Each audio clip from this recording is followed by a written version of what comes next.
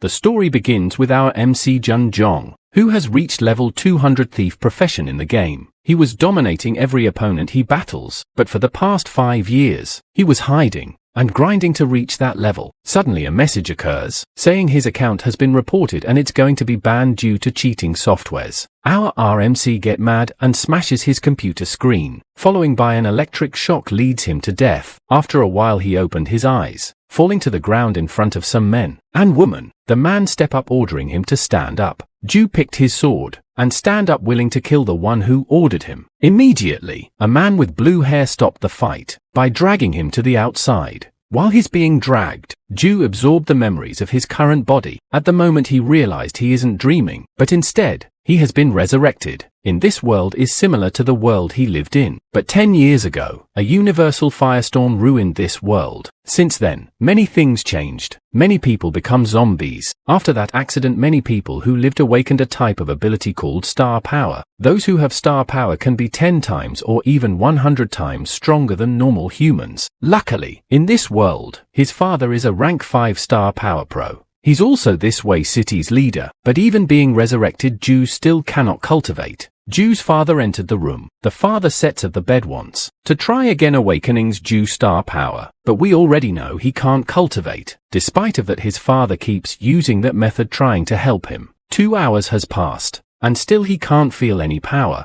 Zhou apologized for being a trash. The father tells him not be discouraged and he will protect him as long as he alive. While his father leaving the room, a window appears, saying system has been activated. Do you wish to enter the game? Zhou sees his old 200 level thief character from the previous game. After a short time he clicks the yes. Another window appears showing his level and attributes, but this time it's only level 1. Also the system has other features like the shop, mount, and skills. Zhou still thinking that was trash, wondering where he could find a place to level up and grind again. A girl enters the room telling him dinner is ready. While he's responding, Zhou raises his head. Surprisingly, he saw the pretty girl. Next to her window shows her name So Young Queen as well as her attributes. Zhou stands up approaching her. So Young with her red face. Ask him what is he trying to do? Zhou points his hand toward her chest telling her he wants to check if that window is real. She misunderstood him and left the room. Minutes ago, while he's eating dinner with his father and So Zheng, Zhou discovered that all other people's attributes can be seen except higher level ones. The next day he went outside with the blue hair man Lanshi. Zhou asked him if they have guns. Lanshi took him to the shooting area. When they arrived, Yang Bo Shu and his follower approached him.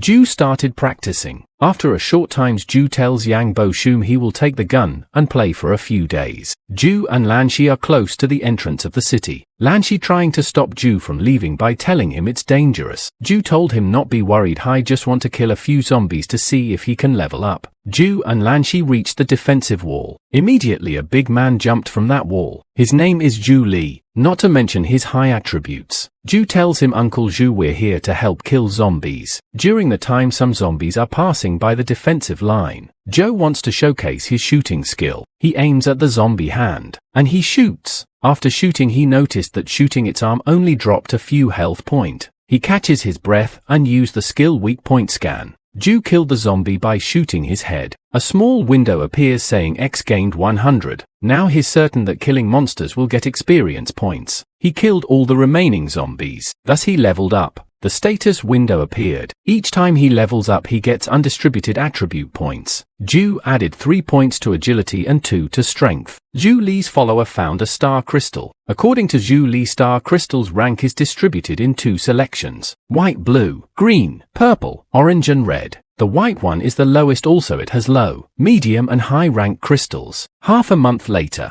Zhou reached level 4, plus raised his attributes. While he was talking with his uncle Zhou Li, a car approached the defensive wall. On the back of the car, his father and father's follower were fighting with the zombies. Zhou protected them by shooting the chasm's zombies. They made it into safety. The father said that they had met some trouble with poisonous zombies, but Zhou realized he's hitting something by looking to the damaged car. Moreover, how can a 2-star rank martial artist be injured by normal? Short while ago the Uncle Zhou, the father, and his followers are going back to their home. The father ordered the driver to stop, to shows you what happens if you get scratched by poisonous zombie. The father puts his gun to the martial artist's head, and then he kills him, otherwise he will turn to a poisonous zombie. In that moment you realized in this world life is priceless. useless. The family having a dinner. Soo-young with worried expression asks Zhu why is he not eating. But he was still shocked from the previous event. His father told him he has to get used to that kind of thing in order to take his position. While his father is leaving, he restricted Zhu from leaving the house. The next day, he escaped from his room's window, leaving a message to Soo-young to help him keeping his escape to secret. Zhu reached the forest followed by Lan Shi trying to stop him.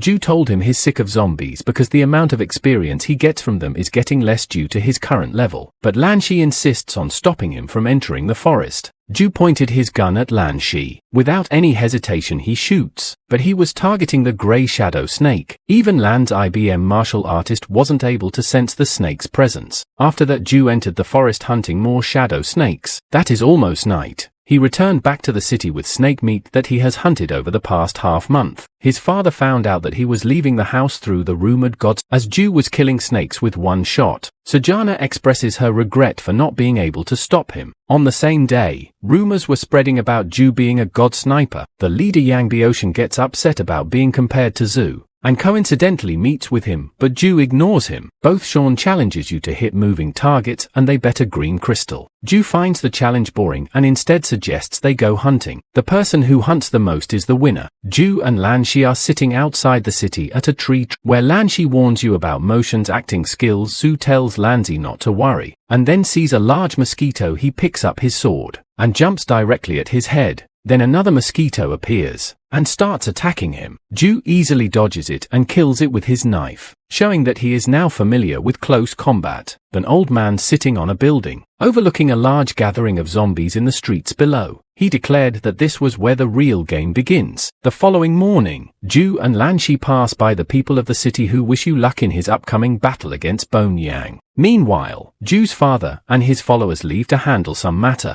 Zhu and Lan Shi visit the city's armory to request a bow. The old man in charge informs them that the only bow available is extremely heavy, requiring a minimum strength of 300 kilograms to pull and shoot. Zhu tests the bow and effortlessly shoots an arrow, hitting the grandma in the head. After apologizing, the old man discovers a fluke on the arrowhead showing how Zhu is precise it is shooting. Zhu and Lan Shi venture into the forest, where Zhu gains experience points by killing multiple mosquitoes, reaching level 15, and unlocking to new skills Dual Slash and Backstab. Zhu questions himself whether these skills are useful in reality, and then asks Lanza where he can find stronger monsters. Lan Shi takes him to the bamboo forest, where they encounter the sword wild boar, a formidable foe that even rank 4 and 5 martial. The boar immediately attacked Zhu, but he dodged it by jumping in the air, and Lan Shi rushed forward to protect him. Zhu quickly moved past Lan Shi, using Dual Slash followed by Backstab to kill the sword wild boar. Now convinced of the effectiveness of these skills, later at dinner with his family, Zhu's father was confused about whether to praise or scold him for killing the sword wild boar. Zhu asked for some crystals or gold to bet on tomorrow's battle. Meanwhile, Yang Bongshan was also training for the upcoming battle, and reached martial artist rank 3 during his training. On the day of the hunt, the people of the city and Bones Shin's followers gather to provide encouragement. The challenge coordinator declares that any methods are allowed for hunting monsters, and victory is determined by the value of the hunted monster. Zhu and Bones should depart in opposite directions by car. The scene shifts to an old man who receives a sudden mission through his radio to kill code to target, and the reward for completing the task is 1 green crystal. Jun Zhang is the target of this mission. The old man is the stranger, who was previously seen sitting on a building. His name is Tang Shan, rank 5 martial artist. The girl is shown jumping from one balcony to another, until she reaches her master's door. She then tells her master that the mission to kill Zhu has been posted.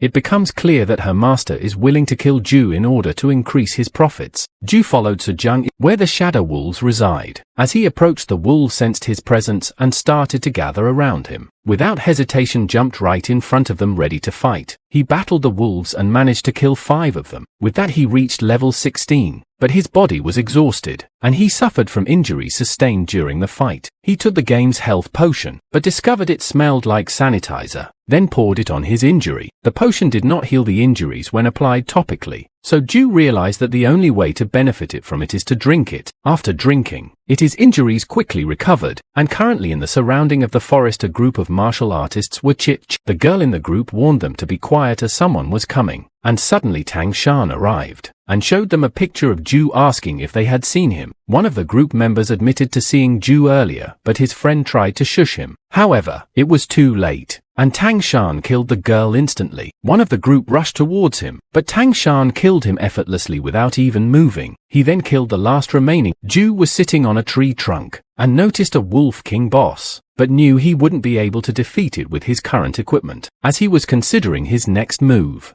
he sensed someone approaching and soon realized that it was Tang Shan. Zhu knew that Tang Shan was there to kill him, and hit without leaving any trace. Tang Shan's killing intent was so strong that even his HP bar was filled with it. But Zhu managed to evade him and avoid confrontation. Zhu attacked him from above, but Tang Shan dodged it. Zhu continued to attack with his knife, but he realized he couldn't keep up with Tang Shan's aggressive moves. He then used his skill Dual Slash, which hit Tang Shan's back, but only caused a small amount of damage. Tang Shan started to think about the intel group. Zhu asked him if Yang Biqin had sent him, and Tang Shan charged a powerful ranged attack with his sword. Zhu barely dodged it, and used his skill weak point scan, which showed Tang Shan's weak points, but Tang Shan easily avoided the following shot, and responded with a charged ranged attack. Zhu avoided it by jumping away. Tang Shan then commented that you didn't understand the physique of someone who was about to reach martial artists rank 6 and their ability to dodge bullets with their eyes closed. Zhu figured out a plan, and started shooting at Tang Shan to follow him. He ran towards the edge of a cliff,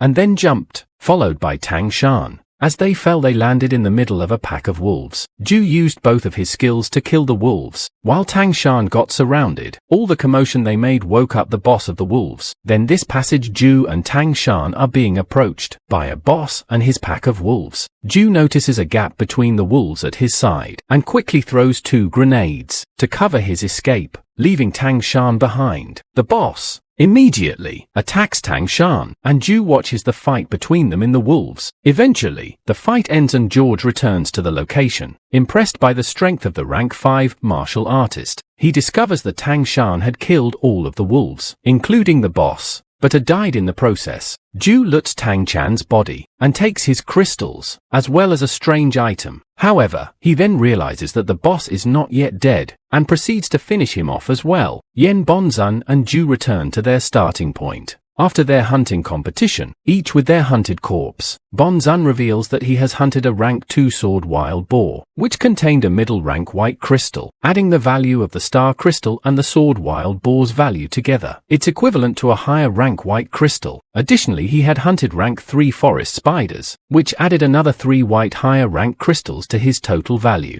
Bonzun followers cheered for his early win, but Zhu then reveals his hunted corpse, the Shadow Wolf King. Everyone is impressed by the hunted value that Zhu brings, as the rank for Shadow Wolf King value is a low rank blue crystal, which is worth 100 higher rank white crystals. The people of the city cheer for Zhu win, but Bonzun accuses him of cheating, stating that not even a rank 5 martial artist would dare to provoke the Shadow Wolf King. Zhu reveals that it was actually Bone Chu and who hired a rank 5 martial artists to kill him. Bone Young's dad, which is also his manager, interrupts the conversation, stating that Bonzun is only jealous of Zhu's victory. Zhu's father also interrupts, telling the manager that Zhu was only lucky. Later on, Bone Shunt's father is seen knocking back his servant, who delivered the mission to Tang Shan. He questions why Zhu is still alive and declares that the assassin organization is just trash. He orders his servant to prepare for Plan B. It is then revealed that Bonzun's father was the one who requested the mission of killing Zhu in order to multiply his profits. Zhu's family is celebrating his victory in the battle, and his father congratulates him on his growth. However, Zhu is still unsure about who hired the killer Tang Shan. Later that evening, Zhou goes to his room and inspects the strange item he found on Tang Shan's corpse, which he thinks might be a bomb. He accidentally drops it, but it does not react. Soon after, Zhou Zheng enters the room carrying a bag with the battle's bet payment of star crystal. Zhu takes the bag from her and tells her to leave this kind of thing to him, but she insists it's her job as a housekeeper. During a romantic moment, Zhu's father interrupts them, and Su Yang runs away blushing. The Jew's father tells him that he has won the battle and now people will no longer look down on him. He advises Zhou to start learning about managing the city. Zhou tells him that he doesn't want to be a manager but wants his help in finding better equipment. Meanwhile, Bonzan discovers the Zhou is not the one who killed the Shadow Wolf. However, what Bongshan does not know is that his own father is responsible for the matter. Bonzan tells his father, who ordered him to leave, stating that he knows this will concern his reputation. Bonzan decides to seek revenge from Zhou. At the same time, Zhou is on the defensive wall killing zombies with his new equipment, and reaches level 20. Zhou went on a hunt for a giant zombie outside, using his skill weak point scan, and shooting with his bow to its head, only to discover it was an elite zombie when its HP did not drop. The giant zombie noticed him, and swung and led streetlight towards him, but you used his new movement called jump attack on the back of the giant zombie, followed by his skill backstab directly on the back of its neck, severely decreasing the giant zombie's HP bar. As Zhou was fighting the giant elite zombie, a stranger wearing military clothes was sitting on a building nearby. The stranger watched the fight, and commented the more chaotic it is the more interesting. After Zhou defeated the zombie, he searched its corpse and found a blue crystal, which he took his loot. Zhou returned to the city on his motorcycle, and was surprised to find the guards had not set up a defense, due to the city's front poison zombies acting erratically. Upon entering the room where his father was, Zhou saw his uncles, the ones who control the city, having a meeting about the large number of poison zombies, and large zombies moving towards their city. This brought us back to when Tang Shan said that this was where the real game began. Lao Yu suggested they make the first move. Bonzan father supported Lao Yu's suggestion as they would need to hunt for food in the next half month. The father made a decision to leave the city with Lao Yu and Lao He, leaving Zhu Li with Bon Xin's father to protect the city. Also, he appointed Zhu as vice leader. During their conversation, Zhu's father told him that he needed to leave the city and that Zhu needed to study how to manage a city. However, Zhu was concerned about the outbreak and he told his father that it wasn't simple and that he should reconsider. Despite Zhu's concerns, his father assured him that he was a rank 5 martial artist and that it wouldn't be dangerous for him. Zhu then made his father promise that he would return safely. After the conversation, Zhu's father took a photo with his wife Wei and son, happy to see that his son had grown up. However, a few days later, while Zhu and Zhu Li were on the defensive wall, the patrol team returned with bad news that something had happened to Zhu's father. Immediately set out with Lanza and the patrol team to rescue him. While on the way, Zhu noticed that there were no signs of battling with poison zombie, and when he asked the driver where they were going, the driver's HP bar turned red, indicating that they were in a trap. When they arrived, they were ambushed by An Bonzan and his followers. Lan Shi challenged Yang Bonzan for his betrayal, but he kicked him. Zhu confronted Yang Bonzan and learned that the zombie outbreak was caused by them to loss Zhu's father out of the city and kill him in order to change the lord of the city. Enraged, Zhu killed to have Yang Bonzan's followers instantly, and the remaining ones in a blink of an eye. Yang Bonzan tried to shoot at Zhu's back, but he dodged the bullet without looking, and approached him while dodging all of his bullets. Yang Bonzan revealed that Zhu's father had gained full control over the city, and if he killed Yang Bonzan, his father would die.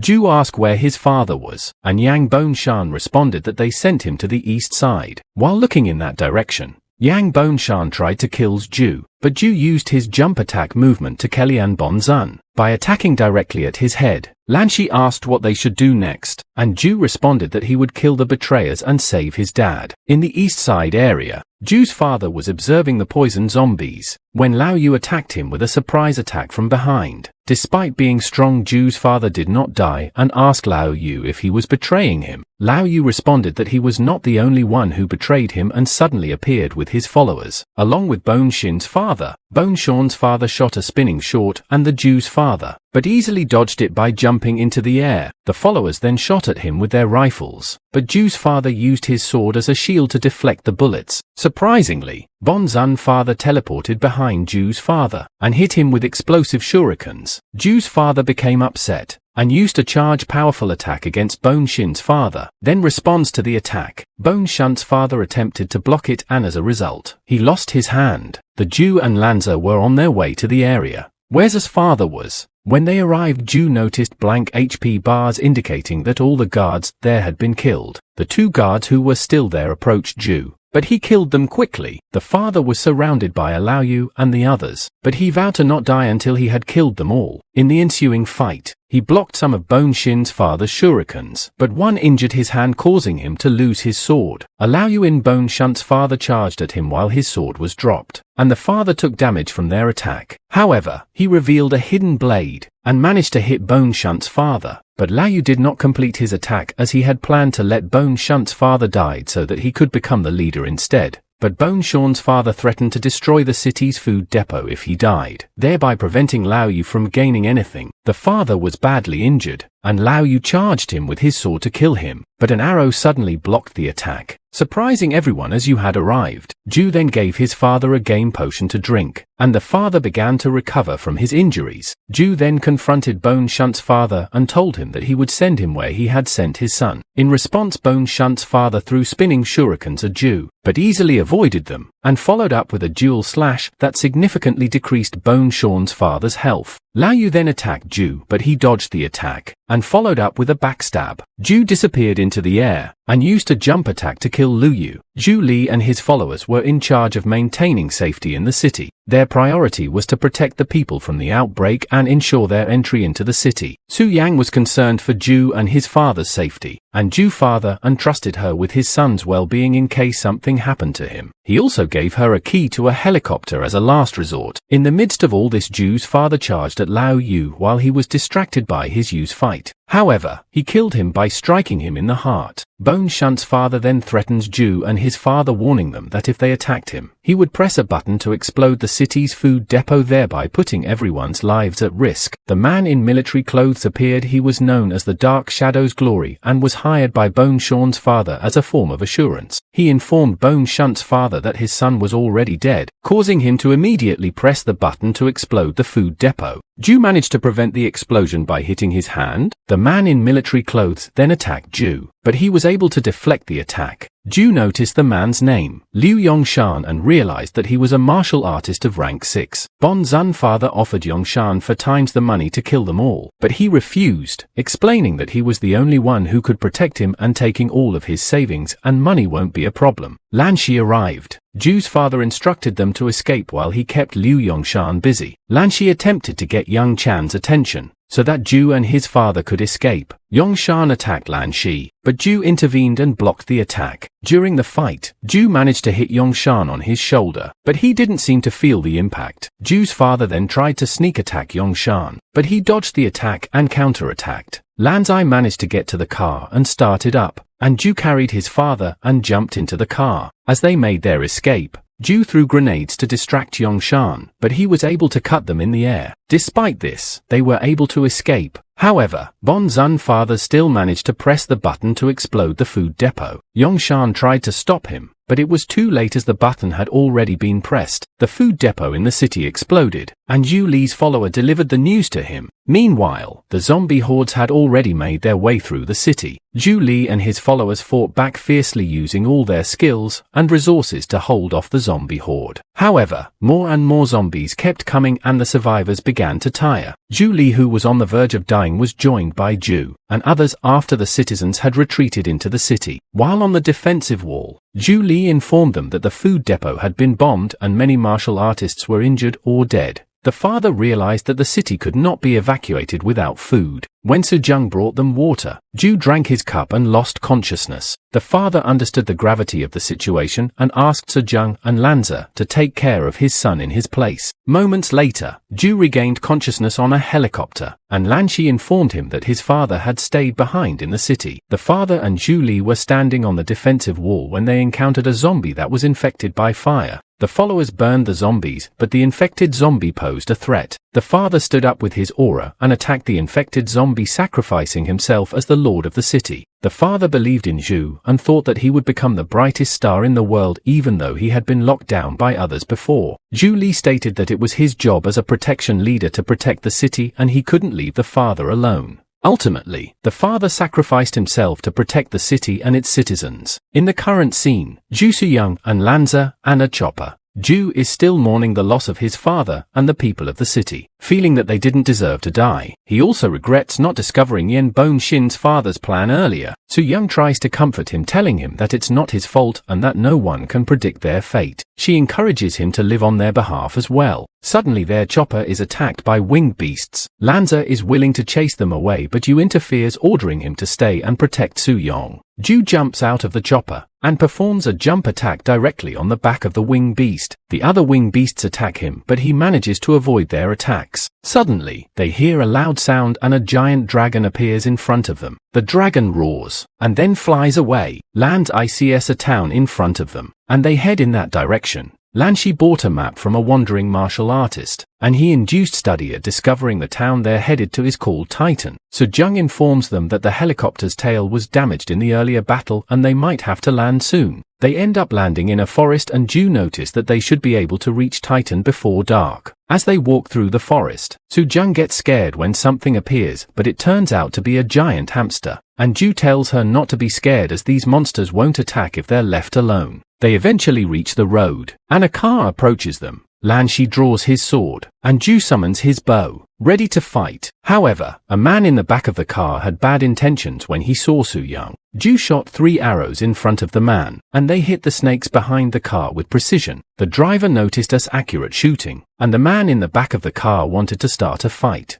The driver stopped him and told him not to cause trouble. Su Zheng apologized for causing the trouble, but Jury assured her that being born pretty was not her fault. Su Zheng covered her face with dirt to draw less attention. They finally arrived at the outskirts of Titan City, and were approached by an old man offering them a ride on his deer horse for a cheaper price. The old man began calculating the cost and realized that he could scam them since they were new to the city. As he was doing so, a group of men also surrounded the men, tried to scam them. When the old man realized that he wouldn't make much money, he decided to charge them only 1 low-rank white crystal for the ride, even though there were 3 of them. Along the way, Zhu asked the old man if he captured the deer horse, but he replied that it was caught by a tamer who is a martial artist that specializes in taming mutated beasts for battles or selling them. Upon arriving at the entrance of the city, they had to pay 1 star coin to enter, and Su Zheng bought a map to navigate their way around. They were in Area 5, which belonged to the outer city. They searched for an inn, but didn't find a comfortable one, until Su Zheng found a good one on her map.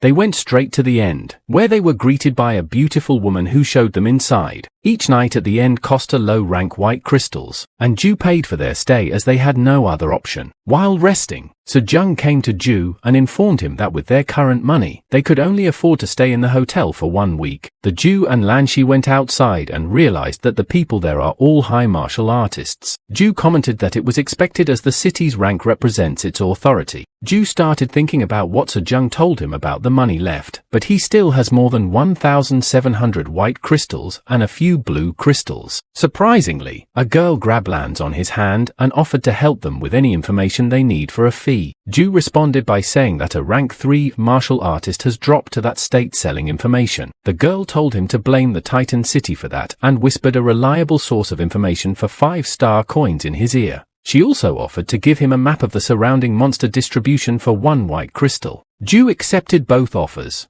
Zhu and Lanshi then reached the Martial Artist Association, where they filled a form about their personal information and rank. The girl responsible there told them to place their hand on the testing device to confirm what they filled in the form. Zhu was confirmed to be a martial artist apprentice, while Lanza was confirmed to be a rank 2 martial artist. The girl looked down on Zhu and also informed him that he would have to pay a membership fee every 3 months to maintain his status as a member of the association. They then started choosing their missions, and Zhu told Lanside that their ranks are different, so he doesn't need to pick the same mission as him. However, Lanshi insisted on protecting him, and Zhu gave him a low blue crystal to cultivate and high expectations of him. Zhu also told him to keep his money a secret about Su Yong. The next morning Zhu headed to the location where his mission was taking place. Upon arrival, he noticed that the area was infested with a group of mutated jackals. One of the jackals spotted Zhu, and he quickly reacted by killing it. He gained 1,600 EXP points as a reward for the kill. Zhou then used his skill weak point scan to detect the weaknesses of the remaining jackals, and swiftly defeated them. However, during the battle, Zhou had been using arrows as his primary weapon, and they were now damaged and no longer usable. Another pack of jackals appeared, and Zhou saw this as an opportunity to train his close combat skills and gain more EXP. Zhou was attacked by a jackal, but he was able to dodge that second attack. He then challenged the jackals to help him train his body. He defeated multiple jackals, and when he had enough training, he killed the last jackal with multiple slashes. He found 2 blue crystals on their corpses. Zhou realized that if he wanted to become stronger, he shouldn't only rely on rogue skills, but also star power, so he decided to research and explore it. Afterwards, he returned the motorcycle he used to reach the jackal's area to its owner, and went home. He asked Lan Shi if he made any progress since he gave him the blue crystal, and Lan Shi responded happily that he was close to reaching rank 3 martial artist. Zhou Zheng seemed upset that they were lacking money and Zhou had given the blue crystal to Lanza, but Zhou showed her the loot from the jackal's corpses, which included 2 blue crystals. For the next week, Zhou continued to go to the jackal's area, and are in 20 blue crystals. However, despite spending a week there, his combat ability didn't improve much. He then started thinking of finding a new place to train. While drinking his healing potion, he noticed a shining mushroom, and remembered the information he bought from a girl who told him to collect rare or unknown plants or vegetation. He collected the mutated mushrooms filled with star power. Zhou returned the motorcycle to its owner in the evening, and went to a market where he found a limited edition Chanel perfume being sold for 1 high-rank white crystal. A big fellow was being encouraged to buy it for his lover, but it turned out the big fellow was a girl. Zhou liked a perfume and bought one, thinking that Zhou Zheng would like it. Then Zhou went to a clear area, and summoned jackal skins from a portal that he had hunted. One of the skins was damaged and cost 1 low-rank white crystal, while the other was in perfect condition and cost 1 medium-rank crystal. A man passing by asked if the skins could be cheaper, but Zhou politely declined. The man introduces himself as Chang Jan, a rank 6 martial artist, and buys the skins for their good quality. Chang gives Zhou his information card, then invites him to visit his equipment store. Another leader in his follower expressed interest in buying the skins, but they were already sold. The follower tells his leader that the skins could increase their mission success rate against iron armor, but the leader thinks that it won't make a difference. Zhou overhears their conversation and realizes that he knows the weakness of the iron armor. With this knowledge, he proposes to make a trade with them. The follower accuse him of lying, but Zhou confidently stated that many rank 7 martial artists cannot deal with the iron armor's defense, as well as when they attack they will curl up their body and use it as defense. He also revealed that the leader's group had only accepted the mission because it was a rank 4 monster, but it turned out to be more difficult than they expected. The leader became angry and asked why they should believe Zhou, but Zhou clarified that he never forced them to believe him. Zhou sets a price of 1 low-rank blue crystal for the information, and the leader agrees to it. Zhou also mentions that he saw their mission while selecting his own and that they would earn 5 low-rank blue crystals as a reward for their mission. Even if they break the contract, they would only lose 30% of their reward, so buying Zhou's information would still earn them for blue crystals. The leader introduces himself as Xiao Hang, the Warhammer group leader, and shakes hands with Zhou. The following days, Zhou Zheng and Lan Shi were discussing the idea of moving to a better place to rent.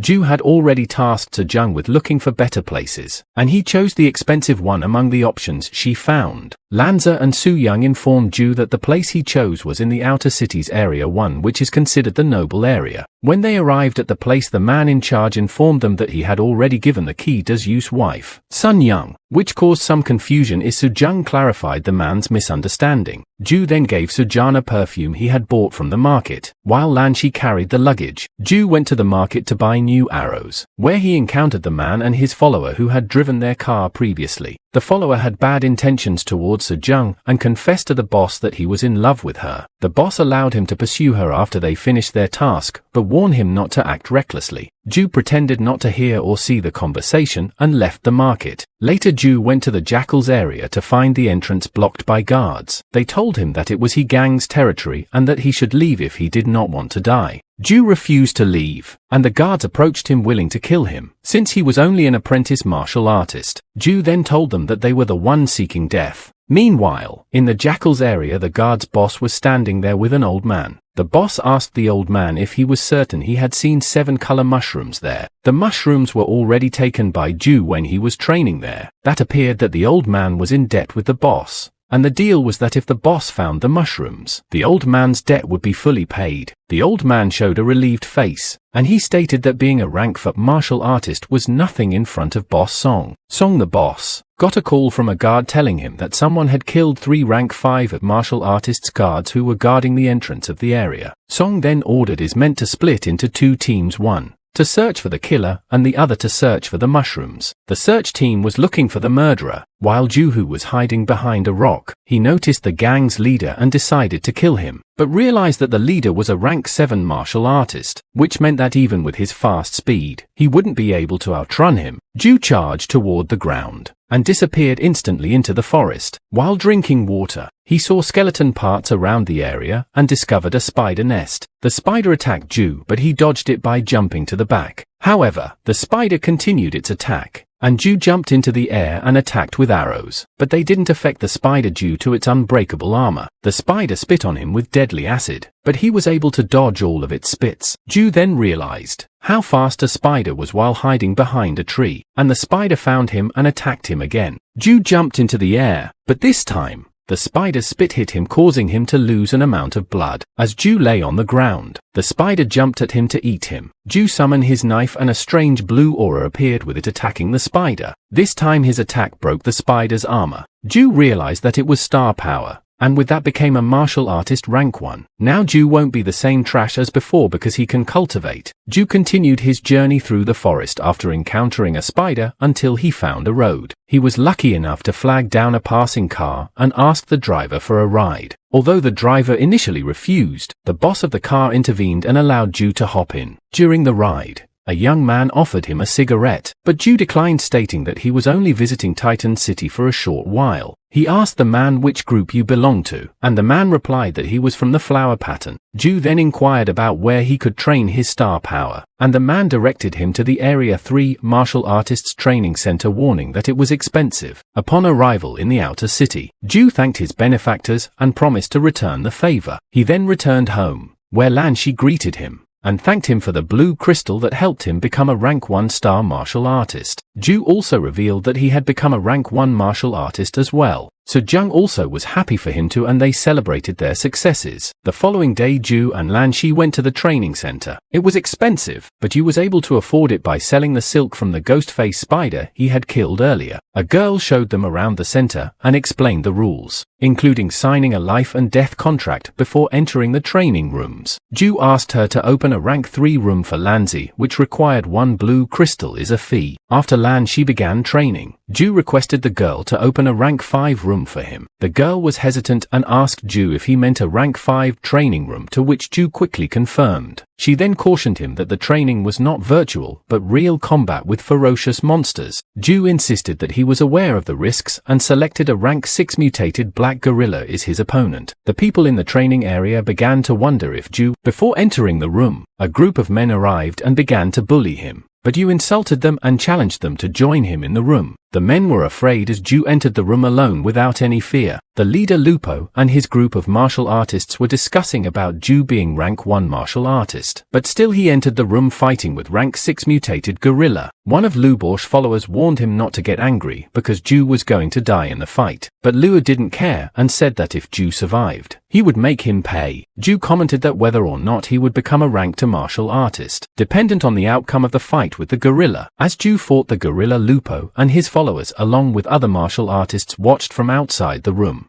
Luo instructed a girl responsible for cleaning the training facility to prepare to clean up Zhu's corpse. However, as they heard crashing sounds coming from inside the room, Luo speculated that Zhu's bones might already be crushed, so the girl didn't need to clean up after all. He even offered her a green crystal in exchange for a video of Zhu being crushed by the gorilla, but she refused, citing their policy of not exposing the private training of customers. The crashes from inside the room increased, indicating that the fight was escalating. After 30 minutes, Zhu had still not emerged from the room, and Luo became impatient. He slapped one of his followers to see if he was dreaming, and wondered how a rank 1 martial artist could survive against a rank 6 mutated monster for so long. Eventually, Zhu emerged from the room completely exhausted, but having managed to deplete half and quarter of the gorilla's HP bar. Despite being exhausted, Zhu managed to jump and dodge the gorilla's punch attack. He then used a new move called Deepening, which allowed him to break through and become a rank 2 martial artist.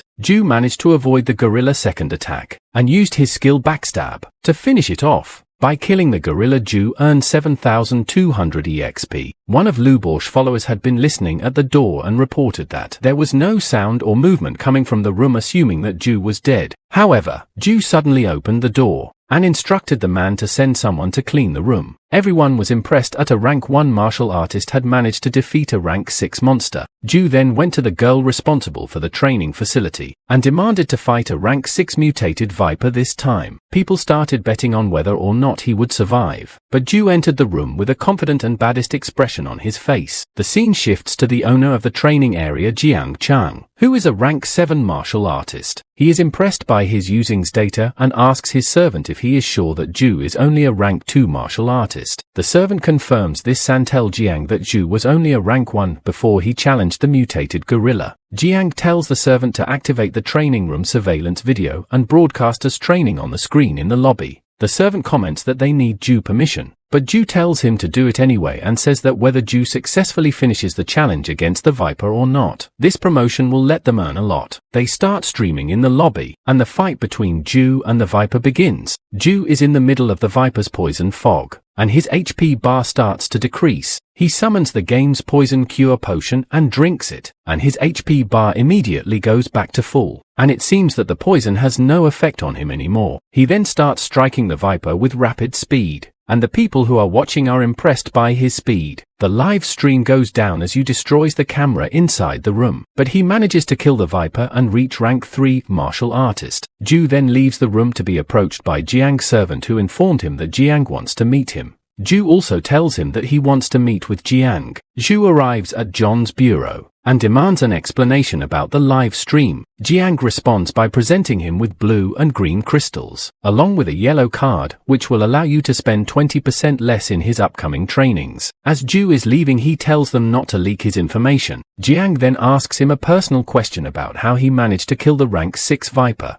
Zhu responds with a mad face, asking why they have a liking to dig into people's privacy. Jiang apologizes and proposes that Zhu join the Beast Qing Union and guarantees that within 1 year he will reach rank 6 martial artist. Zhu tells him that he is not interested and leaves the room. In the present setting, Zhu visited Chang's store, the same person who had previously purchased jackal skins from him. Chang appeared perplexed by Zhu's rapid ascension to rank 3 martial artists within a short time. Zhu responded that he simply worked harder than others. He then promptly requested to buy equipment from Chang. Chang agreed to sell him the equipment and even offered to give him some items for free after he made a purchase. Zhu traded the blue light spider silk that he had looted from the ghost face spider for the equipment. Chang was overjoyed upon seeing the silk and acknowledged that it was an exceptional material for crafting equipment, which could only be obtained by killing a rank 6 demon face spider. Chang then expressed his astonishment at how Zhu had obtained it at his current rank. Despite having limited capital, Chang was only able to purchase 11 meters of the silk and offered 15 green crystals in exchange. Zhu accepted the offer, and Chang was thrilled to have obtained such good quality material. He promised to craft a free weapon for Zhu as a gesture of gratitude. They proceeded to change weapons factory, whereas Zhu expressed his surprise of the old-fashioned method of crafting weapons they used.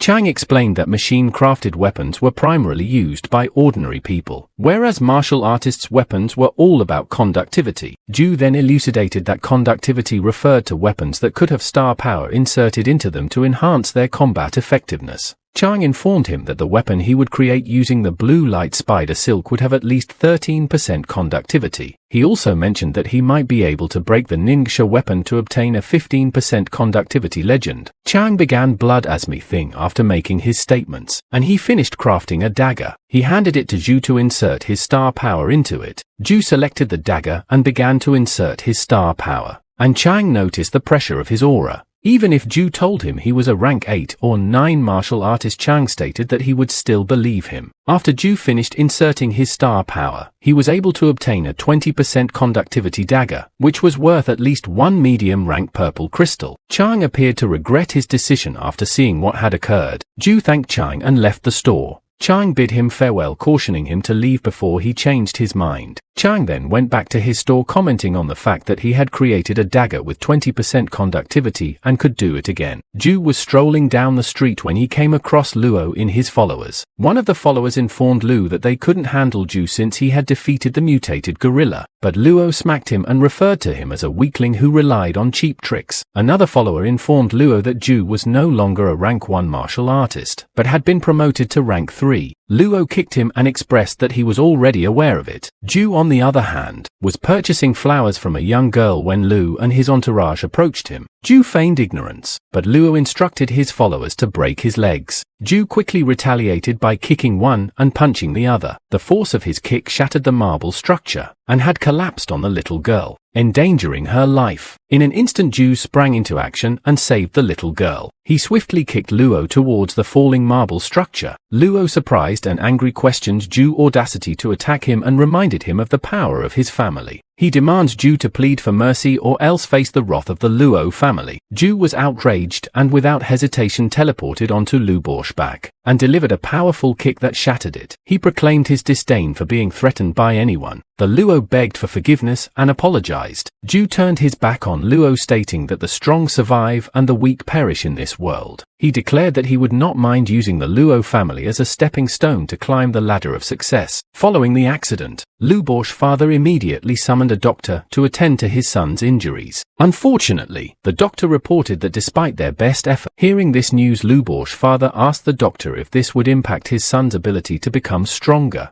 The doctor responded in the affirmative, and Lulu was left crying as he blamed Zhou for the entire ordeal. In response, Luo's father ordered his servant to launch an investigation into Zhou's background and origin, with the intent of seeking revenge. At the Titan City market the following day, Zhou was strolling when he unexpectedly bumped into Xiao Heng, the leader of the Warhammer group. Previously, Zhou had sold him information about the weaknesses of the Later, Xiao inquired if Zhou wanted to join them in their next objective, which was in the Wei City area where Zhou originated. Zhou replied that he would join them if there was payment involved. Following that, Zhou and the Warhammer group made their way to the central plaza to recruit veteran fighters with a rank of at least 5. Zhou compared the situation to a dungeon raid in the game. The reward for the mission was 1 medium rank blue crystal. They were approached by Jiang Shan, a rank 6 martial artist who could fight with a bow and spear. Jiang agreed to join them if they offered him 1 more crystal, but Xiao suggested they distributed by work labor.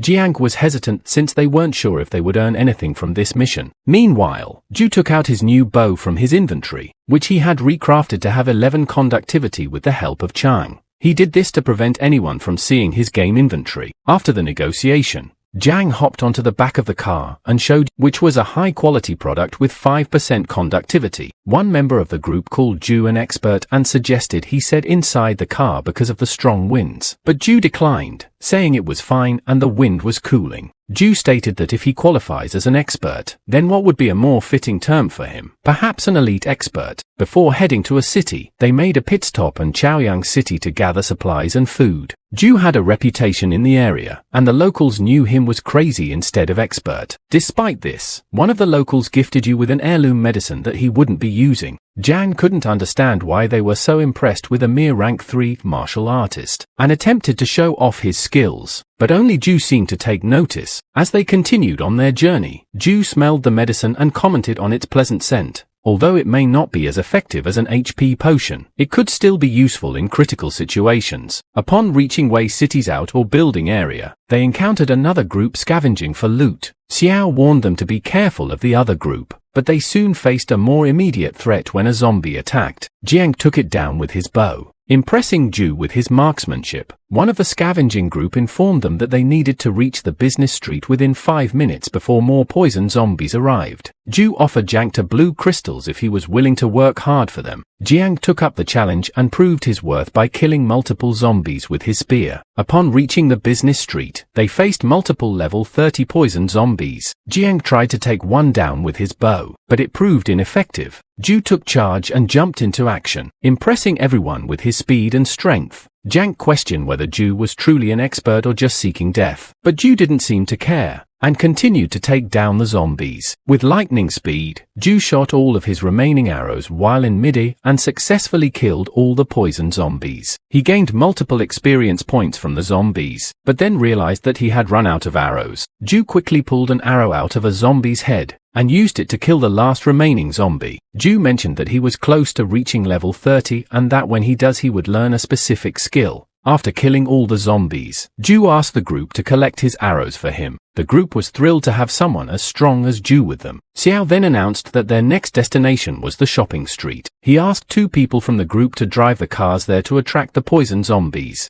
Zhou and Jiang were then tasked to deal with the zombies. As the sound of the cars attracted the zombies, Zhou kept his bow with one of the group members and summoned his dagger. He dueled with Jiang to kill the zombies. Zhou had a head start and killed numerous zombies with his lightning-fast speed. He commented to himself about how amazing the combination of the rogue system and martial arts was. Jiang, on the other hand, was shocked by his use weapon, which had such high conductivity. Although he thought of stealing Zhou's weapon, he realized that he was not the kind of person to resort to dirty tricks. After calming himself down, he charged with his spear and killed the remaining zombies. After all the zombies had been killed, Zhou mentioned that he only needed one more level to reach level 30 and learn the skill he had been waiting for. As they made their way through the shopping street area, they encountered another group of zombies, but this time, there was a giant and aggressive poison zombie with them. The giant zombies era was overwhelming, and it threw a car at them. Zhou quickly jumped out of the car and told the others to leave, saying that they would only be a burden to him. Jiang, who had underestimated us combat abilities before, now trusted him and urged the group to leave. The group's leader Xiao agreed to wait for Zhou on the road. As they made their escape, the giant zombie was willing to smash the ground. However, Zhou quickly interfered by dropping the giant zombie to the ground. Zhou then used his skill weak point scan to detect the giant zombie's weak spots. Zhou dodged the giant zombie's next attack and used his movement to kill it. 10 minutes later, the group was waiting for Zhou on the road, wondering why he had not returned yet. Jiang reassured them that they did not have to worry because Zhou was a skilled combatant and would not die. Just then, Zhou arrived and handed over the loot he had acquired from the zombies' corpse, since they were a team. The group's leader Chao and his people acknowledged Zhou's gesture, as well as Jiang. Suddenly the other group arrived at the scene and complimented the loot they had. However, it was apparent that their intentions were to steal it. Zhou, who was already tired from the previous fight, was reluctant to engage in another battle, but Jiang stood up with a fierce aura that scared the would-be thieves, causing them to run away in fear. 3 days later, Zhou reached level 30. By hunting more mutated monsters in the forest, he unlocked 2 new skills: Swift, which allows him to increase his speed by 50%, and Flash, which allows him to teleport instantly to the locked target's back or side. While Zhou hunting in the forest, Luo and his followers were at Zhou's house, stating he will let him pay. As Zhou finished hunting down the last monster, he caught sight of an unusual green aura and his peripheral vision. Curious, he followed the aura's trail until he stumbled upon a rank 7 martial artist engaged in a heated battle with a group of mutated monkeys. The martial artist was struggling to fend off the monkeys, so Zhou decided to lend a hand by firing an arrow at one of the creatures. Impressed with Zhou's skills,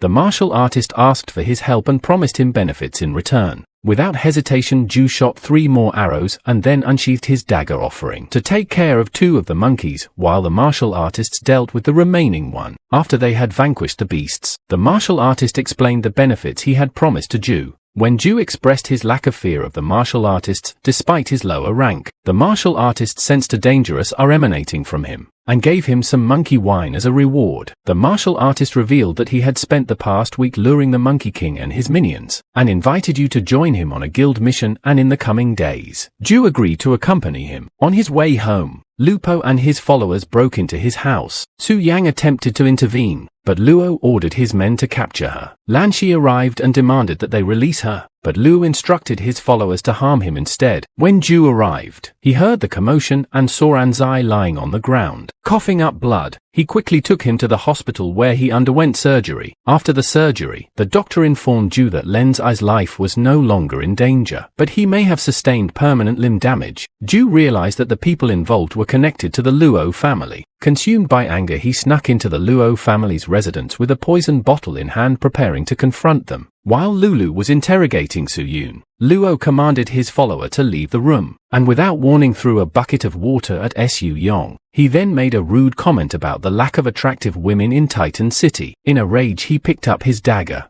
but was unable to reach her due to his disabled state. He summoned his servant to tie her up, promising not to disfigure her as she became his lover. So Zhang spat in his face, causing Luo to fly into a murderous frenzy. Suddenly, blood sprayed through the air as Zhu appeared, slicing Lu Bor's neck with his dagger and declaring him dead. So Zhang was overjoyed to see Zhu and hug him tightly as he untied her. He instructed her to wait quietly by a nearby tree, while he dealt with Lulu, his father. So Zhang pleaded with him not to go, but Zhu reminded her that he had already killed Luo. Zhu crept up on Luo, his father and his servant, but they were able to sense his presence. The father commented on Zhu's impressive stealth abilities, but dismissed him as too low ranking to be a real threat. Luo's father Luo Gohai had an unknown rank within the system. Zhu was unable to detect the ranks of those higher than himself. Glo Hai had a servant named Dobbing, who was a rank 6 martial artist. Prior to Zeus' arrival, he went to the guild to obtain information about Wo Hai. It was then discovered that Glo Hai was actually a rank 8 martial artist. Seated in his bureau, Glo Hai commanded his servant Arbing to eliminate Zhu. Arbing moved towards Zhu,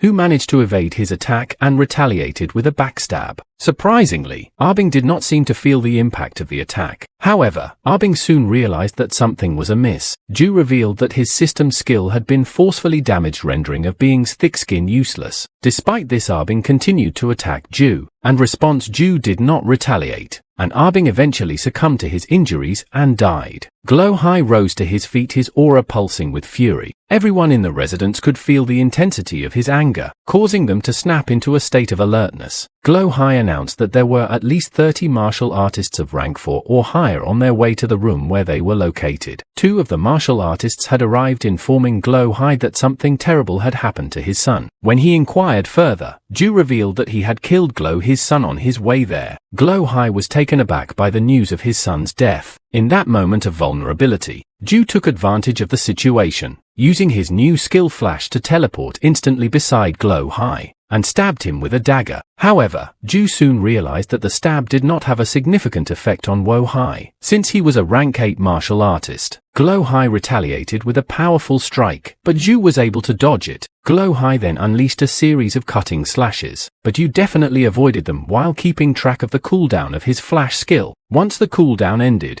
Zhu used it again to disappear and stab Glo Hai for a second time. Then the ensuing scuffle. Glo Hai landed a counterattack on Zhu, but Zhu remained confident. He summoned a health potion and told Wo Hai that he had already lost a moment he was stabbed with the poison dagger. The dagger had been coated with venom from the ghost face spider that Zhu had killed previously. Zhu left Glo Hai to suffer from the poison as he escaped with Su Yang. However, Jewel was exhausted and injured from the fight, and even the health potion could not fully restore his strength. He eventually lost consciousness. As they made their escape, the martial artists from the Liu family were hot on their trail. So Zhang picked up Zhu and declared that this time she would be the one to protect him. Glo Hai's death was caused by poison and his body was being investigated by the Titan Guard team. One of the guards mentioned the appearance of someone amazing in Titan City. So Zhang took Zhu into a cave while he was bleeding. So Zhang wanted to find herbs to stop the bleeding, but Zhu already had medicine and bandages. He gave So Zhang the medicine he received from a local in Chaoyang City, which he used to treat his wound.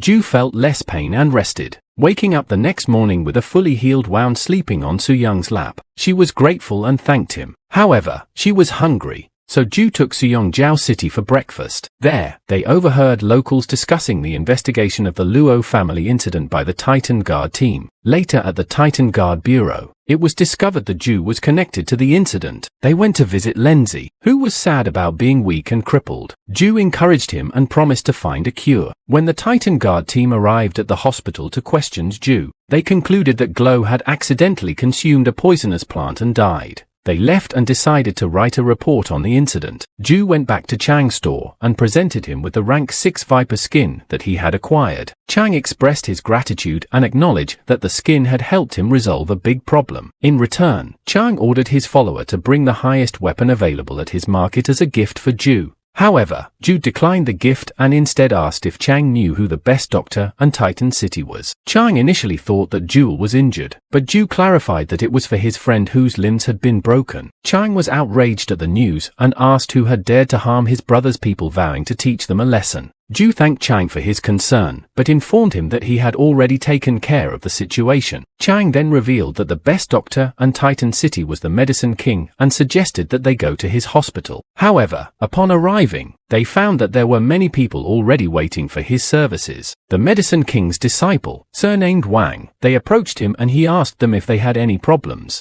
Zhou requested to meet with the Medicine King himself, but Wang informed him that getting his help would require finding the rare herbs that he needed. The herbs grew in areas inhabited by mutated monsters of rank 5 or above, and as a rank 3 martial artist, Zhou would not be able to find them. Chang suggested that they go to another famous doctor, but Zhou insisted on strolling around and told Chang that he didn't need to accompany him. Chang respected Zhou's decision and shook hands with him, telling him to look for him if he needed anything. Zhou then went to the outside of the hospital's backyard and ran towards the wall, landing inside the backyard with a jump. There he found a Medicine King himself, Fan Tai, a rank 8 martial artist. Zhou explained the situation with his friend Lanza, and Fan Tai agreed to help if you could bring him to skeleton herbs. Zhou then went to the Martial Artist Association to find information on the herbs, and learned that they could be found in the Poison Fog Valley for the price of 1 low-rank purple crystal. Zhou arrived at the Poison Fog Forest, and immediately drank his healing potion to prevent the poisonous air from affecting him. As he made his way through the forest, 2 men wearing gas masks were surprised to see him going through unprotected. The forest was infested with monsters, providing Zhou with a great opportunity to gain experience points.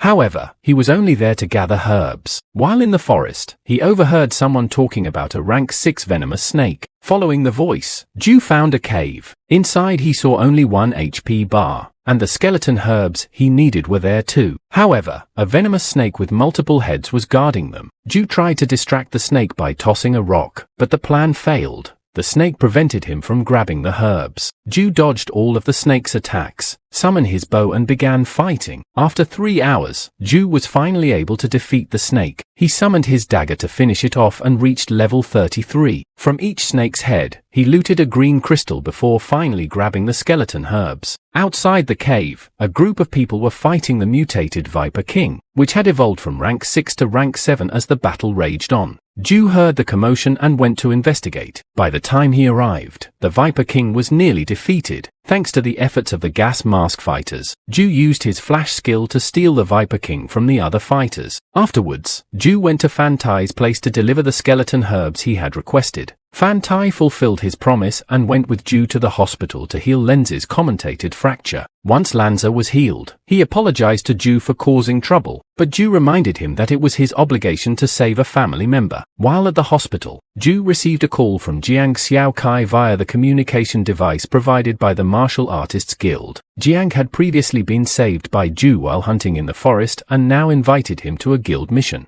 Zhou agreed to go, but was warned by Jiang that the mission was extremely dangerous and he should consider it carefully. Zhou headed to Chang's store and purchased 100 shurikens and some normal daggers. Meanwhile, over at the 9-ring Star Crown Hotel, Jiang and his team, including Jan Hu, Luke and Jun, a man in a purple suit, and Luchi Wan Chang, all rank 8 martial artists, awaited Zhou's arrival. When Zhou arrived, he introduced himself to the team. Jan Hu attempted to shake hands with Zhou, but Zhou appeared to ignore him. Jan Hu asked Zhou if he was looking down on him, to which Zhou responded that he was afraid his bones might crack if he shook his hand. Jiang then led them to his room to plan their next move. Upon arriving in the room, Jiang reminded the team of the high residential can hire award of their mission and offered them the chance to back out. However, none of the martial artists seemed interested in backing out. Jiang then explained that each team member would receive a 10% cut of the reward, with the remaining 40% to be distributed based on their contributions. Jan, who believed that it was unfair for Zhou to receive the same percentage as them since he was a low martial artist. The man in the purple suit suggested that Zhou and the other team members agreed to this plan.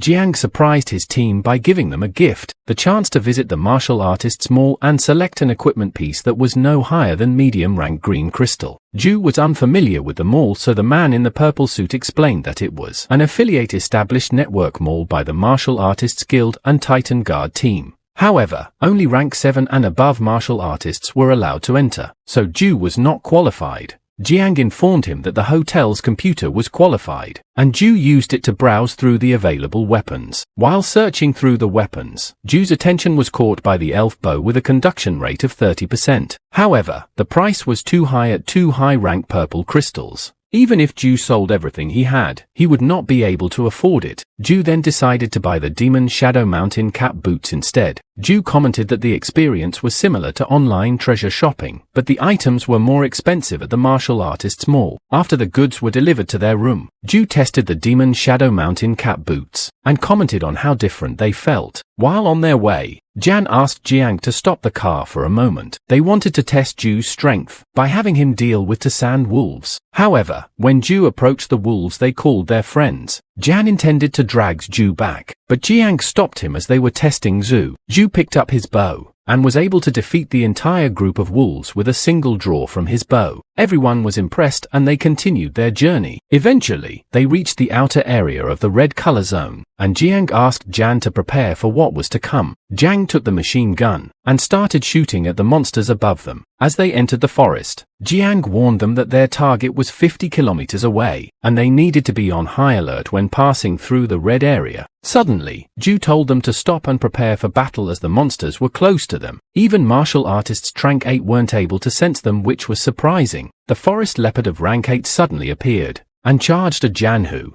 Janhu managed to withstand the leopard's attack, while Luke Gan and Luchi Wan Chang joined forces to wound the beast. The leopard became enraged and started attacking anyone in its sight. The man in the purple suit then stabbed the leopard with his spear. Janhu followed up with a powerful strike that killed the leopard. Zhu, who had been observing the fight, commented that he expected nothing less from a martial artists of rank 8. He warned that if they were to attack him together, he wouldn't be able to escape. After looting a green crystal from the leopard's corpse, Zhu took the corpse into his inventory, as he decided to sell the leopard's organs for money so that he could acquire the elf bow. The group continued to make their way through the forest, knowing that they still had 17 kilometers to go before reaching their target, the rank 9 king rank wind god pterosaur. As they walked, Zhu's senses picked up on something different in the area. He looked around and saw skeletons hanging from the trees. He cautioned Jiang and she won, but it was too late. Vines suddenly appeared and captured them. The vines then attacked everyone in the group. Luke tried to help Jan by cutting the vines, but they proved to be incredibly tough. Zhu waited for the vines' HP bar to appear before using his skill weak point scan to shoot their weak points. He then ordered the group to retreat, telling them that he would deal with vines on his own. After Zhu had dealt with the vines,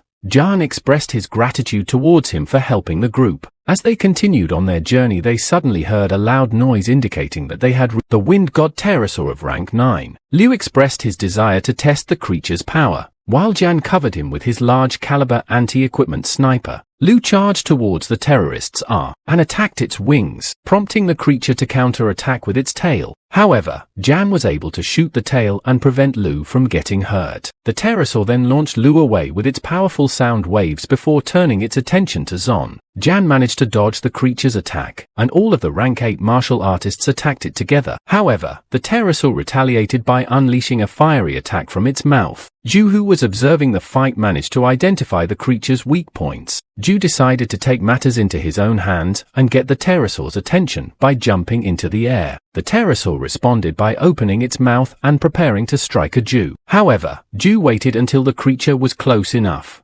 before using his backstab skill to deal damage to it. Zhou then asked the team to cover him from afar with their guns, and they did so while he continued to use backstab repeatedly. As a result, they were able to prevent the Parasaur from using its fiery breath attack. They kept this up until the pterosaur's HP bar reached 20%, at which point it went into berserker mode. The group took cover and waited for the bleed effect to finish the job. After half an hour of waiting, the pterosaur finally died, and Zhou leveled up to level 35. He also gained a new skill called Stealth, which allowed him to enter stealth mode. However, the effect would disappear if he was attacked or if he attacked someone. After the intense battle, the team started to loot the wind god pterosaur's corpse, taking its scales and other valuable items. They then returned to their hotel to discuss what to do with the loot. They debated whether to exchange the loot for star crystals or to distribute the items among themselves. As Zhou had contributed the most to the battle, he was given the first choice. However, Zhou humbly suggested that they should go by each other's needs, so they agreed to distribute the loot accordingly, with each member receiving 5% and Zhou receiving 35%. The remaining 35% would be shared by the rest of the team. Zhou then suggested that they sell the pterosaur's skin at a store he knew and split the amount they would receive. Everyone agreed with the suggestion. The man in the purple suit went to the martial artist guild and presented proof to the director Shin that they had killed the wind god pterosaur. As a gesture of appreciation, Director Shin decided to give them a 10% raise in their contribution rate, and awarded them 10 star members badges. The news of their victory over the wind god pterosaur had spread throughout the guild, and many people were asking for their autographs. Zhou managed to slip away unnoticed as he had not worn the badge. He then went to the receptionist and asked for a room. Meanwhile, in a mansion on number 5 Ring Road and Titan City, a martial artist who had been grinding for money to buy the elf bow was disappointed to find out that it had already been sold out. Back in Zhu's room, a delivery man arrived with his package. Upon opening it, Zhou could feel the powerful aura emanating from the bow, and commented on its impressive 30% conductivity rate. Zhou made his way back to the Victory Equipment store, which belonged to Chang. It was evident that Chang had not gotten much sleep as he had been diligently crafting exceptional items from the materials Zhou had previously provided. Chang excitedly informed Zhou about an upcoming auction event he was organizing and extended an invitation for Zhou to attend. Hearing about the event, Zhou mentioned that he had acquired some new materials that could enhance Chang's equipment to another level. Specifically, he was referring to the wind god pterosaur's skin, which he had recently obtained with Chang's team. The scene then shifted to the outer area of the wild area forest, where two teams were engaged in a heated battle over the rights to the spear boar corpse. The first team claimed that they had discovered the boar first, but the second team argued that they had saved the first team from being killed by the boar. The first team retorted that they hadn't asked for any assistance. Just as tensions rose, Jiang Shan, a 6th rank martial artist, intervened and taunted the teams by insinuating that they wanted to steal his kill. Faced with Jan's impressive rank, the teams quickly backed down. Amidst a commotion, Zhou appeared laughing at James' peculiar personality of acting as the strongest martial artist and the lower level team. Jiang casually responded that he was merely bored and decided to take a stroll. Zhou then informed Jiang that their team had put in considerable effort to take down the prey in question and questioned why Jiang was arguing with them about who killed it. Jiang clarified that he was only joking and had no intention of snatching the kill. He then mentioned that his leader wanted to meet Zhou. As Zhou ventured into the forest, he handed Jiang his contact number. The first team was taken aback by his influential presence. Despite his modest rank as a 3rd rank martial artist, they speculated that he might be the child of a nobler higher-ranking official, which could explain his aura of authority. Zhou, utilizing his newfound skill of stealth that he had acquired upon reaching level 35, successfully killed a spear boar. Reflecting on his achievement, Zhou remarked that the skill felt reminiscent of its in-game counterpart. However, he believed that if he practiced holding his breath and moving silently, it would resemble true invisibility. Zhu's intended destination was the Black Monkey area, and as he ventured further, he unexpectedly stumbled upon a group of individuals from a company called Red Tripod who were engaged in harvesting. Warnings Zhou that he would meet his demise if he didn't believe they attempted to deter him. Zhou initially doubted their directions, but after reconfirming his path, he concluded that he was indeed on the correct course. Utilizing his skill of stealth, Zhou skillfully maneuvered past him unnoticed. Continuing his exploration, Zhou came across a formidable martial artist named Jun Zhang, who was leading a group in a battle against the Black Monkeys. Zhou couldn't help but acknowledge that the presence of a powerful martial artist guarding the harvesters indicated that the Red Tripod Company was not to be taken lightly. Observing the coordinated efforts of the black monkeys, Zhou deduced that there must be a Monkey King leading them. After 2 hours of relentless travel, Zhou finally arrived at his destination and even managed to defeat a black monkey. This victory further familiarized him with the sensation of stealth. Additionally, Zhou set his sights on breaking through to rank 4. Amidst a cacophony, he employed his stealth ability once again to closely observe the monkeys in their Monkey King. It was then that Zhou noticed a peculiar herb, and he realized why these monkeys were willing to risk their lives to impede people's progress. While the monkeys indulged in their feast, Zhou relied on his impeccable stealth skills to stealthily navigate through the area where the Monkey King resided. Suddenly, one of the mischievous monkeys snatched a fruit from its unsuspecting companion, and they all started sprinting towards Zhou. Swift and nimble Zhou managed to evade the first monkey's pursuit. However, the aggrieved monkey leaped in pursuit of the thief only to find Zhou standing directly in its path. With lightning-fast reflexes, Zhou narrowly evaded the monkey's lunch. Seizing the opportunity, Zhou swiftly made his way to the tree where the Monkey King held court undetected. He skillfully ascended the tree and counted a total of 7 herbs, before successfully pilfering the monkey's coveted fruit. As the monkeys erupted into a frenzy of chaotic screams, upon realizing their loss, the king's attention was momentarily diverted. Seizing the moment, Zhou swiftly pocketed the herbs without detection. However, the king soon became aware of Zhou's audacious theft. Fueled by anger, the Monkey King pounded its chest, creating a powerful sound wave that sent the monkeys into a frantic charge towards Zhou's location. Just as Zhou's cooldown skill expired, the Monkey King caught sight of him. Without hesitation, Zhou sprang into action, dashing away in an attempt to escape the oncoming horde of monkeys. Sensing the monkeys closing in, Zhou employed his flash ability to create a greater distance between them. Unfortunately, the Monkey King proved to be remarkably swift and managed to close the gap, effectively blocking Zhou's escape.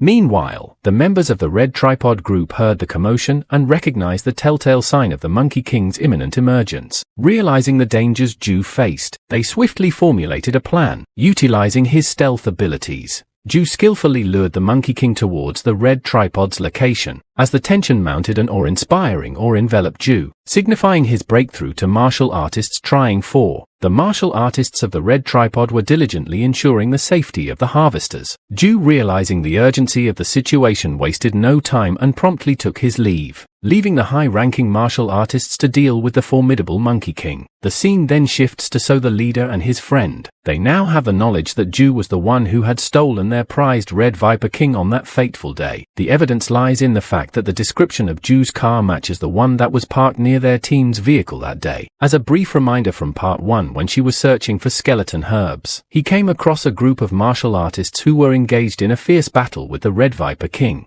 Despite their success in wearing down the creatures held by half and the quarter, Zhou appeared out of nowhere and claimed to kill for himself. Returning to the present actions, Zhou's friend informs him that Zhou Zheng is now a prestigious 10-star member of the Martial Artists Association. Furthermore, Zhou has recently completed the challenging When God Terraso mission alongside Jiang Xiao Kai and other renowned martial artists. This news implies that dealing with Zhou won't be a simple task for Zhao. Filled with anger, Zhao questions if his brother's sacrifices were in vain. However, his friend presents him with a photograph showcasing an organization known as Dark Shadow, which possesses the ability to assassinate their targets. Meanwhile, Zhou conducts a search on the herbs he collected and discovers that they are called blood orchids. He learns that these herbs possess incredible regenerative properties for muscles. Realizing the potential value of these herbs in the hands of someone skilled in medicine making, Zhou contemplates their worth is a priceless treasure. It suddenly dawns on him that the uncle who rented him the motorcycle might possess the knowledge of creating medicines.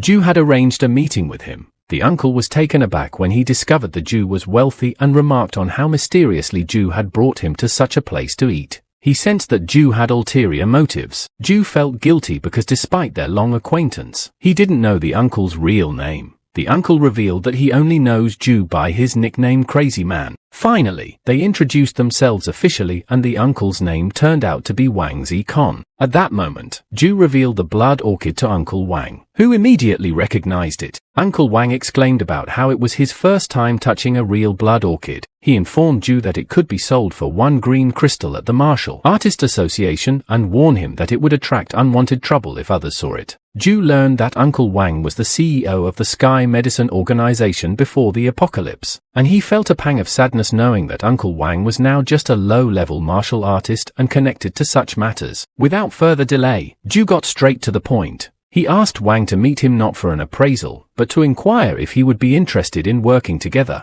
Zhu knew that Uncle Wang possessed skills in medicine, creation and alchemy techniques. Uncle Wang was astonished by the proposition, but ultimately accepted Zhu's offer. However, he questioned Zhu's combat abilities and financial capacity to protect a secret recipe. Zhu assured him not to worry, and they celebrated their agreement. Afterward, Zhou returned home and informed Zhou Zheng and Lanza that he was preparing to open a grocery store specializing in selling medicinal equipment. Sujana expressed her concern about her lack of experience in operating a store, but Lanshi reassured her saying she would become more familiar with it over time. Lanshi promised to protect both Su Yong in the store. Zhu suggested making the store lively and immediately grabbed his phone to call his acquaintances. 5 days later, after establishing the store, Zhu introduced the store manager Su Yong and the security guard Lenzai to Uncle Wang. Uncle Wang was worried when he saw Lenzai low rank and privately resolved to find an opportunity to talk to Zhu. Suddenly the leader of the Warhammer group arrived at the store. Uncle Wang remarked that they were quite strong but still lacked the necessary strength to protect the blood orchid fully. Meanwhile, near the store, a couple of men approached with the intention of collecting protection fees from Zhu. However, their confidence wavered when they witnessed the arrival of Zhong Xiaokai's group, consisting of rank 8 martial artists. Even Uncle Wang was shocked by their presence. It became clear to Wang why Zhu was so confident and courageous enough to open a store. Zhu and his companions rejoiced at the grand opening of Zhu's store. Meanwhile, atop a nearby building, the Dark Shadow organization observed Zhu's activities. As a quick reminder from part 1, the Dark Shadow was the same organization Bone Sean's father relied on for protection. One of the members with the codename Shan noted that Zhu was on the rank for a martial artist and questioned the worth of personally dealing with him. Shan argued that since he had led Zhu escape before, it was imperative to personally eliminate him. After the celebration concluded, Zhu and the leader of the Warhammer faction, along with their members, set out to kill the Monkey King. They believed that if they joined forces while the Monkey King was injured, it would be an easy task. However, upon their arrival, they discovered that someone had arrived before them. This group was engaged in a fierce battle with the Monkey King, and although they struggled, their teamwork was commendable. Xiao, upon seeing them, informed Zhu that they were the War Fox members recognizable by their yellow uniforms. Zhu realized his miscalculation as he had intended to snatch the Monkey King away from this group, but it appeared to be more challenging than anticipated. To further complicate matters, another group emerged, this time wearing purple uniforms. The leader of the War Fox members, Yang, reached out to the Inverse Wind Guild for assistance, proposing a banquet and invitation in exchange for their aid. However, the leader of the Inverse Wind Guild, Xue Yuan Skoon, had a different plan in mind to eliminate the Water Fox team. He swiftly threw a kunai at Yang, initiating the fight. Xue Yuan commanded his first team to kill the Monkey King, while the second team followed him. Observing the chaos unfold, Zhu wasted no time. He swiftly dashed towards the ongoing battle. As the first team from the Inverse Wind Guild engaged in combat with the Monkey King, Zhu seized the opportunity and silently eliminated one of their members from behind. With calculated precision, he unleashed a series of strikes ending the Monkey King's life. Without leaving a trace, Zhu not only killed the Monkey King, but also plundered the crystals in the Monkey King's teeth, which the Martial Artist Association had requested. Realizing that he could no longer escape, Zhu sought refuge behind a tree. The Inverse Wind Guild initiated a search for him, but Zhu was determined to prevent any witnesses, aiming to avoid a situation similar to what happened with Luo Chen.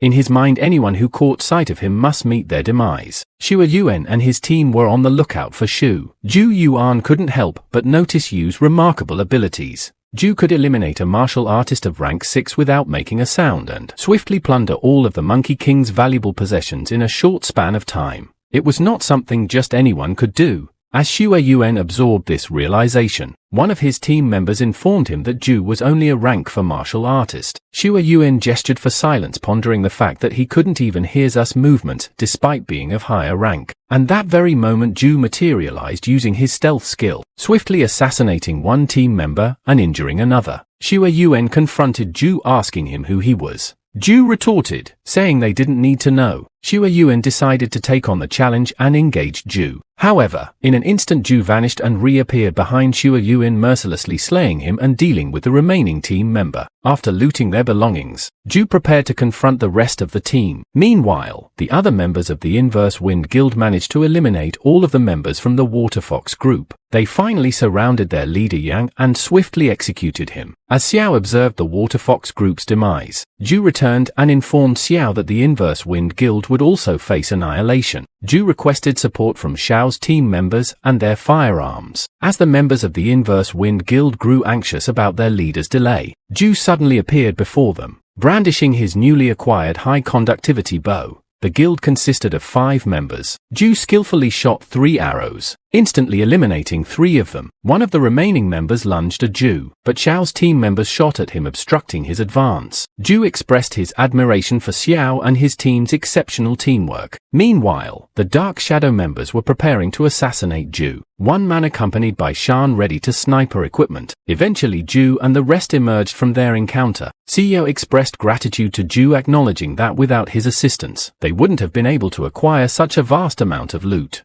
Zhu humbly replied, "They also did a great teamwork as well." Suddenly, Zhu sensed an impending threat. Reacting swiftly, he employed his flash ability to shield Shell from a sniper bullet. They swiftly sought refuge among the trees, whereas Zhu promptly informed Xiao and the others to remain concealed amidst the foliage. He, on the other hand, would venture forth to investigate. With incredible speed, Zhu made his way toward their location, the man accompanying Shan still regarding Zhu with disdain as a mere rank for martial artist. Pondered why Shan appeared so frightened. Meanwhile, Shan hid himself on a tree. While Zhu observed the movements of their adversaries, to health bars materialized, indicating the presence of 2 individuals. Utilizing his stealth abilities, Zhu skillfully maneuvered himself behind the man accompanying Shan through the system. Zhu could discern the man's name and rank, Xiao Jian, a rank 6 martial artist. Zhu then turned his attention to Shan's health bar, and was astonished upon discovering his name, Liu Yongshan. Memories of their encounter in Wei City flooded us, mind fueling his anger and resolve to exact revenge on Shang tenfold. However, Zhu had a change of heart and decided not to kill Xiao January. In that moment, Xiao Jian sensed the presence of someone nearby. Zhu remarked that dispatching them swiftly would be too merciful. Instead, he would derive pleasure from toying with them slowly. Suddenly, June materialized before Jan, feigning ignorance of his presence while suddenly taunting him. Enraged, Jan lunged at Zhu with a powerful attack, but Zhu effortlessly evaded it. Seizing the opportunity, Zhu countered with a well-aimed stab at Jan's back. The strike proved critical, depleting Jan's health bar to a mere fraction. Fear engulfed Jan as he pleaded with Zhu, desperately begging for his life. Even Zhu himself was taken aback by the devastating impact of his attack. Shan, witnessing Zhu's prowess and obliterating a rank 6 martial artist, stood in awe. Zhu then addressed Liu Yongshan, remarking on the smallness of the world and the 1000s in Wei City, eagerly anticipating his burial alongside them. Zhu then issued a stern warning to Shan, revealing that he was aware of his hiding place. He proceeded to recount a painful memory to Shan, reminding him of the time when Shan had taken his father's life. While Zhu was still an apprentice martial artist, Zhu emphasized that despite Chan's current status as a rank 7 martial artist, he as a rank 4 martial artist questioned Chan's belief that he was stronger.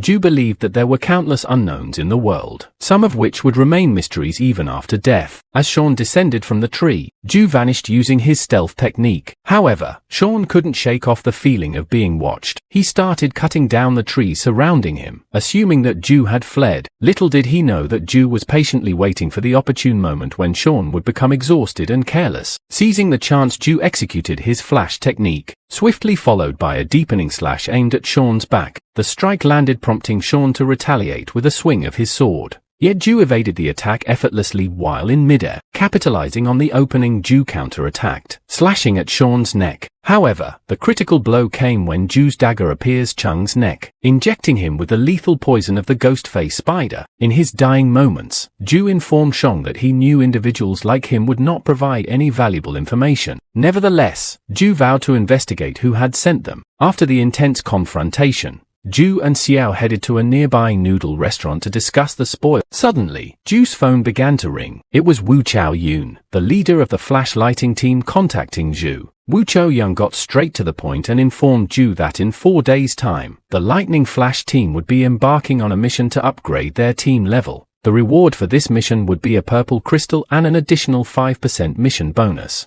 Wu Chaoyang asked Zhu if he was interested in joining them. Meanwhile, at the Martial Artist Association, a boss and his members awaited the completion of our Cheng's training. Zhu and his friends had previously clashed with this group upon their arrival in Titan City during Part 1. Chang revealed that he had fallen in love with Zhou Zheng. Now having reached the rank of Martial Artist 5, Chang's boss wished to celebrate and asked him what he desired. Han Chang confessed that he couldn't forget Zhou Zheng, the girl he had feelings for. At Zhu's store, Zhu shyly handed a flower to Su Young and they exchanged bashful smiles. Lan Shi commented that they should spend more time cultivating their skills instead of indulging in romance. Just then a man entered the store carrying a bouquet of roses. Curious, Lan Shi asked Zhu why he had purchased so many roses. Zhu coolly responded that it had nothing to do with him. Suddenly, Chang appeared and declared that the roses were his gift to Miss Su. Su immediately recognized him, and he expressed his aversion to violence, requesting that Zhou Zheng give him some face. In response, Zhu warned Chang in his group, giving them a mere 3 seconds to leave his store. However, Chang and his companions considered Zhu warning as a joke. Zhu's movements were lightning fast as he drew his dagger and pressed it against Chang's neck. Despite being a formidable rank for martial artist, Chang was shocked by our speed. Just then Chang's boss entered the store and warned Zhu to release Chang or face the destruction of the establishment. Zhou Zheng cautions Zhu against acting recklessly, while Lanza reminded him that they had initiated the conflict and should focus on finding the Titan Guard team for their arrest. Chang, feeling arrogant, stated that killing him would only result in Zhu facing the punishment of the Titan Guard team. Ignoring Chang's words, Zhu tightened his grip on Chang's neck and pushed the dagger further in. In that tense moment, the leaders who have the Titan Guard team him appeared with his companion. Chang pointed out that Zhu must be punished for attempting murder in the street. Zhu's companion, speaking on behalf of the Titan Guard team, urged Zhu to release Chang unless he wanted to meet his demise right then and there. Even in his precarious position, Chang continued to speak in a cocky manner. This infuriated Zhu, who expressed his distaste for being threatened. Zhu complied with their request to release Chang, but not before inflicting a slight wound on him. However, as Chang's boss grabbed a hold of him, Chang suddenly collapsed, his life snuffed out. Zhu claimed that Chang's death was a result of his own actions and not his fault. Chang's boss, enraged by his subordinate's demise, wanted to engage Zhu in a fight. However, Zhu intervened and ordered him to stand down. Zhu assured Zhu that the matter would end there and not escalate into further bloodshed. Despite Zhu's identity, Zhu emphasized the importance of upholding Titan City's rules and regulations. Cheng's boss was taken aback by Zhu's words. Zhu affirmed that he was not a demon, and promised that as long as they didn't cause any more trouble he wouldn't take lives. Zhu then instructed Chang's boss and his companions to leave if they wished to avoid a similar fate. After they departed, Zhu extended an invitation to Zhu for a cup of tea, but Zhu declined. The onlookers were astonished to witness the Titan Guard team handling the situation in such a manner which gave them confidence in the store's protection.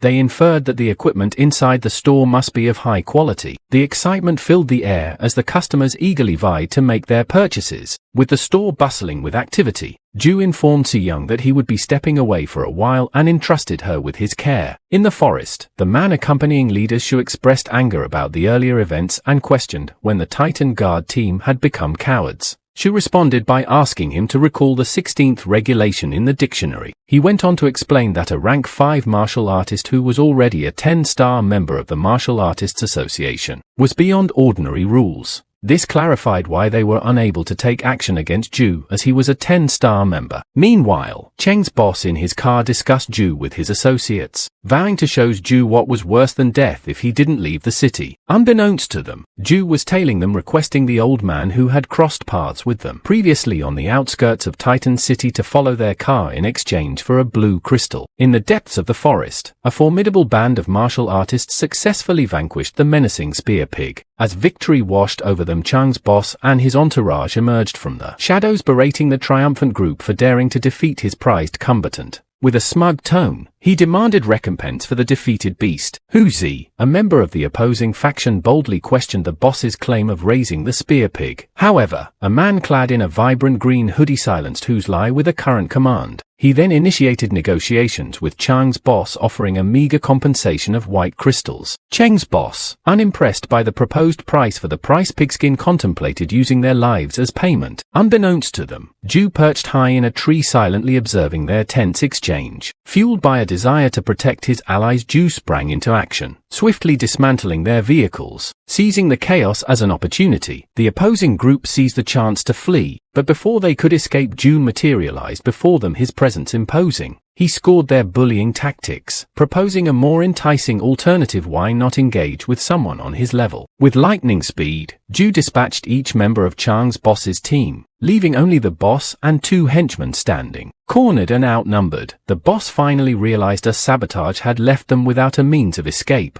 Their surroundings revealed a sinister trap, a ring of fallen leaves concealing a hit. Desperation flooded the boss's voice as he implored his companions to flee swiftly. Alas, it was too late. Zhu appeared, swiftly subduing the 2 remaining henchmen. With his adversaries defeated, the boss acknowledged Zhu's exceptional skill, recognizing him as a formidable martial artist of rank 4. Zhu casually dismissed a praise, stating that he wasn't the first person to recognize his strength. Unfazed, the boss boldly issued a challenge, urging Zhu to engage in a head-on clash. Accepting the challenge without hesitation, Zhu and the boss locked eyes, their confrontation imminent. After a fierce battle that left both combatants weary, Zhu began his journey back, accompanied by the elderly man who had offered him a ride earlier. Curiosity sparked within the old man as he inquired about Zhu's earnings for the day. Zhu nonchalantly replied, deeming it an average haul. Unbeknownst to the old man, Zhu had not only defeated Chang's boss, but also relieved him of his ill-gotten gains. Suddenly, Zhu's phone pierced the silence, signaling an incoming call from Chang. It served as a reminder of the impending auction, assuring Chang that he would arrive in time. Zhu prepared himself for the evening's events. As nightfall blanketed the surroundings, Zhou Zheng and Lanza made their way to the martial artists center, where the highly anticipated auction was set to commence. Prior to their arrival, Chang had already provided Zhu with a VIP card granting access to the coveted room 9. Guided by an elegant lady, the trio arrived at their designated VIP room, its opulence and charm captivating Su Yong. As the auction commenced, time passed and Lan Shi turned to Zhu, inquiring if he intended to participate.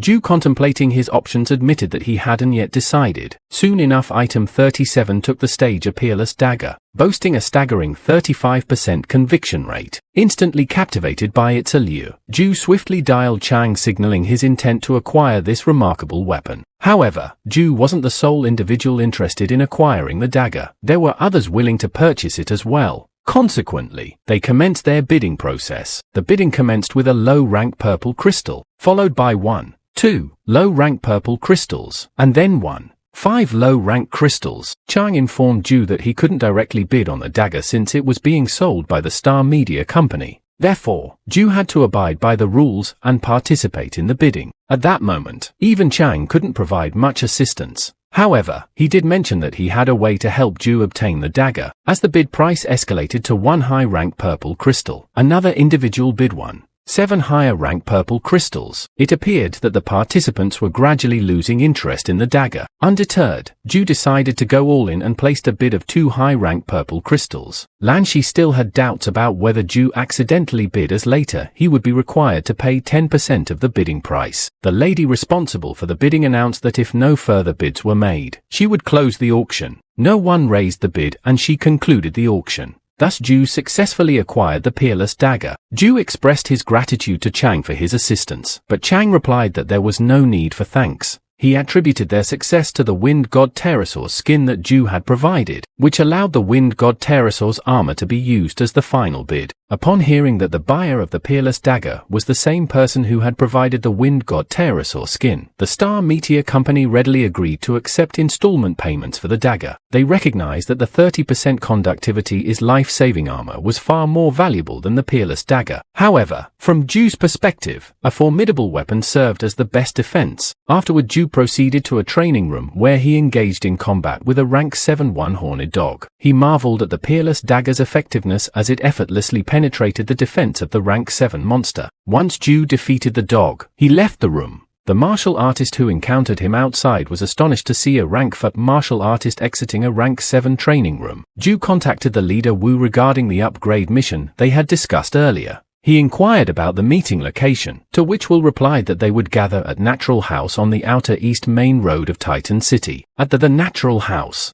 Zhou made his arrival and was warmly greeted by Jiang Shan. All the members gathered there were martial artists ranging from rank 7 to rank 8. This time, Zhou decided not to use his real name and instead introduced himself as Gauss Chu. The leader Wu welcomed Zhou and they began discussing their mission. Wu expressed his gratitude to everyone for joining the Lightning team to complete the mission. The first public hospital in the city possessed a multitude of medical tools and supplies. The Martial Artist Association had requested them to acquire at least 3 sets of these supplies in order for the mission to be considered a success. One of the members noticed the mission's difficulty was significantly high. Wu confirmed that it was indeed an Abyss rank mission. The Martial Artist Association categorized missions into 4 different ranks: Normal, Elite, Abyss and Hell. This Abyss mission was equivalent in difficulty to the Wind God Territorial missions Zhou had previously undertaken. Some members expressed their fear and hesitation towards accepting this mission. In order to boost their morale, we'll inform them that only 3 Abyss missions had been completed thus far. Once they accomplish this mission, their contributions would be sufficient to elevate everyone to the status of a 10-star member. Tu Fu, a robust individual, showed no fear and agreed to participate for the sake of becoming a 10-star member. He scorned those who were cowardly and suggested they go home and sleep instead. Tu Fu was upset that these individuals had benefited from Wu's leadership, but now they were hesitant when faced with a challenging mission. Wu attempted to defuse the situation by respecting everyone's choice. Tu Fu then approached Zhou and asked if he dared to undertake the mission. Zhou replied to affirmatively, stating that he had already committed to it when he spoke to leader Wu and he couldn't change his words so easily. Tu Fu was pleased to hear this and patted us back, declaring that from that moment on, they were brothers. He assured Zhou that if anyone in Titan City dared to bully him, Tu Fu would crush their brain. Zhou couldn't help but wonder why he always seemed to attract friends like Tu Fu. After settling everything, they gathered their equipment and headed towards the city in their cars. Upon their arrival, Wu relayed the message that they would proceed on foot. From that point onward, they would establish a temporary base at the city's Bureau of Land and Resources, which they would also clear out. Tu Fu, aware of the multitude of poison zombies, instructed Zhou to stick close to him. As Tu Fu dealt with the zombies, Zhou took the opportunity to reveal his true name, Jun Zhang. Instead of Gao Chu, Tu Fu was momentarily distracted by Zhou's revelation, allowing a zombie to sneak up behind him. In a swift motion, Zhou saved Tu Fu by shooting an accurate arrow. Tu Fu forgains Zhou, grateful for his rescue. Upon reaching a certain area, their leader Wu called for a break before continuing their journey, and 10 minutes. Wei Hang, while cleaning his sword, warns Zhou of the presence of mutated poison zombies ahead. He emphasized that the mission wouldn't be as easy as before, and questions Zhou's determination to accompany them. Wei implied that entering as a rank for martial artists would be suicidal and expressed concern that Zhou would burden the group. Tu Fu grew angry at Wei, arguing that not everyone could earn the same amount of money and calling him a coward. As they pressed forward, Zhou intervened, assuring Tu Fu that Wei's concerns were valid and that he didn't need to fight for Zhou's sake. Zhou stated that if he wasn't worried about the mission success, he would have taught Wei a lesson. 10 minutes later, they resumed their journey, leaping across rooftops. Tu Fu was surprised by Yu's ability to keep up with such speed. Suddenly, some buildings began to explode, and their leader informed them of a high-level poison zombie in their vicinity. Just then a colossal dragon soared above them. It was the same dragon that Zhou and his friends had encountered during their helicopter escape in Part 1. The group was terrified as they realized its level was at least rank 10. Below them, Lee City's top public hospital, along with a green scale poison zombie. Wei noted that the green scale zombie moved slowly, presenting a high chance of dropping a purple crystal, but its defense was formidable. Curious about the zombie's speed, Zhou questioned Wu. The leader confirmed that although the zombie possessed strong scales for defense, its mobility was restricted. Upon hearing this, Zhou made up his mind to eliminate the creature. The others began to question his sanity, but Wei pointed out that Zhou's archery skills would be ineffective against a zombie's defense. Zhou agreed and reassured them that he still had his daggers. Leader Wu noticed Zhou's exceptional dagger and deduced that he had been the one to bid for it. Were a mark that even with a powerful weapon, a rank for martial artists challenging a rank 9 king poison zombie was a death wish. Undeterred, Zhou assured them of his confidence in defeating the green scale zombie alone. Requesting everyone's help and clearing the surrounding poison zombies, Tu Fu trusted Zhou. Zhu, and the rest followed suit, placing their faith in him. And thus, Zhu rose to his feet, issuing a challenge to the monstrous grayscale zombie. With lightning light speed, he embarked on his path towards the green zombie. Finally took notice of Zhu and launched an attack. But Zhu definitely evaded it. While still airborne, the zombie attempted another assault, yet Zhu swiftly countered the attack. In that moment, he realized the formidable defense of the zombie. However, armed with his new peerless dagger, Zhu could pierce through its defenses. Meanwhile, the rest of the group was diligently dispatching the surrounding zombies. Tu Fu commented on Zhu's remarkable agility, but Wei Yu pointed out that agility alone was useless without the ability to inflict damage. For 2 straight hours, the group battled the horde of zombies, with Zhu engaged in a fierce duel against the green monster. Exhaustion began to take its toll on the group. Wei Yu expressed concern that Zhu's relentless pursuit of the green zombie was leading them all to their doom, accusing him of harboring reckless thoughts. Furthermore, Zhu had yet to inflict any noticeable damage on the poisonous zombie, raising doubts about his capabilities within the group. However, the tides began to turn as the green zombie started showing signs of fatigue, vomiting uncontrollably. The group persevered in their fight again, and Zhu gradually chipped away at the green zombie's health, albeit at a slow pace. Realizing that their endurance was waning, Zhu devised a new strategy. He started running, intentionally provoking the zombie to chase after him. Zhu leaped over a nearby building, leaving the zombie trapped behind. Seizing the opportunity, Zhu called upon Tu for assistance, instructing him to strike at the zombie's legs. Tu Fu faithfully carried out Zhu's orders, and for the next 30 minutes, they continued this method relentlessly. Eventually, the green zombie became immobilized, having lost a limb and a significant portion of its health bar. Zhu seized the moment and delivered the final blow, reaching level 39. In the process, the group rejoiced to Zhu's triumph, aware that without him they would not have emerged victorious against a poisonous zombie. As nightfall approached, they sought refuge inside the hospital, where they discovered a purple crystal and scales amidst zombies' remains. Curious about Wei Yu's elation, the leader who questioned his happiness, Wei Yu explained that they owe their success to Shu's indispensable contributions. Zhu humbly acknowledged his role, considering it his duty. Tu Fu commended Zhu for concealing his true power and outsmarting their foe. In response, Leader Wu advised the group not to become overly exuberant and emphasized the importance of resting early that night. He volunteered to stand guard alongside Jiang Xiao, ensuring their safety. Then, the dead of night, while everyone else slumbered, Wei Yu awoke and embarked on a solitary journey. As he made his way towards the exit, the vigilant leader who stood guard questioned Wei Yu's intentions. Curiously, he inquired where Yu was headed. Wickedly, Wei Yu replied that he needed to use the restroom, but in truth, his destination lay within another chamber of the hospital. It was there that he discreetly planted a capsule capable of summoning the relentless horde of zombies. Sneeringly, he muttered about the incompetence of his comrades Liu Yongshan and Xiao Jian, who had failed to eliminate the formidable Shu. Wei Yu, however, harbored no such doubts and believed he could succeed. As morning dawned, the group found themselves within the confines of the hospital, desperately seeking medical supplies from the injection room amidst the chaos of the undead. Upon venturing outside to load their vehicles with the much-needed tools, they were startled to discover a throng of zombies surrounding them. Little did they know that this predicament was orchestrated by Wei Yu's cleverly placed capsule. The relentless zombies impeded their progress, rendering their escape impossible.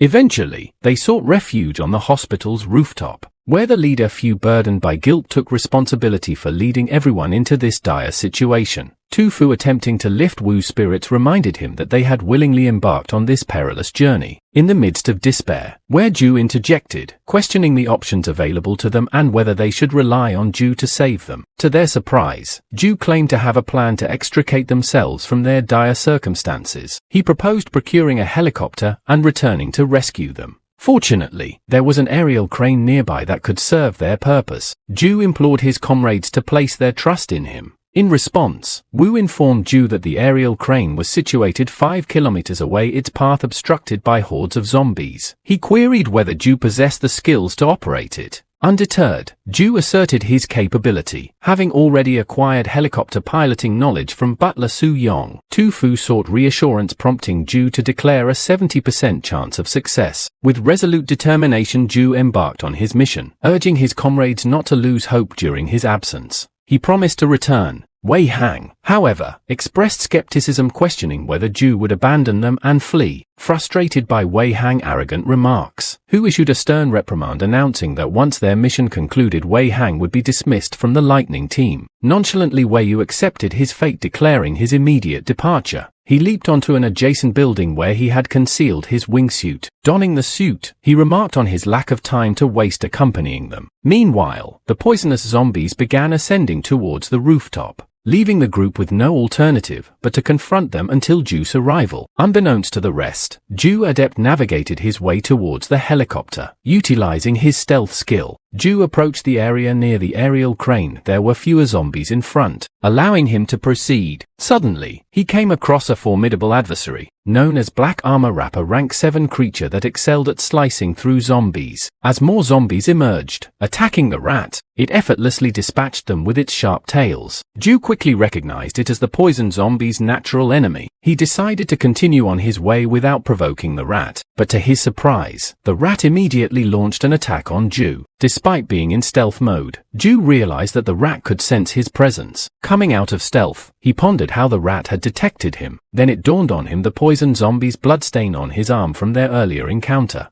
That explained why the rat was able to send him. The rat attacked once more, but Juliet into the air, countering with a technique. However, the rat seemed unaffected thanks to its robust defense. Zhu knew it would take him at least 10 minutes to defeat the rat, but unfortunately, he couldn't afford to spend that much time as his group was in immediate danger. He swiftly wiped off the blood stain on his arm and evaded the rat's an extra salt. Immediately, he activated stealth mode again and continued towards the aerial crane. Zhu reached the crane and grabbed the gas canister to refuel the helicopter. The zombies in the vicinity noticed his presence and started converging on him. Inside the helicopter, he encountered a complex control panel that differed from what Zhou Zheng had taught him. Nevertheless, Zhu managed to power it on and took flight towards his allies. The group had been engaged in a relentless battle for 20 minutes straight. Their leader Wu reassured them to hold on and trust in Zhu. At that moment, Wei Yu emerged above them, donning a wingsuit. He revealed his true intentions, a greed-driven plot to claim not just one purple crystal, but to medium-rank purple crystals by killing Zhu. With a final farewell, Wei Yu launched himself into the air. However, right then Zhu arrived just in the nick of time. Wei Yu's surprise was evident as he witnessed Zhu's unexpected comeback. The team was ecstatic to see as Zhu arrived with the helicopter, as it provided them with a glimmer of hope. Together they began pushing back the relentless zombie horde, desperately carving out a path to escape. In a display of resourcefulness, Zhu hurled iron chains of the encroaching undead, momentarily halting their advance. With medical tools hastily loaded into the vehicle, the team embarked on their airborne journey. Tu Fu couldn't contain his excitement and marveled at the extraordinary situation they found themselves in. Wu, the group's leader, reminded everyone that Wei Yu was responsible for the zombie outbreak. Suddenly, to their astonishment, Wei Yu appeared before them, soaring through the sky in a wingsuit. Tu Fu suggested that Zhu draw closer to Wei Yu, enabling him to incapacitate their nemesis. However, Zhu discerned that it was not the opportune moment for such an action. Instead, he accelerated slightly to intercept Wei Yu head-on. Skillfully maneuvering the helicopter's tail, Zhu successfully damaged Wei Yu's wingsuit, causing him to lose balance and begin hurtling towards an area teeming with zombies. Seizing the opportunity, Zhu in the group swiftly materialized. In a decisive move, Zhu shot an arrow that obliterated Wei Yu's wingsuit. Despite the odds, Wei Yu displayed incredible prowess, eliminating the encircling zombies. Once the coast was clear, Jus and the others regrouped around Wei Yu. To their surprise, Wei Yu disclosed a crucial revelation. His affiliation with the Dark Shadow meant that killing him would lead to dire consequences for the team. Zhu asserted that he still had unfinished business with Wei Yu, implying that his debts needed to be settled. Aware of his imminent demise, Wei Yu launched a desperate all-out attack against Zhu. Zhu effortlessly evaded Wei Yu's assault and retaliated with a skillful backstab maneuver, striking his opponent from behind. Tu Fu stepped forward, poised to deliver the final blow. The team reconvened at the VIP room of the Martial Artist Association, eagerly awaiting news on their mission. One of them expressed his disbelief that he had become a 10-star member of the association.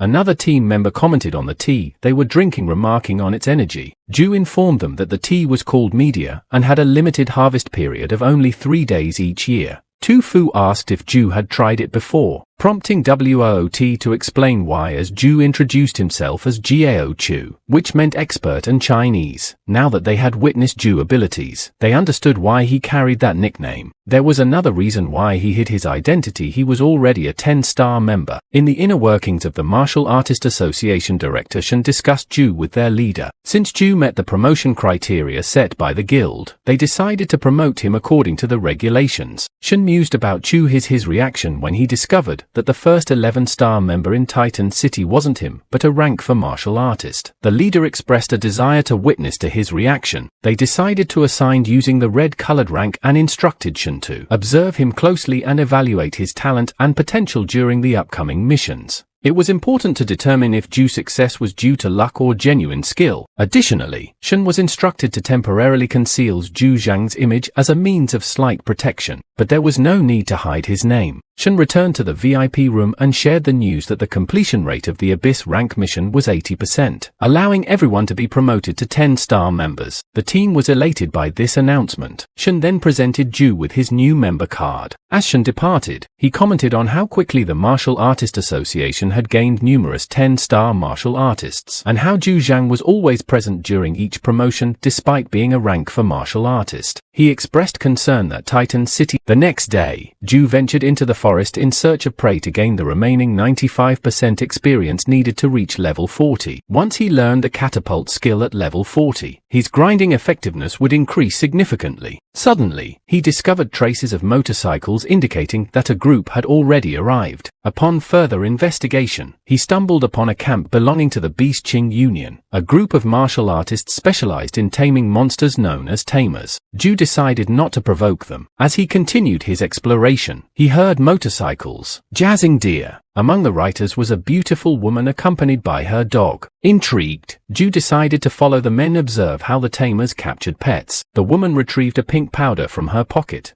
and dispersed it into the air, causing the deer to weaken and fall. Bai Shu, her dog, attempted to scare the other deer, but she instructed him not to harm them. She approached one of the deer, assuring it that they meant no harm. At that moment, her guards noticed Zhou and demanded that he leave as the Beast King Union was hunting in the area. Zhou assured them that he had no ill intentions and merely wanted to learn their hunting techniques. Zhou observed the woman's guards, noting their ranks ranged from 5 to 6. However, he couldn't determine her own rank. The woman introduced herself as Jiang Jishan. One of the guards will die questions Zhou if he was seeking trouble. Zhou was surprised that this woman could hold a higher rank than 8. Shang Shai intervened, advising Eddie to restrain his impulsive remarks. Approaching Zhou, Shang Shai inquired about his intentions and what he wished to learn from them. Zhou responded, expressing his interest in animals and his desire to learn the art of taming beasts. Shang Shai then informed him of a simple method involving a particular powder. Curious, Zhou inquired if he could purchase it. Shang Shai offered him the powder in exchange for 1 blue crystal. Zhou agreed to the deal. After Zhou departed, Wu Di questioned Shang Shai about her sudden sale, as she had never offered the powder even when offered a purple crystal. Chang Shai replied that it depended on her mood. She added that the powder was only effective against deer horses. Meanwhile, Zhou ventured to another area where a rank 7 mutate rock python lay sleeping to test a powder's efficacy. Zhou administered it to the python. However, the python's behavior differed from what Zhou had anticipated, dodging the python's random attacks. Zhou realized he had been deceived by Shang Shai. It became apparent that the python's erratic attacks were due to the powder's influence. Zhou patiently waited for the python's HP to decrease before delivering the final blow. Coincidentally, a group of martial artists appeared engaged in slaying some snakes. Their leader donned the life-saving armor previously seen at an auction. One of the group members informed the leader about sounds of a fight nearby, prompting them to investigate. The leader expressed disappointment, mentioning the girl he had recently acquired was killed by an old man. Determined to find a suitable replacement, the leader led the group to the location and discovered the python slain by Zhou. The member deduced that since one person had killed the python, they must be a martial artist of rank 8 or higher. Skeptical, the leader questioned the member's investigation and commented on the unpleasant smell of blood.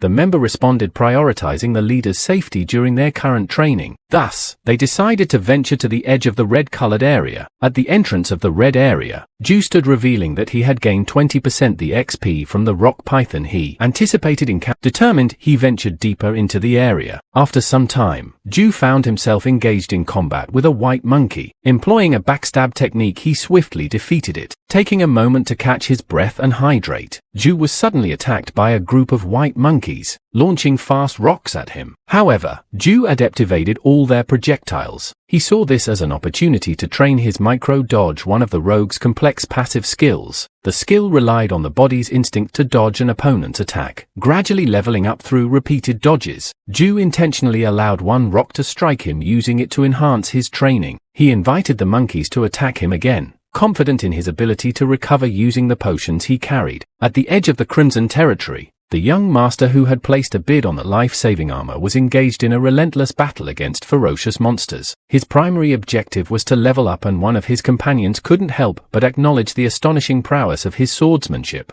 However, the leader swiftly silenced to praise, emphasizing the importance of focusing on their return. Another member reminded them of their master's instructions, stating that they could only go back once the young master reached rank 7. In response, the young master urged them to swiftly bring forth a few dying beasts for him to vanquish. Meanwhile, Zhou diligently trained his micro-dodge, gradually unraveling the mechanics behind the skill. He skillfully evaded a barrage of projectiles unleashed by a group of white monkeys, swiftly retaliating with a blinding flash that annihilated them all in an instant. This feat propelled him to level 40, unlocking a new ability called Boomerang Catapult. With this skill, Zhou could hurl a dagger at his enemies, causing them to bleed upon impact before the dagger returned to his hand. The attack power was amplified by 80%, inflicting 500 additional damage, and the skill had a cooldown of 1 minute. Zhou regarded this skill as an area of effect technique capable of dealing substantial damage, particularly effective against monsters rank 3 or lower. In the midst of his triumph, other white monkeys suddenly emerged. Reacting swiftly, Zhou employed his newfound skill Boomerang Catapult. After 9 arduous days of grinding, Zhou effortlessly dispatched the white monkeys with his enhanced technique while also seizing their loot.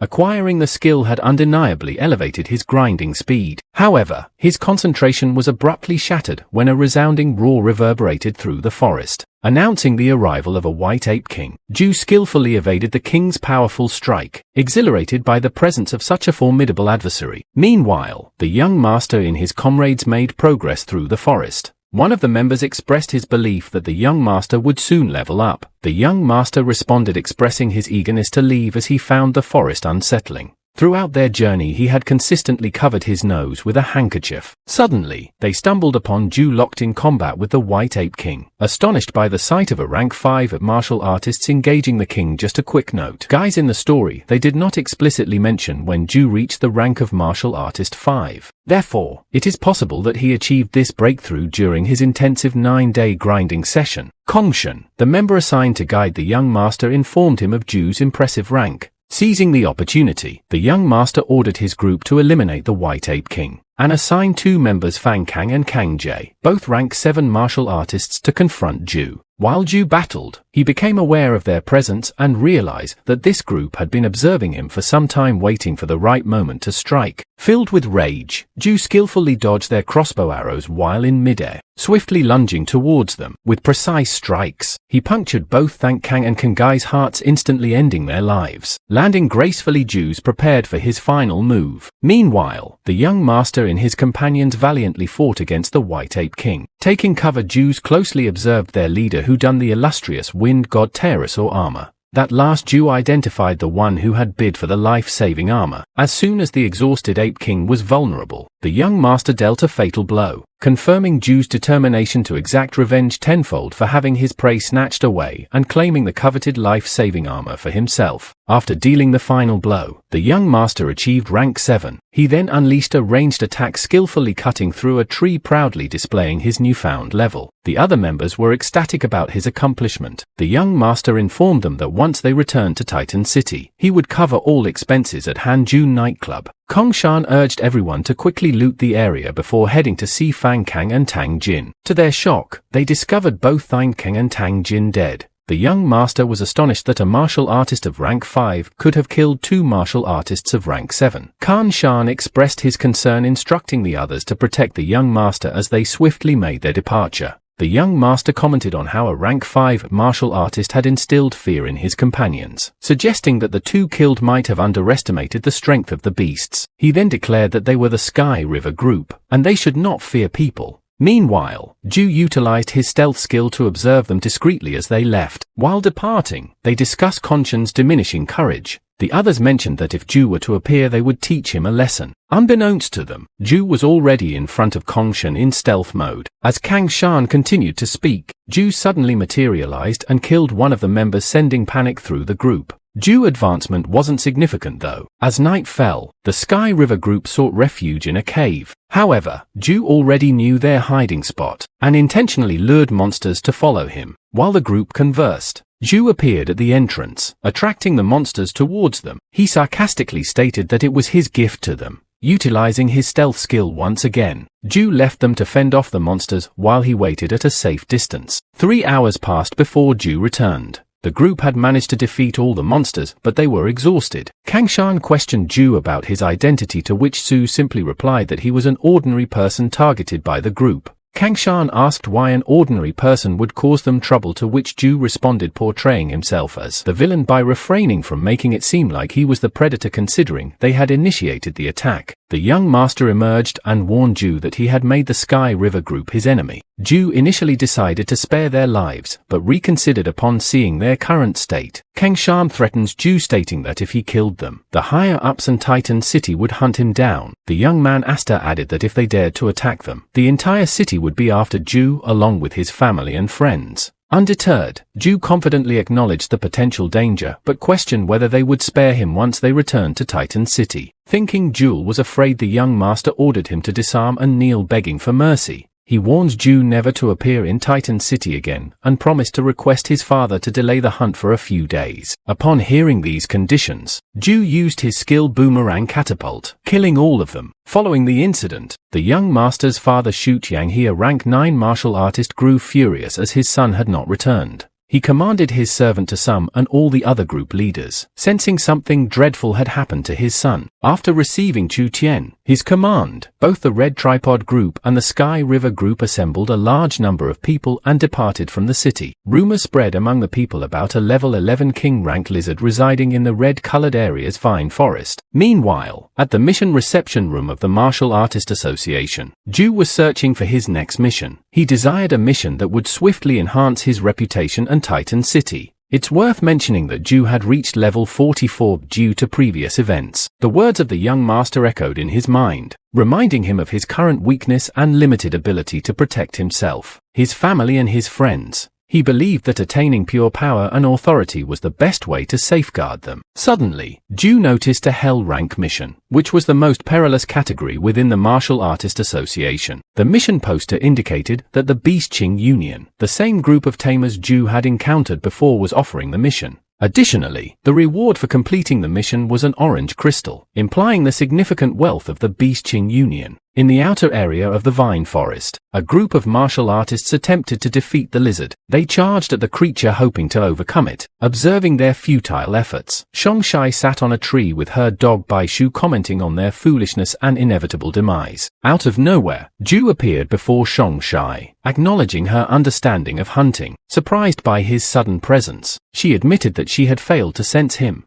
Zhou inquired if the purple powder she had given him could be used to tame the lizard. Shongshire responded that taming a king-ranked creature like the lizard wouldn't be easy. She also revealed that she had forgotten to inform Zhou that the powder was only effective on deer horses. Zhou demanded the return of the blue crystal from the deceitful trader, but Shongshai pointed out that there were no refunds once an item had been sold. As the group struggled to handle the lizard, Shongshai asserted that unless the leader of their union refrained from visiting the burial site, he would certainly be able to overpower the reptile. Zhou was unfamiliar with the burial area, prompting Shongshai to explain that it was a sizable city in the northern direction, comparable in size to Titan City. Suddenly, Shongshai received a call notifying her that someone had accepted the Hell mission they had posted. She hastily left, instructing the person on the other end of the call to inform their leader immediately. Unbeknownst to Shongshai, Zhou was the one who had accepted the mission. Since the group was unable to defeat the Lizard King, they decided to return the next day with more people. Observing their departure, Zhou made the decision to take down the creature himself. he engaged in a fierce battle with the Lizard King throughout the night, culminating in the echoing roar of the defeated creature. The following morning, the group returned to find no trace of the Lizard King. In the deserted town, Zhou walked around, inspecting his inventory and contemplating the quality materials he had acquired from defeating the Lizard King. Realizing that it would be challenging to sell all the materials at once, he resolved to slowly sell them off. He then checked his skill screen and discovered that he had reached level 45, unlocking a new skill called Embed Poison. This skill allows Zhou to apply poison to his dagger, which would last for 1 minute. Each second, it would inflict 100 damage on the target for 5 seconds with a 20% chance to paralyze the target for 3 seconds. The skill had a cooldown period of 5 minutes. Since the deserted town was infested with zombies, Zhou decided to test the skill on them. As he began applying the poison and observing its effectiveness, a group of martial artists on a nearby roof observed his actions. One of them wielded a sniper rifle and their leader had one black sclera while the other is white. The leader informed the group that although Zhou was indeed fast, he was still just a rank 5 martial artist. It became evident that this group was also affiliated with the Dark Shadow organization. Zhou effortlessly dispatched the horde of zombies, swiftly moving from one target to another. As Zhou launched his attacks, a sniper took aim at him, but he managed to dodge the shot. In that moment of vulnerability, a colossal zombie seized the opportunity and delivered a powerful blow, sending Zhou hurtling through a rocky outcrop. It was all part of their boss's plan. Their boss gloated, stating that even if Zhou evaded the sniper's bullet, it would be futile since the high-level zombie had struck him. Whether Zhou survived or not, he would be left crippled and incapable of escaping. One of the group members remarked on their boss's intelligence, contrasting it with the incompetence of previous individuals who had attempted to kill Zhou.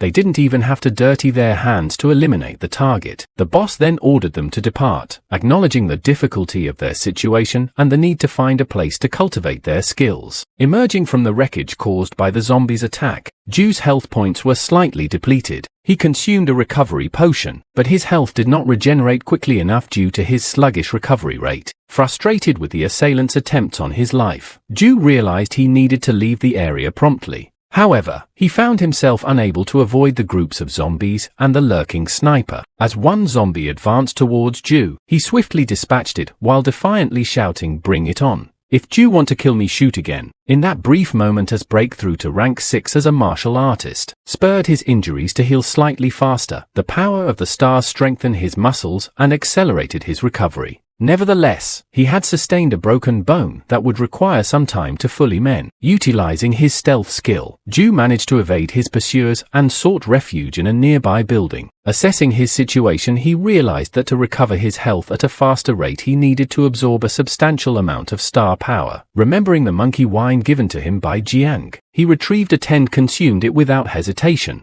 While drinking, Zhou acknowledged that although the storage capacity of star power in the monkey wine was suited for a rank 7 martial artist, he couldn't afford to be overly concerned at the moment. Immediately after drinking, Zhou felt his health start to regenerate, and exhaustion overtook him, causing him to fall into a deep sleep. Meanwhile, the group who had attacked Zhou focused on battling monsters to level up their ranks. During their struggle, one of them was caught off guard, down attacked from behind by a zombie. The sniper quickly provided cover and warned him to be vigilant. Their boss effortlessly sliced through any zombies that approached him. After dealing with the surrounding threats, the group took a moment to rest and eat, discussing the importance of cultivating their abilities. The boss instructed them to rest for 2 hours before moving to another street. Having fully recovered thanks to the monkey wine, Zhou reflected on how the Snake King skin he had been wearing couldn't even withstand the zombies' attack. Realizing that he had narrowly escaped death, Zhou made up his mind to seek revenge against those who had launched a sneak attack on him. Determined, he left the hiding place ready to confront and eliminate his assailants. Perched atop a building, Zhou utilized his stealth abilities to carefully observe the clandestine group that had attacked him. He soon discerned that they consisted of 5 individuals, all martial artists of rank 8. Their leader, surpassing them all, had reached the pinnacle of rank 8 martial arts. Over the next few days, Zhou continued his vigilant observation as the group engaged in the training regimen. 3 days later, during a moment of respite for the group,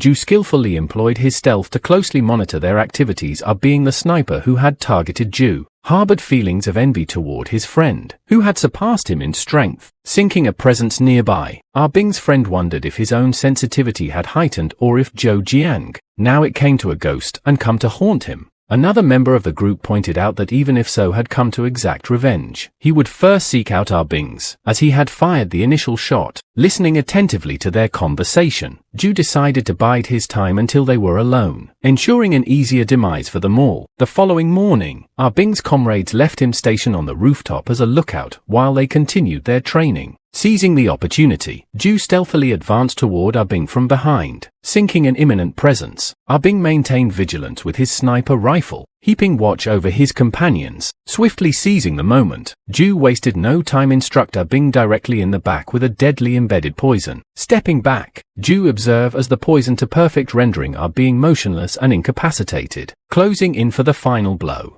Zhou putting into Ah Bing's life. Meanwhile, Lao Jiang and Lao Go engaged in combat with a horde of zombies, utilizing the encounter as a means to enhance their martial skills. Lao Gal proposed that they venture deeper into the area, deliberately seeking out more formidable challenges in the form of these zombies. Agreeing to the suggestion, Lao Jiang commenced his advance, unaware that Zhou lurked in the shadows, eavesdropping on their conversation. Reacting swiftly, Josh shot 6 elite zombies, diverting their attention towards Lao Jiang and Lao Jiao. Without hesitation, the two martial artists valiantly accepted the challenge, each taking on 3 elite zombies. Observing their valiant struggle, So couldn't help but comment on their bravery, acknowledging the daring nature of a rank 8 martial artist who would willingly engage in combat with 3 elite zombies. Descending from the rooftop, Zhou patiently awaited the opportune moment to strike and eliminate his targets. Identifying a vulnerable opening, Zhou launched a surprise attack on Lao Jiang from behind, employing his embedded poison technique. However, before Zhou could deliver the finishing blow, Lao Jiang urgently informed Logo of their assault. Alas, it was too late for Logo, as Zhou swiftly immobilized him with a well-aimed dagger, effectively paralyzing him. With an instantaneous teleportation,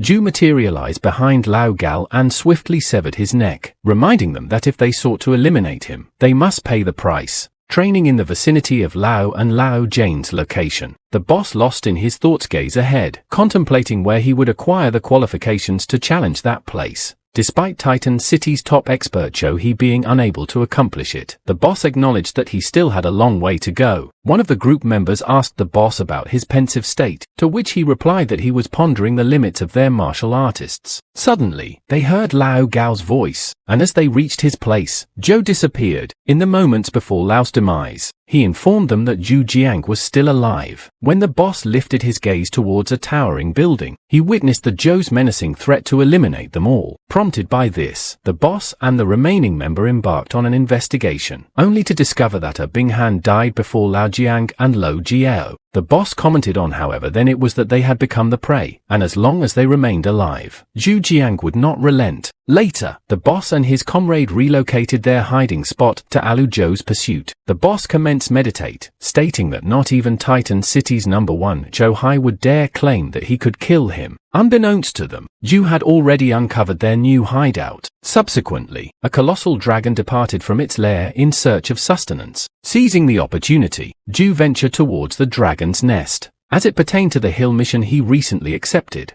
the dragon would return in 30 minutes, prompting Zhou to hasten his journey to reach the nest. Upon arriving, Zhou entered the location, where he found a total of 5 large eggs. Zhou's health mission entailed retrieving one of the eggs for the Beastkin Union team. The weight of the egg amounted to several tons, which explained why no one else had been able to complete this mission. Fortunately, Zhou had his system storage, allowing him to easily place 3 eggs within his inventory. He left the remaining 2 eggs behind to prevent the dragon from attacking Titan City. When the dragon returned to its nest and discovered the absence of 3 eggs, it erupted into aggressive roars. The boss ARWU, alerted by the commotion, ventured out to investigate. Wu questioned why the dragon had become so agitated and furious. Suddenly, Zhou appeared behind them seated on a large box, and informed them that the dragon had lost something. Reacting swiftly, the Boston ARWU launched an attack on Zhou, who managed to evade their strikes. In the process, their assault inadvertently destroyed the box, revealing a dragon egg inside. The egg's contents spilled onto their clothes.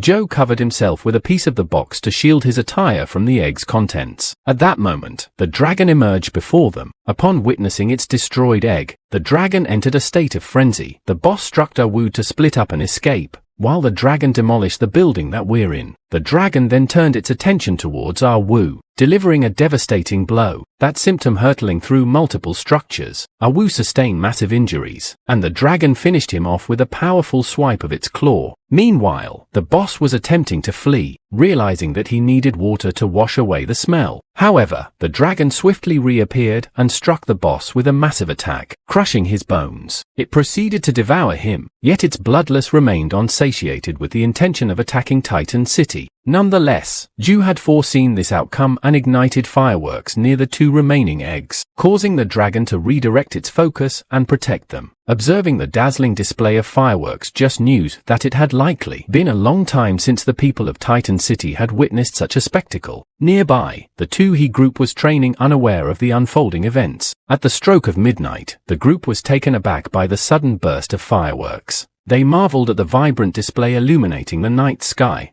Among them was Chewie, holding the esteemed rank of 9th level martial artist. The following day His group crossed paths with Zhou, but Zhou paid them no mind and continued on his way. One of His members remarked on the group's composure unaffected by jealous presence. Despite being a mere 6th level martial artist, Zhou dared to roam freely. He expressed his entry, stating that he found Job to be highly interesting, and that he would like to get to know him given the opportunity. Meanwhile, Zhou proceeded towards the Martial Artists Association to submit his hell mission. He pondered the size of the egg, contemplating the best approach to avoid revealing his system storage. With careful foresight, Zhou had made the necessary preparations beforehand. Upon arrival, Zhou encountered a group on their way to submit an Abyss rank mission. They exuded an air of arrogance, considering their mission's difficulty. This group, known as the Warsaw Squad, comprised martial artists of 8th level rank. Ignoring the coup, they arrogantly approached the receptionist to submit their mission directly. In that moment, Zhou stepped forward, presenting his purple diamond member card to the receptionist. As soon as the receptionist laid eyes on the card, she promptly assured Zhou that she would assist in right away. The leader of the Warsaw Squad, infuriated by Job's actions, accused him of flaunting a fake card in an attempt to show off. He warned Zhou to leave before he unleashed his wrath upon him. However, the receptionist clarified to Zhou that he was there solely to submit a hell mission. The revelation left everyone present astonished at Zhou's choice of mission. Director Shen sprinted towards the clan leader bureau, urgently delivering the news that Zhou Zheng had successfully completed the Beasts King Union's held mission. The clan leader was taken aback upon hearing this revelation. Meanwhile, at the Beasts King Union office, the leader received word of the mission's completion and immediately set off to meet the person responsible. The Martial Artist Association's sharp squad stood guard, preventing anyone from approaching the association, and they protected the precious egg that Zhou had brought. Zhou and Director Shin engaged in a conversation, praising Zhou's remarkable achievement. Director Shin took the opportunity to inquire if Zhou had considered the previous invitation, to which Zhou humbly declined, expressing his intent to carefully contemplate it. Joining the Martial Artists Association meant working under someone else, which would limit his freedom. Zhou was determined to rely on his own abilities to reach the pinnacle and safeguard those around him. This whole mission would serve as the family nation for his descent. The leader of the Beast King Union, Han Zhongdong, arrived at the association. A man working with the association informed Han Jiang that the mission's Han Jiang inquired about his team, but the man clarified that the mission had been accomplished solely by Zhou Zheng, the association's one and only purple diamond member who had already departed. Han Jiang was astonished to learn that a single person had managed to complete the mission. Pondering how Zhou had overcome the challenge of retrieving an egg weighing several tons from a 200-meter-high building, the association's representative stated that they did not concern themselves with the details. They solely focused on the results. Zhou returned home, annoyed with the Martial Artists Association for taking his vehicle as a mission asset and driving away. Upon his return, Zhou astonished Lan Shi with his breakthrough to rank 6. Su Yang quickly embraced him, expressing concern for his prolonged absence. Zhou informed them that they needed to pack up as they were moving to a new house. He showed them the map, indicating that their new residence would be in the city's 3rd area. Lan Shi voiced his concern about the cost, but Zhou reassured them, revealing the orange crystal he had obtained from the Hill mission as a means of financial security. As Zhou's phone rang, Jiang reprimanded him for hiding from his friends and accomplishing something significant alone. Zhou admitted to surprise that completing the mission himself, and Jiang insisted that they celebrate with a grand feast. Zhou decided to invite them to the Star Crown Hotel. He extended the invitation to Zhou along with Xiao and Wu Chou. At the hotel, the manager instructed the staff to hasten their preparations, emphasizing the arrival arrival of an important guest. Manager's dial approached Mr. Pang to request a room change, but an irate Mr. Pang questioned why he should comply. Zhou explained that Zhou Zheng, the guest of importance who had just completed a high-ranking mission, was coming. This presented a perfect opportunity for Mr. Pang to finally meet Zhou, as he had expressed a desire to do so in the past. Upon hearing this, Mr. Pang's attitude completely shifted, and he eagerly relinquished his room for Zhou. As Zhou arrived at the hotel, he couldn't help but feel bewildered by the overwhelming respect shown towards him, briefly questioning if he had entered the wrong place. Managers Zhao conveyed to Zhou that it was a great honor for him to host the banquet at their venue. Upon Zhou's arrival at the hotel, giant, accompanied by CL and Wu, expressed their congratulations and celebrated Zhou's success. Later that night, an unknown man remarked that even a loner like a rogue would still need friends, just as the moonlight could alleviate the coldness of the dark night. The man happened to stumble upon Zhou Zheng's files and found him intriguing. The man's servant informed his boss that he understood and will arrange a meeting with Zhou. The following morning, the city lord's helicopter flew towards those residents. After landing, a beautiful woman approached Zhou, informing him that the city lord wished to have breakfast together. Zhou accepted the invitation, and they returned to the city lord's residence, guided by the city lord's servant. As Zhou entered, he beheld a grand breakfast table. The city lord, named Mo Wu, welcomed Zhou and asked him to take a seat. Mo explained that he had initially wanted to invite Zhou for dinner the previous night, but refrained from disturbing him due to his celebratory gathering with friends.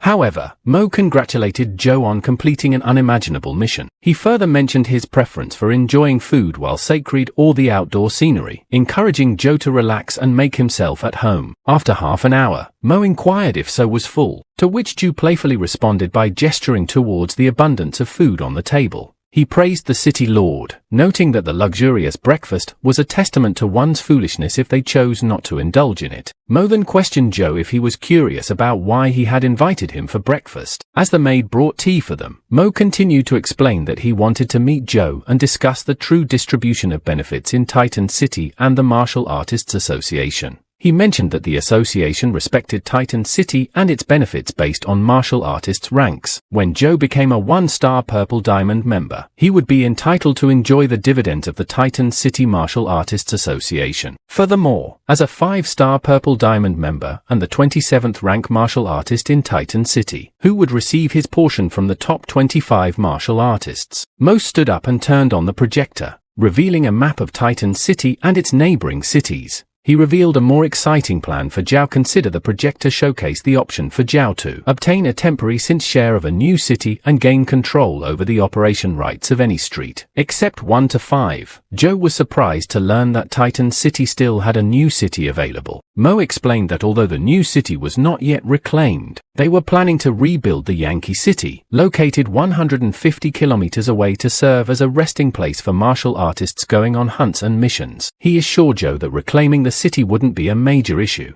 once all the resources were gathered, and it would only take a few months of reconstruction. Zhou gazed at the map and expressed his admiration, deciding to assist with this operation. After careful consideration, Zhou informed Mo that he would take a 10% profit share of the new city and the operation rights of Street 6. Upon Zhao's departure, Mo's servant asked if the profit distribution was too much. Mo responded that it was not excessive because Dallas' potential was worth sacrificing such resources. He emphasized that Titan City, being just a small area in the apocalypse world, had to do everything possible to keep a talented martial artists like Zhou within its borders. News of the new city operation quickly spread among the people, bringing them joy as they no longer had to worry about sleeping in the wilderness while cultivate. The scene shifted to leader Wu and his companion Hu Hei. Wu asked Chiu why he seemed upset when they were going to the new city. Chiu responded by expressing his concern about Zhu Jiang being the CO leader of the pioneer team this time. Wu confirmed this fact, but reassured Chiu that Zhou was not the type of person to be feared.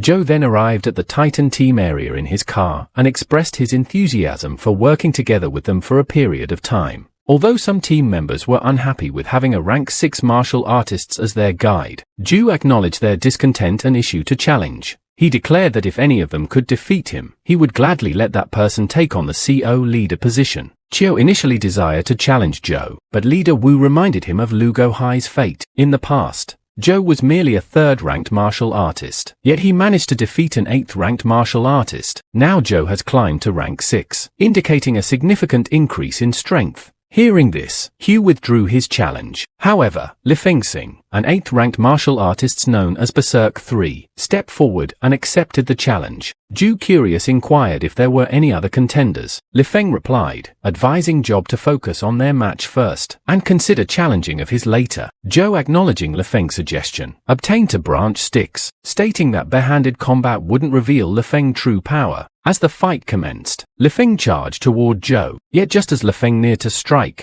Zhou vanished and reappeared behind him, signifying the end of the fight. The spectators were astounded by Zhou's incredible strength. They proceeded to their destination, a new city along the way. The team marveled at Zhou's footwork and requested his guidance and protection. Zhou humbly expressed that he was accustomed to hunting alone, and had never led or commanded a team before. Thus, he requested their magnanimity, emphasizing his need for their support. Upon arrival, they began strategizing their next steps. They divided into 2 teams. The leader of Team 2 issued a warning to his team, stating that those who failed to follow his instructions should not holding responsible for the consequences. Similarly, Woe, the leader of Team 1, conveyed the same message to his team. While Woe scouted ahead, he alerted the group to the presence of a small band of poison zombies, urging them to pick up the pace. Zhou, the CO leader, confidently declared that he would handle the group of poison zombies alone. Woe questioned his ability to manage them single-handedly, but Zhou, exuding a powerful aura, assured his team not to worry, and that he would dispatch the zombie swiftly. Zhou engaged in combat, utilizing his bow to slay the zombies one by one. Finally, he leapt into the air, releasing a flurry of arrows that eliminated multiple zombies simultaneously. Once again, the team marveled at Zhou's extraordinary capabilities. Woe informed Zhou to retreat as a high-level poison zombie was approaching his location. Suddenly, an elite zombie materialized before Zhou. Unfaced, Zhou come into that if it had come. They needed to eliminate it. He requested that the team support him from a distance. Woe directed the other members to provide long-range assistance to Zhou. Meanwhile, a member of Team 2 informed their leader about Tier 1 facing an elite poison zombie. The leader sarcastically remarked that they were betting on when Tier 1 would seek help from them. However, before they could act, Zhou had already slain the elite zombie. The speed and efficiency of his kill were astonishing. As a result, just reached level 48. Night had descended upon them, and the team found shelter inside an abandoned structure.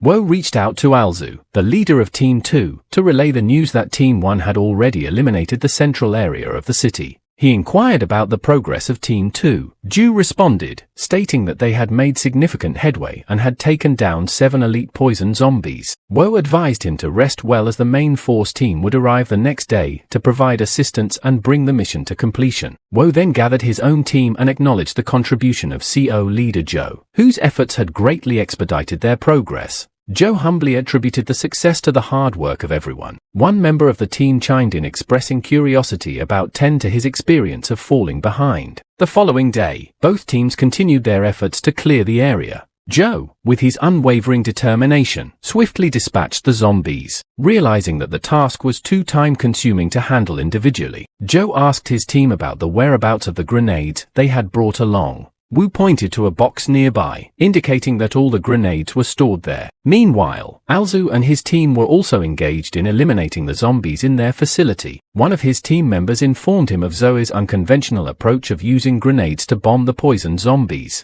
Zhou fearlessly moved amidst the chaos, hurling grenades and neutralizing the threats. As Zhou considered Zhou's actions reckless, as the noise from the explosions would attract more zombies. At that moment, the main force team arrived. Guided by the clan leader Bureau, they immediately launched a fierce assault, swiftly eliminating all the zombies in the city. After 3 days of relentless efforts, the area was finally reclaimed. Zhou informed his team that he would return to the city first and instructed them to contact him if any situation arose. The team jokingly remarked that Zhou was rushing back due to missing his wife. Zhou played along, teasingly warning them that they would face his retribution upon his return. Though set off along the way, he expressed his anticipation for the establishment of a conducive resting place, which would serve as a solid base of operations. As he traveled, he encountered a transport vehicle, besieged by multiple monstrous creatures. The martial artists within the vehicle had sent out a distress signal, but had to wait for 30 minutes until the Titan Guard team arrived. Observing the situation, Zhou asked if they needed assistance. One of the martial artists was astonished, questioning Zhou's sanity for venturing alone into such a dangerous scenario, given that he was only a rank 6 martial artist. Ignoring the concerns, Zhou nonchalantly exited his car, remarking that it seemed they truly needed this help. Zhou confronted the horde of monsters single-handedly, implementing his skill boomerang catapult to dispatch them all. As the remaining monster lunged at him, Zhou evaded the attack and swiftly dealt the finishing blow. The martial artists stood in awe, witnessing a rank 6 martial artists effortlessly vanquishing their foes. Uncle Wang contacted Zhou, informing him that the special healing medicine had been successfully created. Zhou retraced his steps back to the research lab in the mansion, where Uncle Wang informed him that the potion was now complete. Upon seeing it, Zhou remarked that it was identical to the potion in the game. Uncle Wang added that the effects of the Jinchuan medicine were not noteworthy and limited the scarcity of blood orchids, resulting in limited production of this type of medicine. He explained that the blood orchids Zhou have provided could only produce around 300 bottles. Curious, Zhou opened the potion and tasted it, confirming that it was indeed the same as the HP potion in the game. He marveled at the fact that the real world could replicate the potion. Curious about the number of bottles produced, Zhou inquired how many were made. Uncle Wang replied that there were 87 bottles. He also mentioned that the remaining ingredients could be used to create an ointment, which was weaker than the potions, but superior to Jinchuan medicine. Excited about the success of the medicine, Zhou decided to acquire all the potions and instructed Uncle Wang to keep the remaining waitman.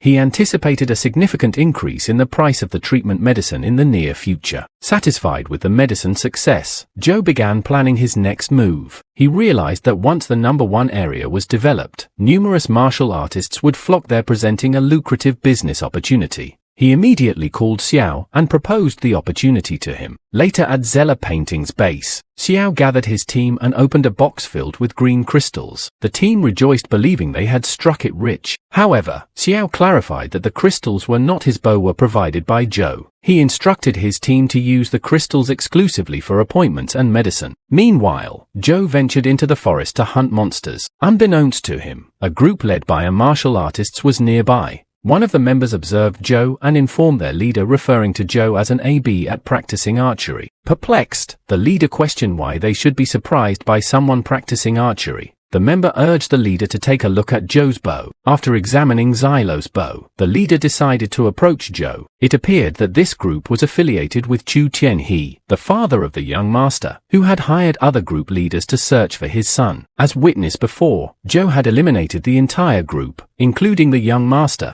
Zhou had reached level 49 and was on the brink of leveling up to 50, which would grant him a new skill. The leader in his group arrived at Zhou's location, ordering him to come down as their leader wanted to have a chat with him. Unfazed, Zhou disregarded their presence and continued his hunting. Suddenly, one of the group members lunged at Zhou, launching an attack. Swiftly, Zhou leapt into the air and eliminated the monster in front of him. He definitely evaded the next attack from his assailant, and successfully dodged yet another strike. By slaying that monster, Zhou reached level 50, unlocking a new skill called Stun. This skill allowed him to incapacitate a target, causing them to enter a faint state that lasted for 2 minutes. Without hesitation, Zhou employed the stun skill when the attacker, and swiftly followed up with backstabs to finish them off. The group and their leader were astonished by Zhou's formidable strength. Zhou with the wicked smile questioned why they were scared when they had called them out. The leader revealed their affiliation with the Tianhe gang and warned Zhou to consider the consequences of crossing paths with him. Upon hearing the mention of the Tianhe gang, Zhou's smile grew even more sinister, as he expressed mock sadness over his inability to find worthy opponents to test his skills on. The leader of the group made an announcement, promising a reward of a low-grade purple crystal to whoever managed to kill Zhou. 2 members of the group charged at Zhou, but he swiftly infused his daggers with poison using his skill. Employing his flash skill, Zhou instantly disappeared and reappeared behind them, slashing one of them down. He then utilized his bomber and catapult spill to eliminate the remaining enemies. The leader, undeterred, launched in attacking Zhou, but Zhou effortlessly dodged it. He employed this stunt skill to stun the leader, holding his dagger against his neck, and taunted him about the 10.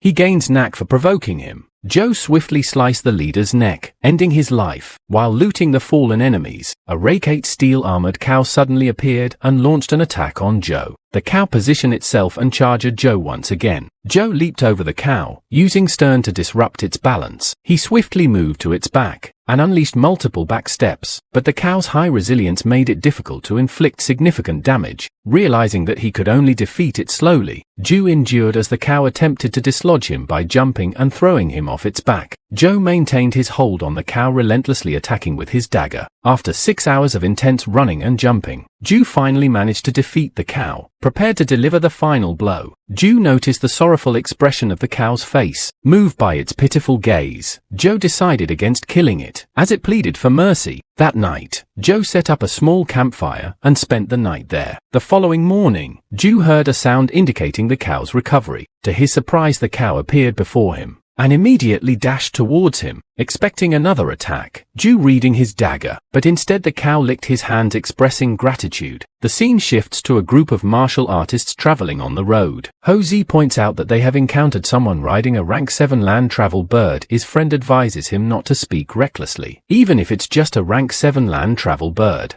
He mentions that even the Beasts King Union has only a few birds, each costing more than a purple crystal. Ho Zi suggests that when they become rich, they should buy some too. His friend responds that it's not just about money, but also about having the right identity. He warns Ho Zi that if he continues to that arrogantly, he will face significant losses. Suddenly Zhou appears in front of them riding his rank 8 steel armor cow. He greets them and the grieving back. Zhou continues on his way. Ho Zi asked his friend if he knows who Zhou is, to which his friend replies that he doesn't. Confused, Ho Zi mentions that his friend also greeted Zhou. His friend explains that Zhou Steel Armor Cow is a rare ranker creature, and he might be the only one in Titan City who has it. Zhou reaches the entrance of the city, and realizes he cannot put his pet into a bag. Additionally, wild monsters are not allowed to enter the city. Leaving his pet outside might put it at risk of being killed by other martial artists. The pet system will not unlock until he reaches level 60. He remembers the Jiangxi hand and decides to find her. Meanwhile, Shanahan is with her friend Qin Yang, showing her a beautiful place. Can you Nesgro watch her hand and tell her about it earlier? Shihan explains that she recently discovered it, and since they were passing by, she wanted to show it to Kenyan. A group of martial artists arrives, writing various beasts. Their leader is the young master men riding a land travel bird. It becomes clear that the group Zhou greeted earlier was referring to the young master men and his land travel bird. Men greets Miss Kinyun, complimenting her on her beauty. Then his attention turns to Shanahan, thinking to himself that she seems special. Shanahan tells Kenyan that she will go and rest at first. Men, not wanting Shanahan to leave, intervenes and introduces himself to her as Men when the CEO of the Minchi organization. Shanahan remains indifferent, stating that they can chat and she won't disturb them. Minute insists that she stays, offering her a ride on his land travel berg. He is planning to get closer to Xiao Han, believing she is different from other girls he has met. Shanahan privately comments that this type of dandy guy is the most annoying. Even the union leader needs to give his father some face. She wonders how she can reject his offer. Suddenly, Zhou appears, calling out to Shanahan. Everyone is impressed to see Zhou riding the steel armor cow. Zhou asks Shanahan if she has time for him. Shanahan apologizes to Minute when mentioning that her friend is waiting for her. She then rides the cow with Zhu, and they continue on their way. Minute is deeply upset that Zhu has taken Xiao Han away from him. Minute immediately rushes towards his bird, but one of his followers wants not to chase after Zhou, stating that the person is Zhu Wen. Upon hearing Zhou's name, Minute is shocked to realize that the seemingly ordinary person is the legendary figure who has caused a stir in Titan City. He thinks to himself that he's lucky he never provoked Zhou, otherwise his father would have forced him to apologize. He returns to Qin Yang and asked if she wants to ride his mountain to travel with him. Meanwhile, Zhou and Shanahan are on their way, and Shanahan asked where he got the cow from. Zhou tells her that he fought it and the cattle almost got killed, but then it followed. He explains that he came looking for her to see if there's a better pet raising experience. Shanahan responds that taming a pet requires multiple steps and different methods according to the pet's habits. It's not as simple as Zhu said. She continues to say that if he encounters any problems while feeding the pet, he can come and ask her. In a romantic moment, Shanahan's face starts to blush as she speaks. She informs Zhou that she has other things to do, and they will meet again next time. Zhou asked her if she can give him her contact number or how he can find her. The view then switches to a group of martial artists trying to buy medicine, but are unable to due to the increased prices set by the merchants. The merchants are now known as evil merchants. Xiao contacts Dole and informs him that they managed to stock up when enough medicine in time. But the evil merchants are trying to get people killed. Zhou explains that the number 1 area will be open soon. So the evil merchants are doing this to increase sales there. Zhu tells Xiao that they were just a step ahead and instruct him not to sell yet, but to save a few crystals just in case. Zhou contacts Dan, who is at the Titan City construction site. Zhong informed Zhou that they have hired the best garden designer to create a whole design for the street, including leisure services. Zhou asked about the budget, and Jan confirms that it is high, but assures him that once the street is constructed, it will be a top-notch scenery and Titan City. Zhou comments on how quickly the crystals are being spent and decides that he needs to sell some things to get his money back. Zhou accessed his inventory amused. It's been such a long time. The Sky River group must have given up on searching. After eliminating their group, Zhou looted their garments and weapons. Although they were in poor condition,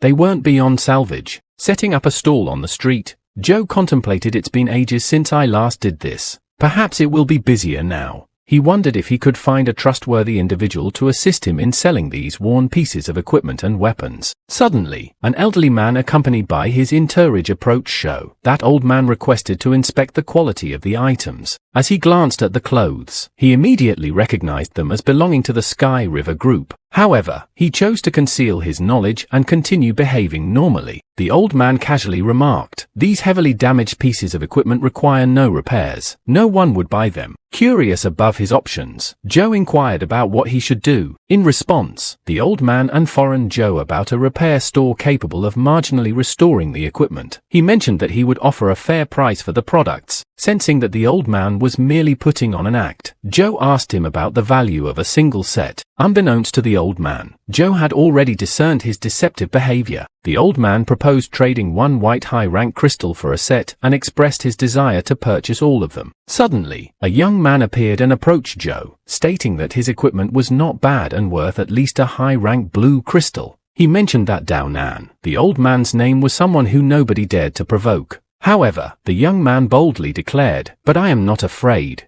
Such exceptional equipment." Yet Tao Chao only offered a high-rank white crystal price. He then turned to Tao Child's group, accusing them of attempting to deceive unsuspecting individuals. Tao Chao admonished the young man, urging him not to falsely accuse others. Already harboring disdain for the young man, Titled Child's anger flared up, and he ordered his group to drag the young man to the outskirts of the city to be devoured by wolves. However, as the young man sprinted away, Zhu intervened and apprehended him. The young man cried out, pleading to be released. His screams were intended to attract the attention of the Titan team, who would capture Zhou for his alleged crimes. This had been a pre-arranged plan between the young man and Dao Chao. However, Yu had already discerned this scheme earlier. The young man's name was Dan Young Lin. Zhou approached him and inquired if he would be interested in assisting with the sale of the equipment. Dao Chao then instructed Zhou to mind his own business. In response, Zhou swiftly drew a sword and positioned himself behind Dao Chao, threatening his life unless he left immediately.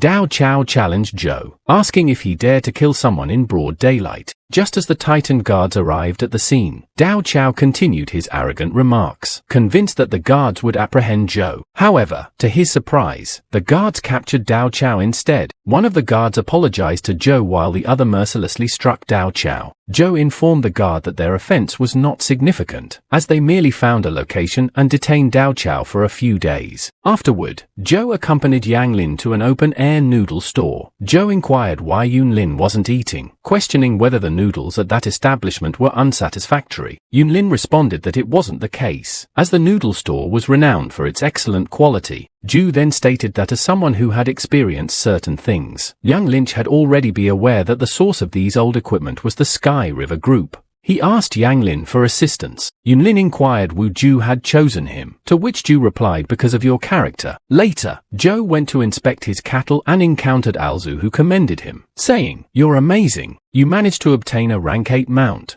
Zhou attributed it to luck, and Alzu jokingly suggested that he capture a rank 11 mutated lizard to use as his mount. Zhou retorted, "You really have a death wish." Then as Zhu handed him a mission scroll and mentioned that the number 1 area had not yet been fully developed, but it was open to martial artists. In a harsh tone, as Zhu informed Zhou that he only needed to focus on settling down as a martial artist. Zhou expressed his gratitude to Alzu. Afterward, Zhu strolled along the street and contacted Xiao to inquire about the condition of the medicine market. Xiao informed him that the prices had skyrocketed to 4 times their original value. Excited by this news, Zhu instructed Xiao to meet up with Jiang Xiao's transport team the following day and transport 60% of the medicine to their location. He added that if people from the Martial Artists Association came to purchase, they could sell it as long as the price was lower than for white crystals. Xiao suggested waiting a bit longer, speculating that the price might rise to 5 white crystals. On the street, there was a man carrying a bag that hinted that increased weapon conductivity. He overheard Zhou and Xiao's conversation and remarked, "You hope others will think the same, but when there are numerous competitors, the price will drop." Intrigued, Zhou inquired about how to enhance weapon conductivity from the man. The system revealed the man's name as Gu Jinyi, an apprentice mosaic master.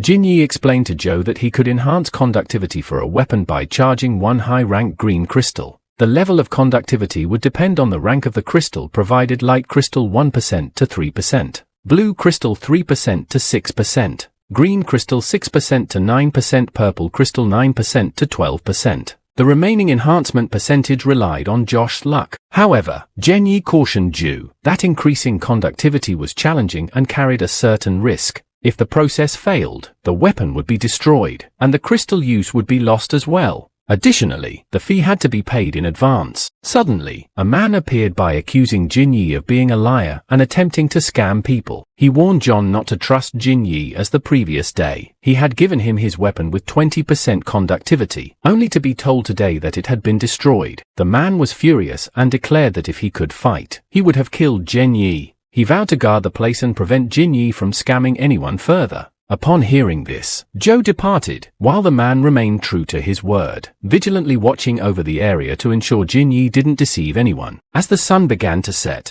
Jinyi packed his bag, preparing to leave. The man informed him that he would continue coming there. To Jinyi's surprise, Zhu awaited him from the shadows. Jinyi cautiously asked what Zhu wanted. Zhu reassured him, saying he simply wanted to do business. Jinyi posed another question, asking if Zhou trusted him. Zhou replied, "If I didn't, why would I come?" Zhou had returned because the information provided by the system was reliable. This person undoubtedly possessed knowledge of mosaics. Zhu and Jinyi decided to spend the night in one of the buildings nearby. Zhu entrusted his peerless dagger to Jinyi, who remarked that only an expert could possess such a weapon. Zhu brushed off inquiries about his identity and asked how Jinyi discovered the connection between mosaics and increased conductivity. Jinyi explained that it was a fortunate occurrence and unexpected chance discovery. He informed Zhou that the mosaic process would take at least a night, advising him to remain vigilant while he worked. As a show of trust, Jinyi promised to accept the fee only if he succeeded. While Jinyi left the room, Zhu contemplated the risks of revealing such a unique skill to others. Throughout the night, Zhu pondered the limited conductivity increase of the other weapon. Feeling it was not worthwhile, he decided to take the risk with his peerless dagger, hoping for a successful enhancement. Otherwise, he would be left with a dagger with only 25% conductivity. As Zhu meditated and channeled his star power, Jinyi returned to the room with a sorrowful expression. Fear gripped Zhou, thinking that he had lost his precious peerless dagger. However, Jinyi clarified that he had only stepped out to drink water. As morning dawned, it was then that Zhou noticed the shattered peerless dagger. Jinyi apologized, explaining that the chances of success were slim. Zhou woke up from his nightmare, realizing it was only a dream. Jinyi stood before him, asking if he had another nightmare about the shattered dagger. Zhou was taken aback by accusing Jinyi of trying to scare him to death. It seemed that Zhu's worries had unsettled his mind. Jinyi urged him to see for himself, presenting the dagger. Zhou was stunned by the newly created Titan City's #1 conductivity weapon. Jinyi informed him that the dagger had increased by 12%. Its base conductivity was 35%. And with the enhancement, it now reached a total of 47% conductivity. Zhou acknowledged that Jinyi's skills were exceptional, praising his discerning eyes. He contacted Chang, informing him that he possessed the Titan City's weapon world. Perplexed, Chang asked for clarification, prompting Zhu to invite him to Area 1, where he would reveal the details. In the #1 area at Hanhai Medicine Store, martial artists flocked to buy various medicines. Xiao, responsible for the store, marveled at how the once inexpensive medicine was now worth 4 white crystals. He attributed this success to Josh's foresight. The scene shifted to 210. He, leader of the Chu Chen gang, who was infuriated that his son had not returned from the forest. His servant arrived, presenting a kidnapped individual who might have information about the young master's disappearance. The one they kidnapped turned out to be Yun Lin, who had been selling the Sky River Group equipment Zhou had given him. Chu Tuen confronted Yang Lin, demanding to know the whereabouts of the son. However, Yun Lin professed ignorance. In a fit of anger, Chu Tien hurled him off the edge of the roof. Chu Tien explained that the Sky River Group marked all their equipment, allowing for easy identification. His servant informed him that Kang Xin and others might already be dead, as the scratch on Kong Xin's equipment indicated a fight with a rank 6 cane wolf. Considering Kong Xin's combat ability, it suggested foul play. Chu Tien grew even more furious when his servant revealed that the equipment being sold had been requested by Zhou Jiang. Meanwhile, in the number 1 area, Chang arrived and called out for Zhou. Zhou remarked on how much the place had changed in such a short time.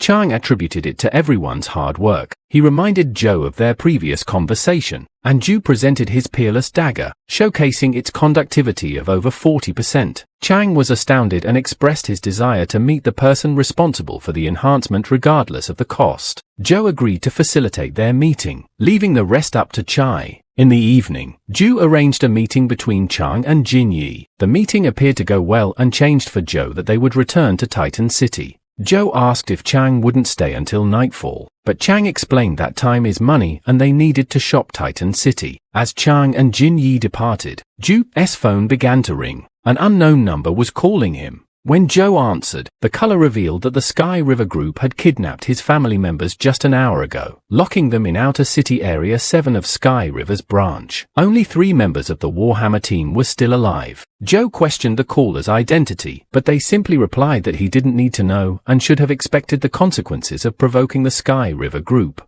If Zhou arrived late, he would only find their corpses. Zhou attempted to contact the Warhammer team, but received no response, confirming that something serious had indeed occurred. As night fell, Zhou made his way to the Sky River Group's location. In the Outer City Area 7 of the Sky River's branch CL, the leader of the Warhammer team and his follower were imprisoned in a white room. Lenexa and Sejong soon entered the room. One of the guards instructed the other 2 guards to blow the whistle immediately if there was any trouble. Outside the branch, Zhou remained in a stealthy state observing the area. He successfully infiltrated the branch and overheard the guards discussing the location of the kidnapped individuals on the 11th floor of the forest. Zhao took the elevator to the 11th floor, taking advantage of a guard who left to use the toilet. Zhou swiftly eliminated the remaining guard by slicing his neck. Although he searched the guard's body, Zhou couldn't find the keys. When the other guard returned, Zhou ambushed and killed him as well. He then opened the room where his friends were held captive. Zhou carried Su Yang, and they started making their way out of the branch to escape.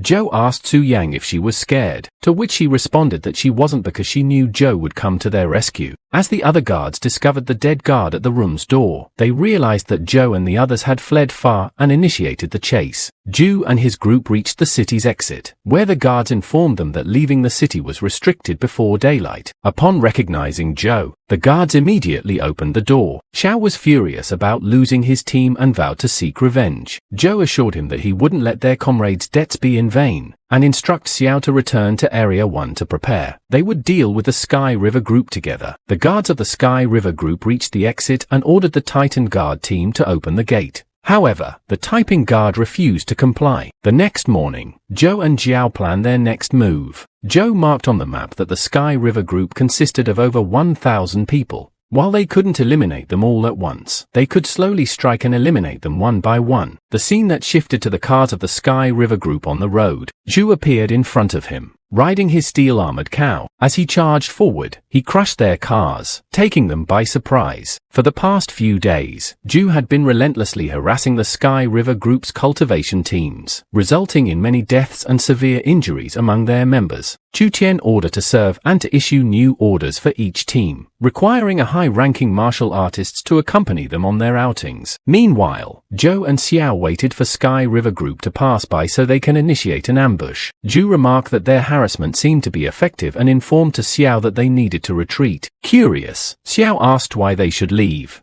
Zhou explained that the Sky River group must have realized their tactics and would now send high-ranking martial artists, negating their advantage. Just then Chu Tian contacted Zhou threatening to kill them. Zhou retorted that he was already tired and suggested they discuss more realistic matters. Zhou proposed a meeting in 3 days in Area 1. Chu Tian should come alone and bring 10 advanced ranked purple crystals as an exchange for the sun's release. Xiao questioned Zhu's claim by the sun, stating that Chu Xiong, his son, had died long ago. Zhou clarified that he fabricated that information to lure Chu Tian out. He also revealed his intention to destroy the entire Sky River group. Although not everyone agreed with his plan, the scene shifted to Lord Mo, the ruler of Titan City. Mo didn't care about Chu Tian personally, but didn't want the Sky River group to be destroyed, most concerned laying the group's existence rather than its leadership. Mo's servants expressed their worries about Zhou, but Mo dismissed it as normal temperament. He explained that he allowed the Sky River group to expand previously to create a triangular power balance with the Red Tripod Company. However, after Chu Tian lost his son, the Sky River group became impulsive. Since Chu Tian could no longer bring benefits to Titan City, Mo struck a deal with John to allow him to kill Chu Tian, but spare the Sky River group. After 3 days, true to Zhou's instructions, Chu Tian arrived in Area 1, shouting for Zhou Zheng to show himself. Zhou observed him from a distance, and then took out a rocket launcher from his inventory. He fired it and nearby buildings to bait Chu Tian. Chu Tian chased until they reached the middle of the forest. Impatient, Chu Tian demanded to know where his son was. Zhou urged him to wait and witness some magic first. Zhou took out of water crystal fruit from his inventory, and claimed it was a rare mutated plant that emitted star power, attracting high-ranking mutated beasts. Chu Tian grew frustrated by accusing Zhou of playing tricks and demanding his son's return. Zhou taunted him, stating that despite his talent, his son had become a burden and dragged them down. Chu Tian asked for clarification, and Zhou mockingly revealed that most of the Sky River group no longer supported Chu Tian, and even the city lord had abandoned him. Infuriated, Chu Tian refused to believe Zhao's words. Zhao then presented a piece of his son's life-saving armor, claiming it was the only thing left on his buy. Enraged, Chu Tian lunged at Zhou. Zhou quickly tossed the water crystal fruit into the air, summoning a giant white tiger. Zhou informed Chu Tian that the area behind him was filled with high-ranking mutated beasts. With a farewell message, Zhou disappeared, leaving Chu Tian to face not only the white tiger, but also a giant lizard that emerged to attack. It appeared to be the end for Chu Tian. The news of Chu Tian's disappearance spread rapidly, as it had been half a month since anyone had seen him. Zhou arrived at the martial artists training center, where the receptionist welcomed him. Immediately, he requested a ranker room, indicating that he was close to reaching rank 7. This meant that his robe level could increase to level 60. After half an hour, Zhou emerged from the rule victorious. He returned home to the warm greetings of Lanside and Zheng. Lanside was thrilled that Zhou had become a rank 7 martial artist. Zhel encouraged Lanside to continue working hard, and he informed them that he would be leaving for a while. During Job's absence, Lancy would stay with Xiao Hang for training, and Julia trusted the house to Lexi. Lancy reassured Joan not to worry. Su Yang cautioned Zhao to be extremely careful, and he affectionately patted her head, assuring her that he would be fine. With that, Zhou embarked on his next mission with the Beasts Union King and Alzu. Along the way, Halsey questioned Jail above his lack of concern for Su Yang's feelings. Zhou explained the Su Yang was not someone who would get upset easily, and this was a rare opportunity to work with the Beasts Union King that he didn't want to miss. Shihan grew upset with Josh's response, criticizing his cautiousness and suggesting that he could have gone home and accompanied Su Yang instead. Ao Zhu then revealed that the Han Zhongdong clan leader and others were planning to repair the path from Titan City to the burial area. They believe that with Zhou's help, their chances of success would be higher. Lost in his thoughts, Zhou recalled this conversation with the Beasts Union King about the mission. The leader emphasized the need to open the path between Titan City and the burial area smoothly, as it would lead at profitable business cooperation. Zhou acknowledged the potential profit and agreed to work with the Beast Union King on equal terms, receiving 10% of the profit. Amidst his contemplation, Shanahan called Zhou multiple times, trying to capture his attention. She inquired about his iron armor cow, and Zhu assured her that he had kept it in a safe place. However, unbeknownst to her, Zhu had actually stored it inside the pet list, which he had unlocked after reaching level 60. Shihan expressed relief that Zhu hadn't brought the cow along as the mission was crucial, and any mishap involving the beasts would be detrimental. As they arrived at the entrance of the red area, they abandoned their cars and continued on foot due to the dangerous nature of the place. While venturing deeper into the area, they encountered a troublesome situation ahead. A poison zombie was engaged in a battle with a group of crow armor rats. Ozechu remarked that it was problematic since crow armor rats typically lived in groups, and the presence of the poison zombie could attract more of them. As the poison zombie attacked the rats, more and more rats emerged.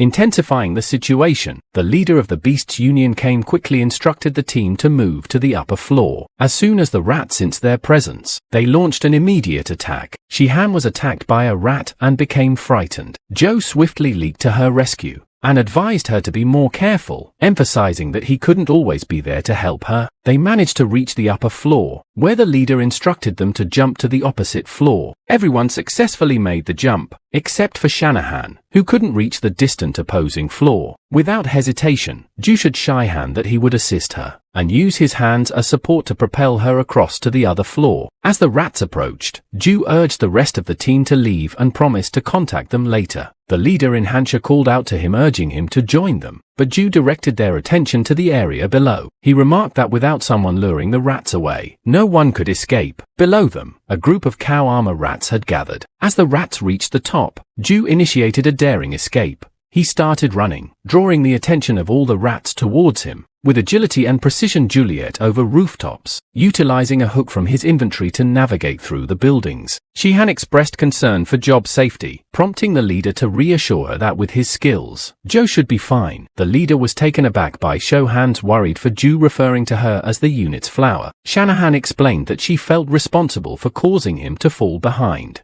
and that was why she worried about him. The leader imparted the wisdom that caring for others is not a negative trait, and emphasized the need to swiftly progress and not waste the opportunities Zhu have created. Meanwhile, as Zhu continued his acrobatic rooftop maneuvers, he also strategically threw grenades at the pursuing rats, diminishing their numbers. When he reached a suitable location, he came to a halt and summoned his trusty steel-armored cow. Zhu mounted the cow and charged at the rat, delivering a powerful impact that sent the rat flying. Witnessing this, the other rats immediately scattered and fled. The team eagerly awaited Zhou's return, with Che-Han expressing her worries. Zhu reassured her, stating that Zhu would be fine since he never engages in activities he lacks confidence in. Soon, Zhu rejoined the group, and they were relieved to see him on Heart. The leader expressed gratitude to Zhou and informed everyone that the center of the red area was just ahead, emphasizing the need for extreme caution. At that moment, one of the Union leader's followers returned with news that they had discovered a tanker at a nearby petrol station. The team decided to utilize the tanker as a means of transportation, allowing them to make their way to the burial area. They rolled on the back of the tanker, with Zhou using a sniper gun to eliminate any monsters that approached them. As Zhu praised Zhou's sniping skills, but Zhou modestly stated that he was merely playing around. As night fell, they sought shelter in one of the buildings. The Union leader in Jianghu volunteered to guard the night, urging the rest of rest and prepare for the next day.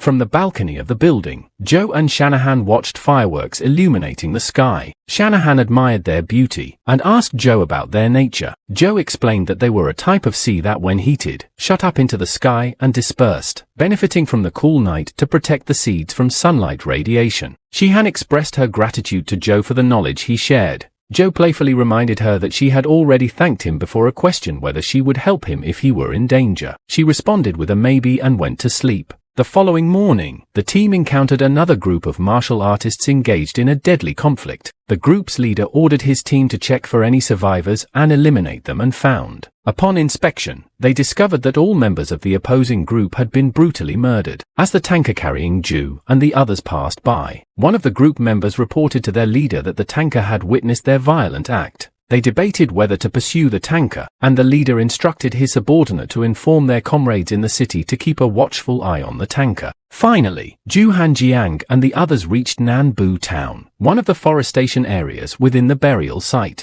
During their journey, Zhu saw a fight between two martial artists of rank 6 battling a white rank 7 mutated one-horned wolf. The wolf attacked one of the martial artists, but he swiftly leaped and unleashed a powerful attack, defeating the beast. Zhou was astonished and wondered how they accomplished such a feat without using star power. Upon arriving at the entrance of Nanbu town, Zhou muttered to himself about how the burial area was more complex than he had expected. Zhou, one of the martial artists from the tripod company, expressed surprise, asking if this was just a station area, considering its size was almost comparable to Titan City standards. As they entered the town, Zhou couldn't help but think that he had underestimated the scale of the burial area. He thought it would be smaller compared to Titan City, but it appeared that his assumptions were off. Shihan, excited, asked her leader Han Jiang if they could reach the burial area today. Han Jiang reassured the group that they had no need to rush anymore and informed them that he would show them new things along the way. Later on, Han Jiang led them to the location of the airships, which they needed to reach the burial area. Shihan was especially thrilled because it was her first time seeing airships. They joined the line to purchase their tickets and soon boarded one of the airships. While on board,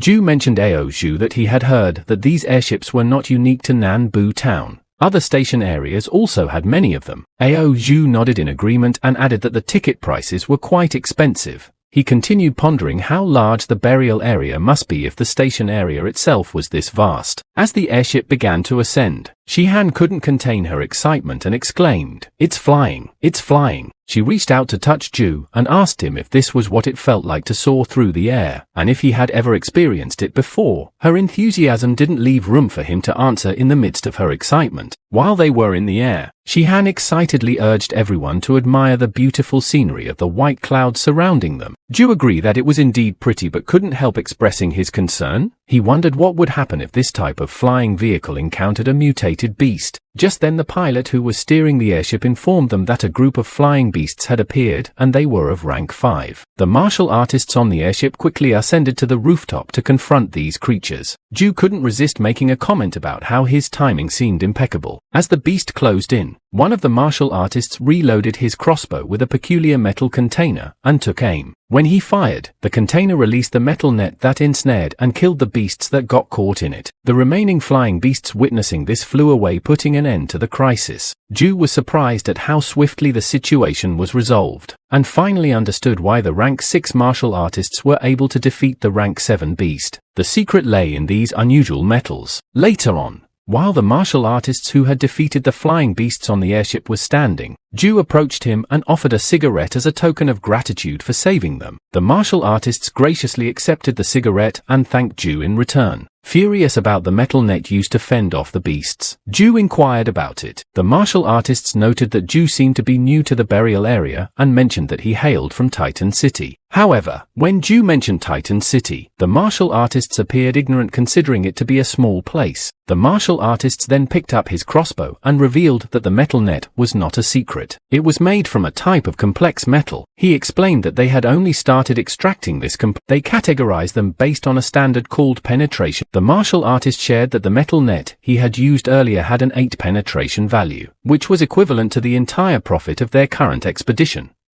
However, the martial artists reassured him, patting him on the back, and mentioned that he had flown many times without encountering such a situation, so the Zhou returned to his seat and shared what the martial artists had told him without Zhou. Zhou questioned whether they were like frogs in a well, implying that having complex metal could make hunting and leveling much easier. Zhou replied with uncertainty, but then he began to contemplate. He realized that penetration weapons needed to match the martial artist's power. For instance, a rank 1 martial artist could use the most 8 penetration value complex metal. With a smile, Zhou continues, saying that with such a penetration weapon, he could become even stronger. Shihan then expressed her curiosity about why this place was called the burial area. As they near their destination, Han Jiang told her they would find out soon and suggested they investigate later. Half an hour later, they arrived at the burial area, and Zhou was shocked to see the massive bones of larger beasts strewn about. He wondered what kind of wild beast's word had led to such a build-up of bones. The pilot then informed them that they had reached the burial area. Upon their arrival at Area 11, where the Triumph Hotel was located, they were greeted by beautiful women.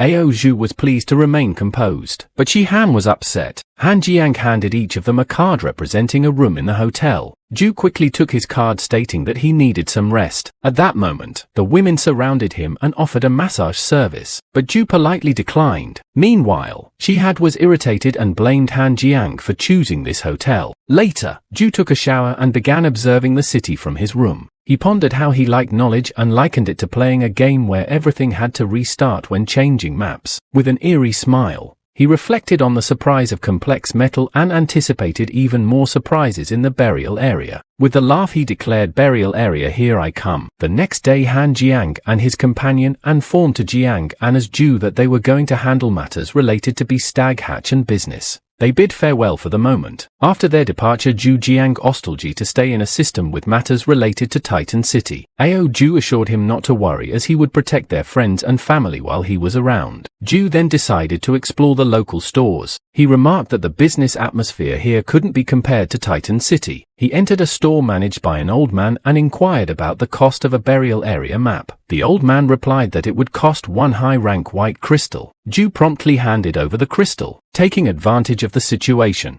the old man informed Zhou that they also had more advanced electronic maps. These electronic maps were more detailed, of higher quality than paper maps, and even had a 3D mode along with diagrams of various mutated beasts. He showed the electronic map to Zhou and mentioned that it was reasonably priced at 1 high-rank blue crystal. Zhou was impressed and decided to purchase it, noting that it was indeed more convenient than traditional paper maps. Afterwards, Zhou headed to the street and hailed a passing carriage. The carriage driver asked him where he wanted to go, and Zhou requested to be taken to Equipment Street in Area 9. Upon his arrival, Zhou entered one of the equipment stores. The girl in charge there explained that their weapons all had clear-coded prices and offered to show him their selection. Zhou's attention was drawn to a dagger, and he asked the girl how they checked its penetration value. She demonstrated by placing a small device on the dagger, which displayed the weapon's conductivity and penetration value. The dagger had a conductivity of 27% and a penetration value of 5. Zhou took the dagger in his hands and contemplated the fact that even a dagger with just a penetration value of 5 already cost 1.5 higher rank purple crystals. He thanked the girl and said he would explore other options. 6 hours later, Zhou had not managed to find an affordable weapon with a suitable penetration value.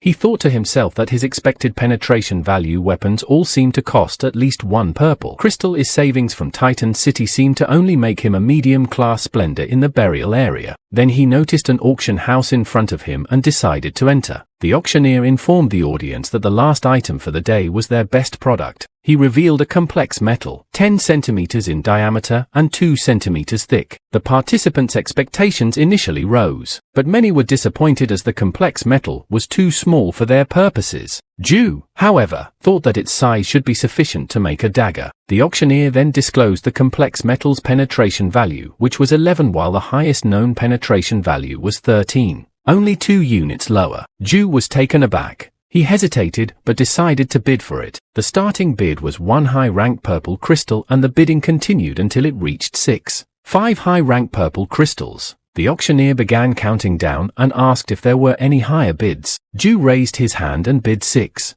high-rank purple crystals. In the end, Zhou successfully acquired the complex metal. He examined the metal, and a mysterious man nearby commented that in all his years as a crafter, he had rarely seen an 11 penetration value metal. He expressed regret that it was small as its price could have been much higher. Zhou asked if it was enough to craft a dagger, and the crafter introduced himself as Luo Qianshan, stating that for him it was more than enough. Later he visited Luo Tan's store where they discussed crafting the dagger. After half an hour, Luo Qian successfully crafted the dagger and shared his experience, assuring Zhou that the conductivity wouldn't be less than 20%. Zhou took the dagger, infused it with his star power, and then used the small device to check its penetration value and conductivity. He remarked, "Let's see whether you're a dragon or a worm." Upon viewing the stats of his new dagger, Zhou felt immense happiness and satisfaction. Afterwards, Zhou bid farewell to Liu Tan. Liu Tan instructed his worker to clean up the store over the next few days. When the worker inquired why, Liu Tan confidently replied that it was their lucky day, and this time he was certain he would attain the 9-star crafter title. Zhou then headed to the airship area to return to the hotel. Inside the airship he couldn't contain his excitement about his new powerful dagger. The next day in Cybertown, Zhou strolled around with his backpack exploring the area. He realized the tablet he had obtained was proving its worth not only for finding hunting spots, but also for marking interesting stores. While using his tablet, he noticed the Fly Wing equipment store, and immediately remembered why Hang, the person who had been hired to eliminate him earlier. Zhou decided to visit the store. Upon arriving at the store, Zhou inquired if anyone was present. The store's manager welcomed him warmly and mentioned that choosing their store was a wise decision. He explained that their store offered various types of flying wings, including gliding types, active thrust types and portable types. Zhou selected one of them and strapped it onto his back. The manager informed him that this was the highest class item in their store and cost only one low-ranked green crystal. Zhou made the purchase and then moved away from the store. With the new penetration dagger in his possession, Zhou retrieved his tablet from his backpack. He aimed to find a suitable location to test out his new dagger. Just outside Cebu town, two different teams were recruiting martial artists for their hunting missions. The first team was looking for martial artists ranked I have and above for a mission in Wildwood family. The second team, on the other hand, was seeking 3 martial artists rank 7 and above, and they needed to possess a penetration weapon. Zhou approached the second team and inquired if they were heading to Rhino Plain and if he was a suitable candidate. The recruiter noticed that she was ranked 7th, but asked if he had a penetration weapon. Even though Zhou had one, he falsely replied that he did not. The recruiter dismissed him, telling him to go away. Zhou then revealed his second dagger with 47% conductivity and questioned whether a weapon with such conductivity should be considered weak compared to penetration weapons. The recruiter explained that they were hunting iron armor rhinos, and only penetration weapons could penetrate their scales. Zhou persisted and asked for a chance to try, suggesting that they wouldn't know unless they gave him a shot. The recruiter became frustrated, but the team leader intervened and allowed Zhou to join.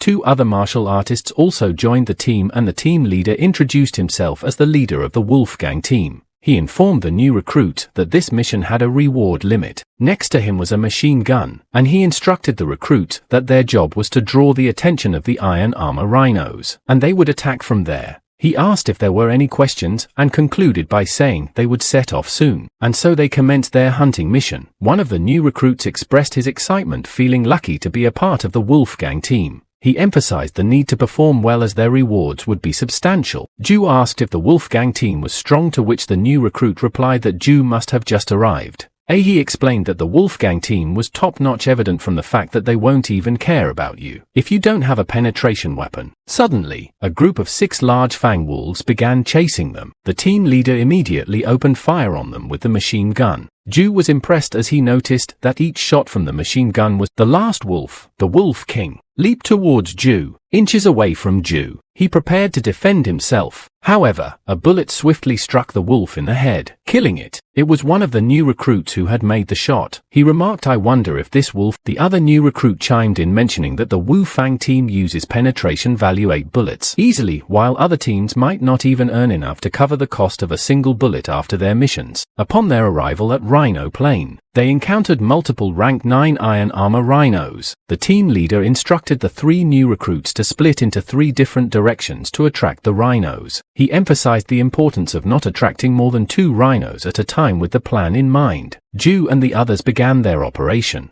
Zhou positioned himself near a tree and fired 2 arrows from his elf bow at one of the iron armor rhinos to get its attention. Then he reached into his game's inventory and retrieved his new penetration dagger called Bloodthirst. It had a penetration value of 11 and a conductivity of 53%. Zhou commented, "Let me test your ability." The rhinos Zhou had targeted destroy the tree he was on. Zhou swiftly leapt into the air and performed a combination of flash and slash skills, landing multiple hits on the iron armor rhino. In an instant, the rhino's HP bar immediately dropped to a low point. Zhou remarked, as expected, "You never disappoint me. Cutting through an iron armor rhino scale is like cutting through tofu." Suddenly, 2 rhinos attacked Zhou from behind, but he easily evaded their attacks. He then returned the dagger to his inventory, stating, "The test is done. It's time to do what I came here for." Zhou began sprinting, luring the 2 rhinos towards him. The team leader remarked on Zhu's impressive speed, and Guang noted that Zhou Zheng was proving himself. The leader affirmed that his judgment had been correct, and Zhou successfully fulfilled his role by drawing the rhinos toward the team.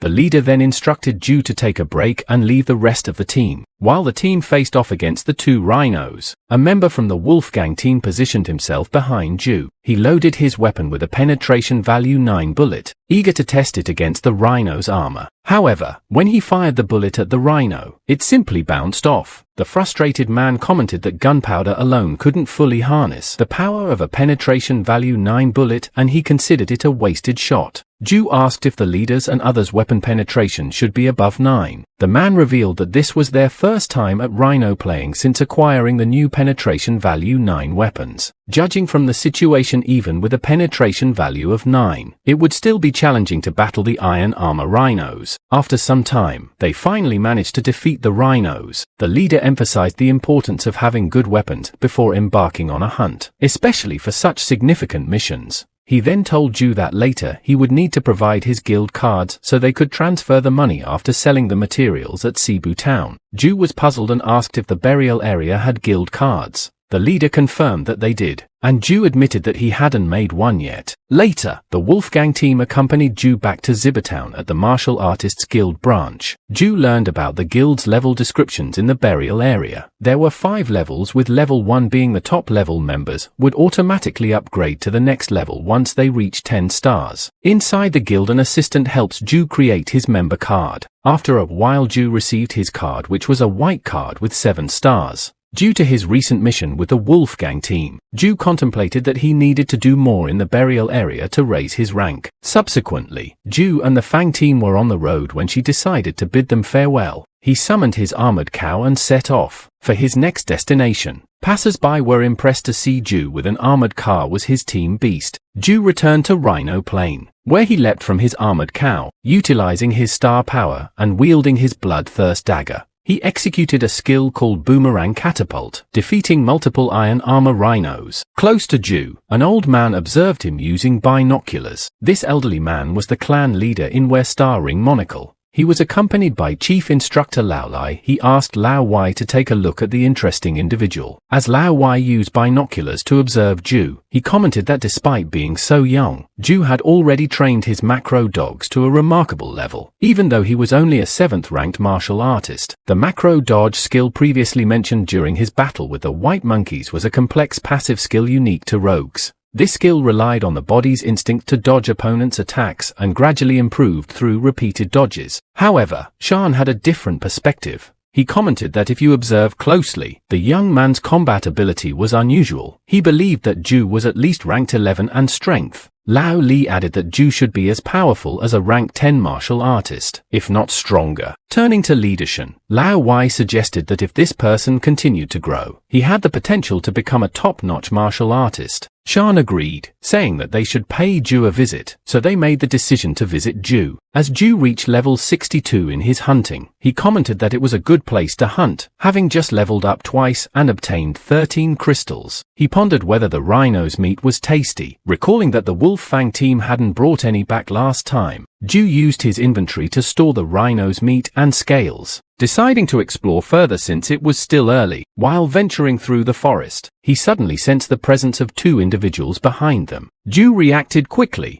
attempting to strike the older man with his dagger. However, the older man Shin calmly told him to calm down, assuring Zhou that he and his companion, Lao Lai, had no hostile intentions. Zhou asked them who they were, and Shan introduced himself as Zhou Zheng while I introduced himself as Lai Changming. Zhou, unable to determine their ranks due to their high martial artist status, introduced himself in a martial artist's manner as Zhu Jiang. Shan used the star ring monocle to check his rank and stats, discovering that Zhou was only a white rank with 7 stars. Shan commented, "I see, so you just registered yesterday. No wonder." He then asked Lao Lai for his communication device, and told him not to be stingy, promising to repay him later. Shan handed Zhou the communication device, informing him that he had updated us information on it. Zhou asked what the device was, and Lao Li explained that it was a satellite communication device with a range covering half a country. He mentioned that only a limited number of people in the burial area had such devices, and Zhou assumed they were salesmen. He expressed his amazement and asked about the cost, mentioning that he might not be able to afford it. Shan told Zhou to accept it as their gift and bid farewell.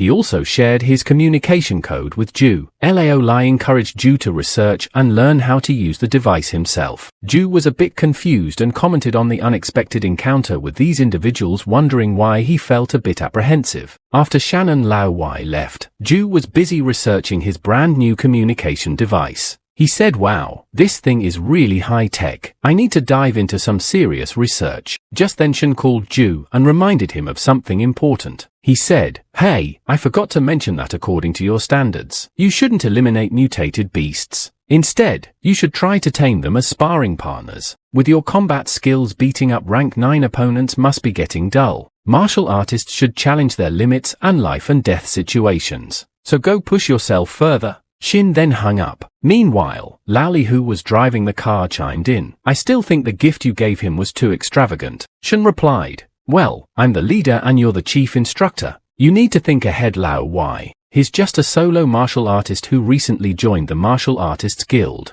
It's clear he doesn't like being told what to do. If I had simply invited him, he'd probably decline. Furious Lao laughed. "So you're saying we should earn his favor first and then invite him to join?" Shin nodded and said, "Exactly, people like him. Once they owe you a favor, it becomes much easier to persuade them in the future. If we have any missions, he'll feel obliged not to refuse. It's all about strategy." Lally couldn't help but comment, "Leader, you're quite cunning." Shin chuckled and replied, "Well, you know what they say, this is a well thought out plan." The scene shifted back to Zhou, who had put on his wingsuit and stood in front of the snake python's valley. He quickly drank a health potion from his game inventory to gain resistance against poison. He thought to himself the old man was right, and with determination, he saw it through the valley. Soon enough, he encountered the snake pythons with a confident smile. He said, "I need to step up my game." Fast forward half a month and Zhou had been training diligently in the valley. 3 python snakes attacked him simultaneously. He activated his macro dodge ability, effortlessly evading all their strikes. His dodge was so swift that his opponents might have thought he hadn't moved at all. After gracefully avoiding all the python's attacks, he remarked finally Zhou would reach the pinnacle of his macro dog skill. At the same time, a group of martial artists were nearby, and one of them, a young man, asked, "Why are there fighting sounds? Are there martial artists down there?" His leader replied, "It should be snake pythons fighting among themselves. The poison is so thick that even a high-ranking martial artist can't handle it." Just as the young man was about to agree, a hand emerged from the poisonous fog below them. It was Zhou. Both the young man and his leader were stunned.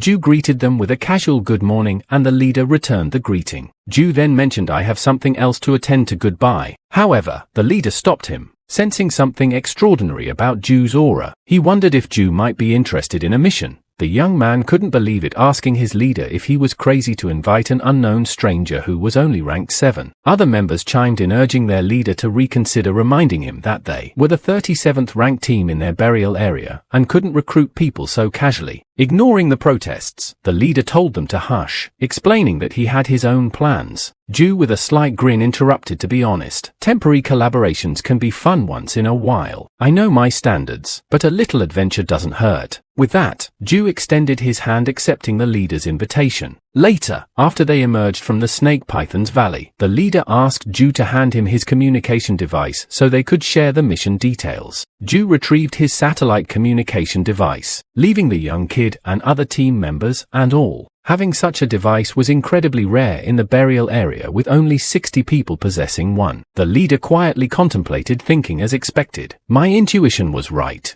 Zhou wasn't an ordinary individual." Zhou received the mission, which was set in Area C-118. Their objective was to explore this unknown region and document the creatures inhabiting. The leader explained, Area C-118 is home to rank 12 beasts, and if luck isn't on our side, we might even encounter rank 13 creatures. However, the rewards and contributions are substantial. The young kid couldn't hide his frustration and exclaimed, "For a seal, that guy sent us on this incredibly dangerous mission." It seems this mission wasn't assigned by the guild, but by someone named for Seal. The leader, with a hint of regret, admitted, "It's my fault. I lost a bet with Fur Seal. Now I can only ask my brothers to join me in taking this risk." Members of the leader's team tried to console him, reassuring him that it wasn't his fault, and if they succeeded, there would be a substantial reward. Zhou chimed in saying, "Pioneers, I like the sound of this mission." And so they've entered through the forest on their way to reach area C-118. Up ahead, they spotted multiple white tigers blocking their path. The young kid remarked, "There is no other way to C-118, we have to pass through this bee's nest." Zhou, however, assured them there is no need to find another route. "I'll divert the attention of these fierce white tigers, and you guys can pass quickly."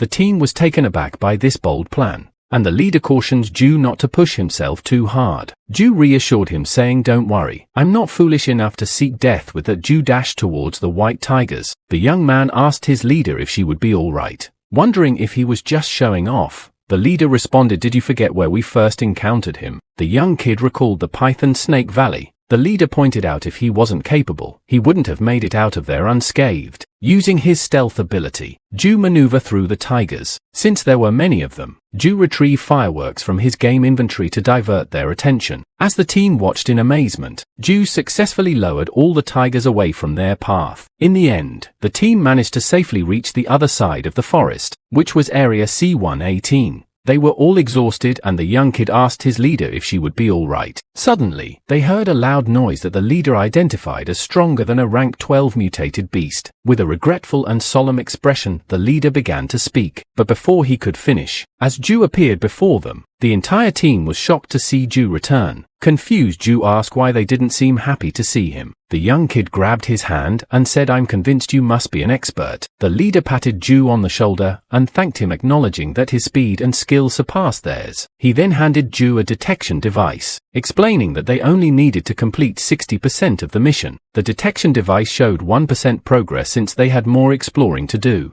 Zhou simply said, "Let's keep moving." 2 days later, they reached the 60% mark and the mission was officially completed. The team was overjoyed at their successful mission accomplishment. Later, they returned to the front of the Martial Artists Guild branch, where Zhou was rewarded with 8 stars for his successful mission. The leader asked Zhou about his plans for the future, to which Zhou replied, "I've been a bit tired lately. I think I'll take a break for a while." Zhou and the leader shook hands, and the leader expressed his desire for future collaborations, saying, "Working with you is enjoyable." Zhou agreed, saying, "Sure, feel free to contact me at a time." With that, Zhou bid them farewell. Curious, the young kid asked his leader why they hadn't recruited Zhou to join their Lightning God team. The leader explained, "Our team is too small for an expert like him. If we did that, he might become annoyed. It's better to be friends." He then reminded the team, "And don't forget, we have another reward waiting for us." Some time ago, the leader of the Lightning God team had a meeting with First Seal, the one who had assigned them the recent mission in area C-118. First Seal expressed his surprise, saying, "I never thought you guys would come back alive, let alone complete the mission." The deal had been that if Lei, who the leader of the Lightning God team, succeeded in the mission, he would be granted ownership of the Hai Young building property. As Lei, who checked the aluminum briefcase that First Seal had provided, he found 3 orange stars and the Hai Young building property documents. He confidently told First Seal, "As I mentioned before, what you owe us I'm taking back with interest." After Lee, who left, First Seal instructed his servant to investigate who had helped the Lightning God team. The servant promptly retrieved a photo from his pocket and said, "Brother Hai, this is what we captured." Only this person accompanied them on that day. When First Seal saw the photo, it displayed as picture. First Seal nodded in satisfaction, saying, "Good, very good." The scene shifted. Did Zhou, who was driving his car on the road. He remarked, "I have to say the only good thing about the apocalypse is that vehicles have become cheap." As Zhou drove, a martial artist was perched in a tree observing him. The martial artist informed others nearby that Suzanne had appeared in the east and seemed to be heading towards the burial area. Further down the road there was a truck, and behind it was a martial artist carrying a sword. He commented, "Brother Hai," referring to First Seal, "really thinks too highly of this Zhou Zhang. He's just a rank 7 martial artist, send anyone and he'll be easily killed." As Zhou continued driving, cars armed with machine guns suddenly appeared in front of him.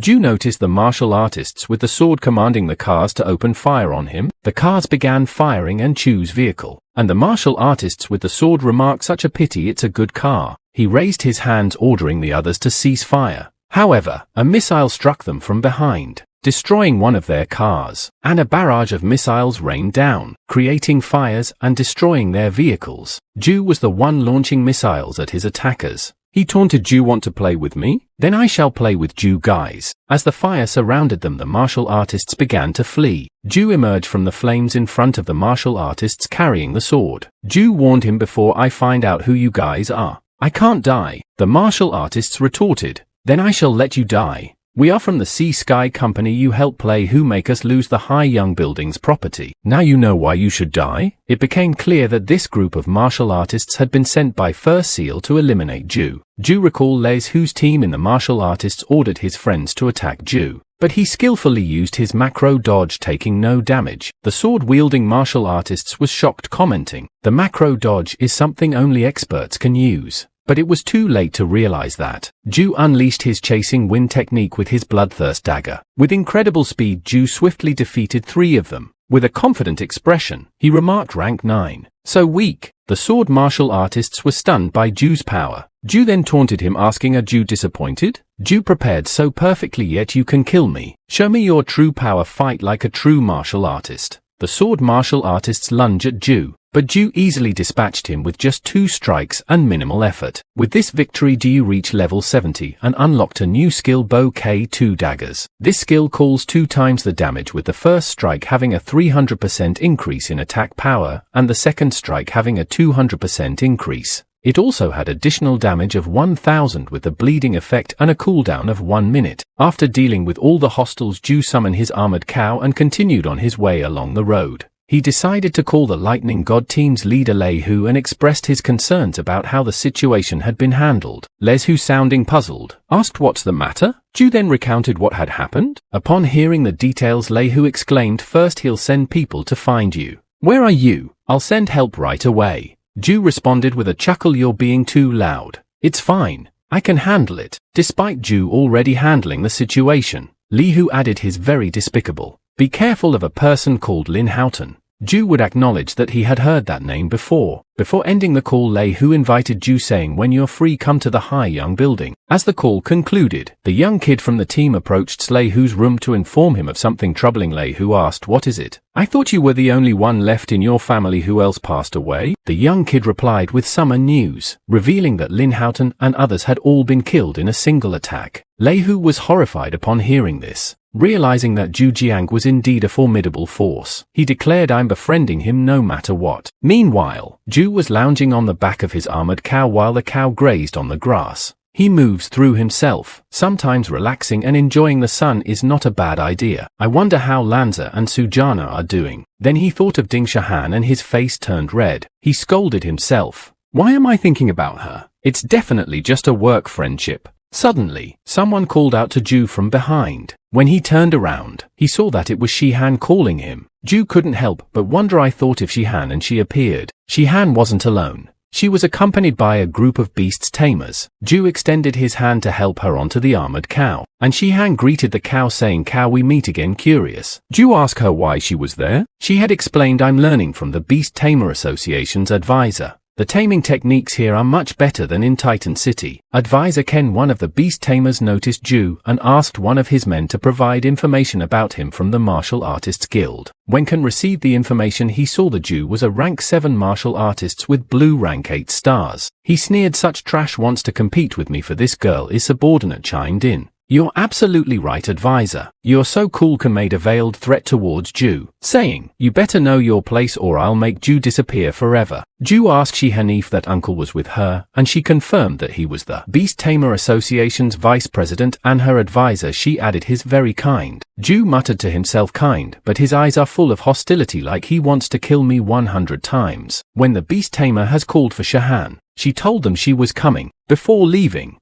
Zhu asked her for her contact number and she gave it to him. Zhu bid her farewell, sang fighting. Shihan replied, I will. As Zhu departed, advisor Ken was clearly displeased with the situation, and the members of the Beast Tamer group couldn't help but ask Shihan questions about her connection with you. They inquired if she was her boyfriend and commented on his wealthy choice of an iron-armored cow was a mount. Kin in particular was left upset by the encounter. Zhu arrived at the High Young Buildings property where Lei Hu's team had established their residence. He casually informed me that he had come to play. The young kid was visibly surprised to see Zhu's armored cow's his mouth. Zhu playfully asked, I came as promised, any gift for me? Lei Hu replied with a smile, of course, and handed Zhu the document for the High Young Buildings property. With a grin, Lei told Zhu, starting today through the owner of the Haiyang building. Zhu was initially shocked, but quickly broke into a smile, saying, "Then I shall accept this gift." Lei then led Zhu inside to show him around. As they entered, all the servants gathered to welcome Lei Hu. Managers who approached Lei Hu and inquired about their distinguished guests. Lei Hu introduced Yu Jiang as their new boss. The entire staff welcomed Zhu with warm greetings, addressing him his boss Shu. Liu couldn't help but notice the familiarity of the situation, suggesting that the position of boss had changed frequently. He addressed the staff, saying, "No matter how many times the boss changes from today onwards, I will set the rules." Zhu then announced the salary increase of 2 layers for everyone, which was met with gratitude and thanks from the staff. Approaching manager Shu, Zhu entrusted him with the future management of the place. He offered his contact number, saying, "If you encounter anything, you can call me." Zhu handed over his number, and as he left with Lei Hu, managers who pondered the significance of Zhu's 10-digit number, he thought it's a symbol for experts in the burial area.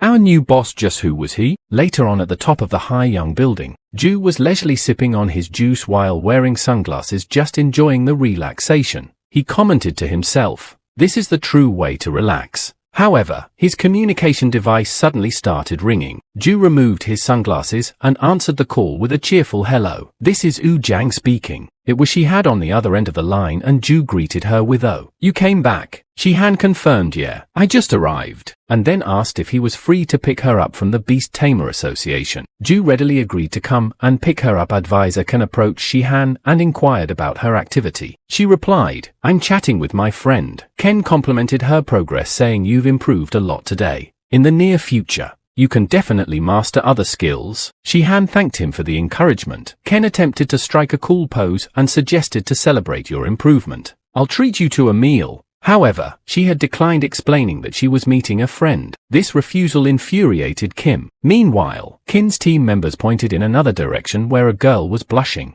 It was clear that someone special had arrived. Zhu, wearing a suit and descending from the sky using his flying wings, he held a bouquet of red flowers and landed gracefully. With a romantic gesture, Zhu presented the red flowers to Shihan, leaving advisor Qin utterly stunned. Zhu teased Qin, saying, "Isn't this Vice President Kim?" It appeared that the two men were vying for Shihan's affection. In response, Ken raised his middle finger to Zhu and muttered, "Kid, if you can't pay for the bill, tell Shihan to call me." Shihan was confused by Ken's behavior and asked Zhu if she had caused any trouble for him. Zhu took Shihan with him to his Haiyang building, where they were warmly greeted by the servants. Shihan asked if she had rented the entire building, but he corrected her, saying, "No, accurately speaking, this Haiyang building is mine." After a while, they found themselves sitting at a table toasting with their drinks. Zhu, with a nervous expression, confessed, "Actually, this place is a lot of good wine, but I don't know much about it." Shihan admitted, "Me too, I don't know much about wine." They began to drink, and as the evening wore on,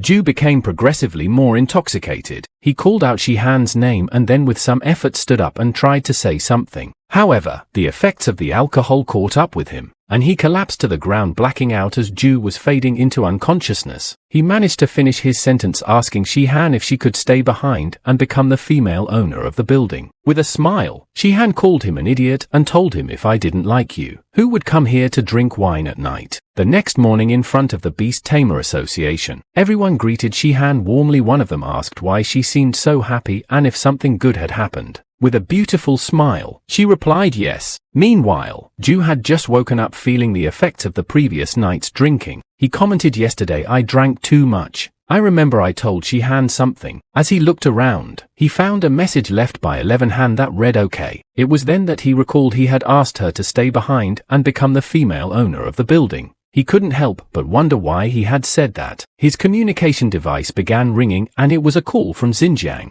Zhu immediately went to the rumored weapon department to meet Chen. The assistant informed Shen of Zhu's arrival, and Chen wasted no time and getting to the point. Shen remarked, "I heard you're not the owner of the Haiyang building." Zhu replied, "Brother Shen, you gather information quickly. Don't tell me you're also interested in the Haiyang building." Shin, with a serious expression, explained, "The Haiyang building is only a small profit for us to survive in the burial area. One must climb higher to obtain higher authority." He then asked Zhu if he believed he was capable of doing so now. Shan began explaining that in each survival area, there existed a range of authorities. Given Zhu's current identity, protecting his assets would be a challenge. Zhu acknowledged this fact. Shen then handed him an A-rank card suggesting that the Burial Area Martial Artists Associations, a rank authority should suffice. Zhu wasn't thrilled with the rank of the authority. In response, Shen showed Zhu the various ranks within the authorities on his communication device, cautioning him not to be too greedy. He assured Zhu that the rank authority he was offering was the highest he could provide. Shen further explained that from that day onwards, Zhu's information wouldn't be accessible through the Martial Artists Association, but would be transferred to a server that required an S-rank authority to access. Upon checking his communication device, Zhu found that he had indeed obtained the rank authority with the code is 77. Chen congratulated Zhu, patting his shoulder and highlighting that this was now his authority code.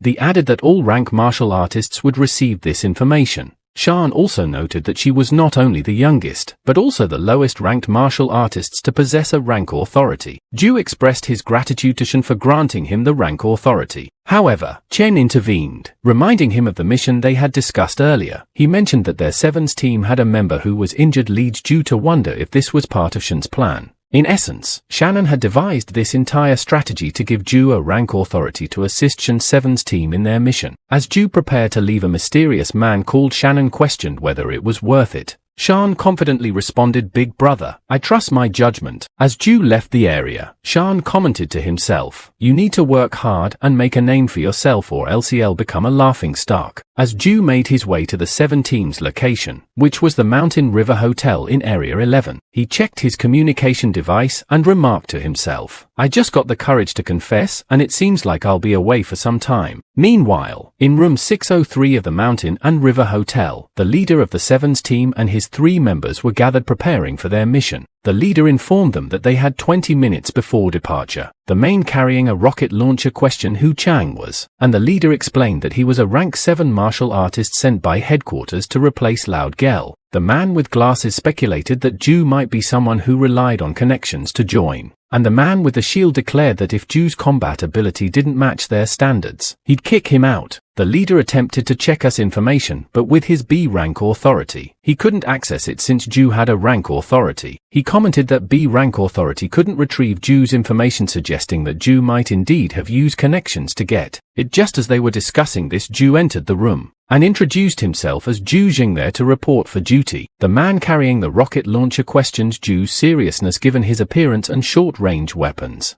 Zhu explained that he hadn't found a suitable armor yet, as his previous one had been destroyed. While he was in the Snake Python's Valley, the leader intervened, noting that time was running out, and asked them to lend Zhu a spare set of armor. The man with glasses handed Zhu a set and Zhu thanked him. In response, the man with glasses told him no need to thank me and just not to be a burden during the mission. The team embarked on their journey toward the airship to reach their mission area. People in the vicinity started discussing the team, recognizing them as the 7th ranked team in the burial area, known for its elite members who were typically ranked at 12 or higher. However, they couldn't help but notice that she was only ranked 7th, leading them to assume he might be a lower ranking member or even just a worker within the team. The team's leader advised Zhu to disregard the gossip, reassuring him that being part of the 7th ranked team meant he was strong enough to belong there. Zhu expressed his confidence and mentioned that he wouldn't let the comments affect him. As they reached the location of the airship, the leader speculated that the higher-ups might have taken their feelings into account when assigning Zhu to their team. He mentioned that it was just a C-rank mission, emphasizing that it was a good opportunity for Zhu Zheng to adapt and integrate into their team. The man with the shield playfully commented on how the higher-ups seemed to be looking out for Zhu, and the man with glasses chimed in with a laugh, assuring Zhu that there was no need to be anxious because he was there to support him. The leader reiterated that it was merely a C-rank exploration mission, describing it as an easy task for their team. Zhu was silently amused to himself, another one indicating his curiosity about the mission. While aboard the airship en route to their mission area, the team's leader took the opportunity to brief Zhu on their team's role as a force regiment similar to a SWAT team. He explained that their responsibilities were broad and extended to enforcing the burial ground ordinances. They had the authority to intervene in various situations within the burial ground. The leader went on to clarify their mission, which included dealing with large-scale mutated beasts gatherings, dispersing them and preventing them from forming into beast hordes. He mentioned that everyone on the team would be equipped with a communication device. They had about an hour until they reached their destination area. In the midst of this conversation, the leader handed Zhu a unique communication device in the shape of a watch. Zhu found it unfamiliar, realizing that it must be a specially designed item. Suddenly one of the team members reported an ongoing situation ahead. The member handed binoculars to the leader to get a closer look. Through the binoculars, the leader observed 3 martial artists surrounded by a formidable rank 10 war-bone white tiger. Puzzled, he wondered why such a powerful beast had appeared in this area. The 3 martial artists seemed helpless, but then their team's airship arrived on the scene, prompting one of them to exclaim that it was the patrol team. The rocket launcher-wielding team member leapt from the airship and instructed Zhou to watch closely. As he landed, the man tried to engage the white tiger. He fired rockets of the creature, but to his astonishment, it didn't even leave a scratch on the beast. Seeing this, the leader called for Zhou Zheng and offered him the chance to try his hand against the war-bone white tiger.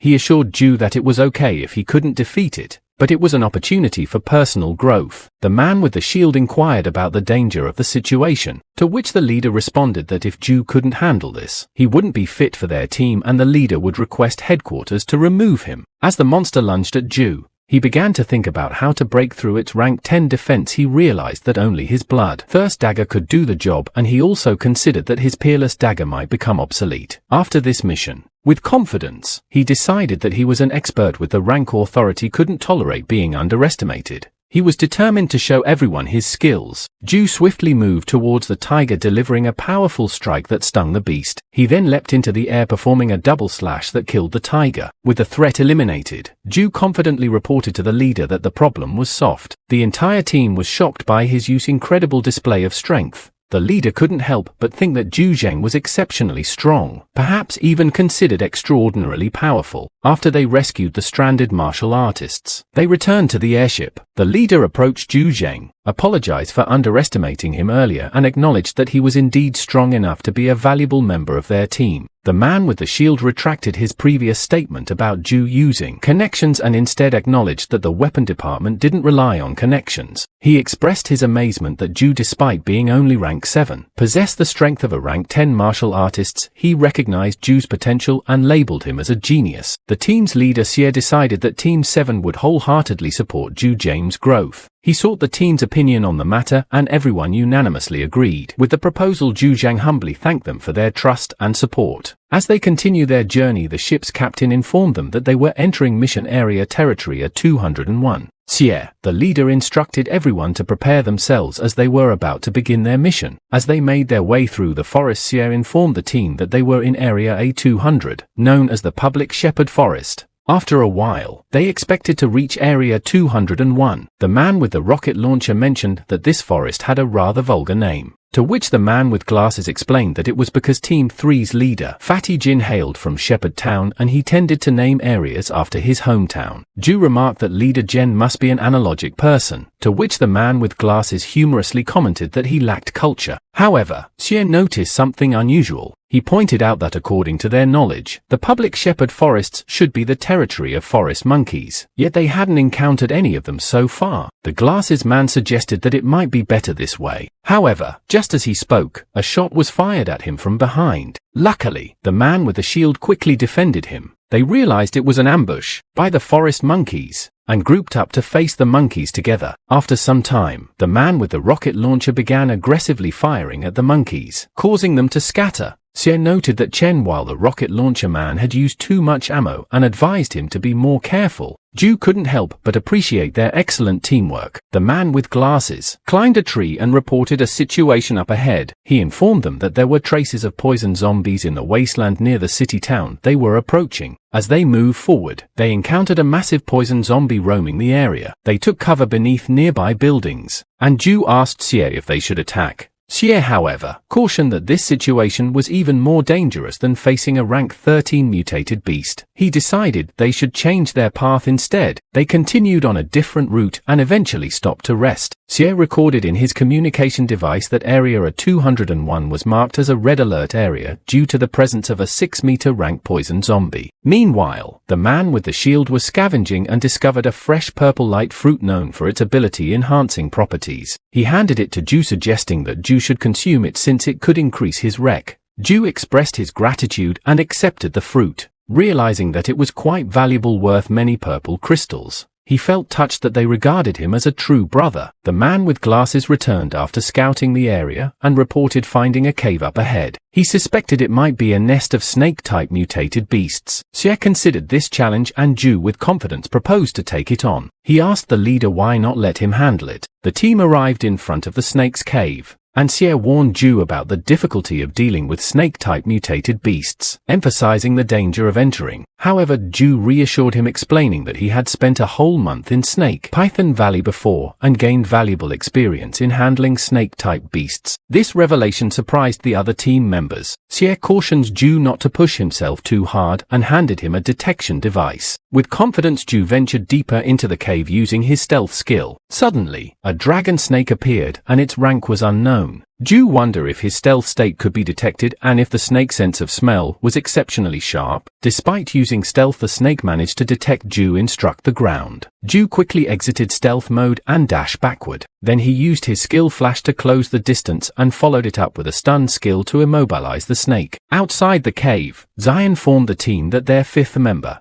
Zhu, was doing an incredible job. The exploration rate had reached 60% and they decided to wait for him to come out before returning. Zhu emerged from the cave and urgently told them to run. They started running and the snake pursued them. Chen Hao asked Zhu which VC had provoked to cause such a commotion. As they fled, they realized that Zhu's speed was significantly faster than theirs. After returning to the ruined city, Xie asked Zhu about the monster he had provoked. Zhu replied that it was a dragon snake with an unknown rank. Chad Hao, while smoking, commented the dragon snakes were ranked 15th beasts according to martial artists, and they were lucky to have survived the encounter. The glasses man also remarked that they were fortunate nothing worse had happened and that their mission was now completed. Xie then suggested that since they had finished exploring the area, they should let Zhu have the naming authority for this place. He asked Zhu what name who would give to the area. Zhu proposed naming a Dragon Snake Cave to remind other martial artists of their encounter. The team was satisfied with the name. Inside proposed that Zhu could stay behind to train nearby, which Zhu agreed to. Meanwhile, in the burial area, at the top of the Martial Artists Guild, an airship was being loaded with resources by martial artists. Among them there was a trader who secretly contacted a mysterious man. The trader informed the mysterious man that tomorrow morning at 7:30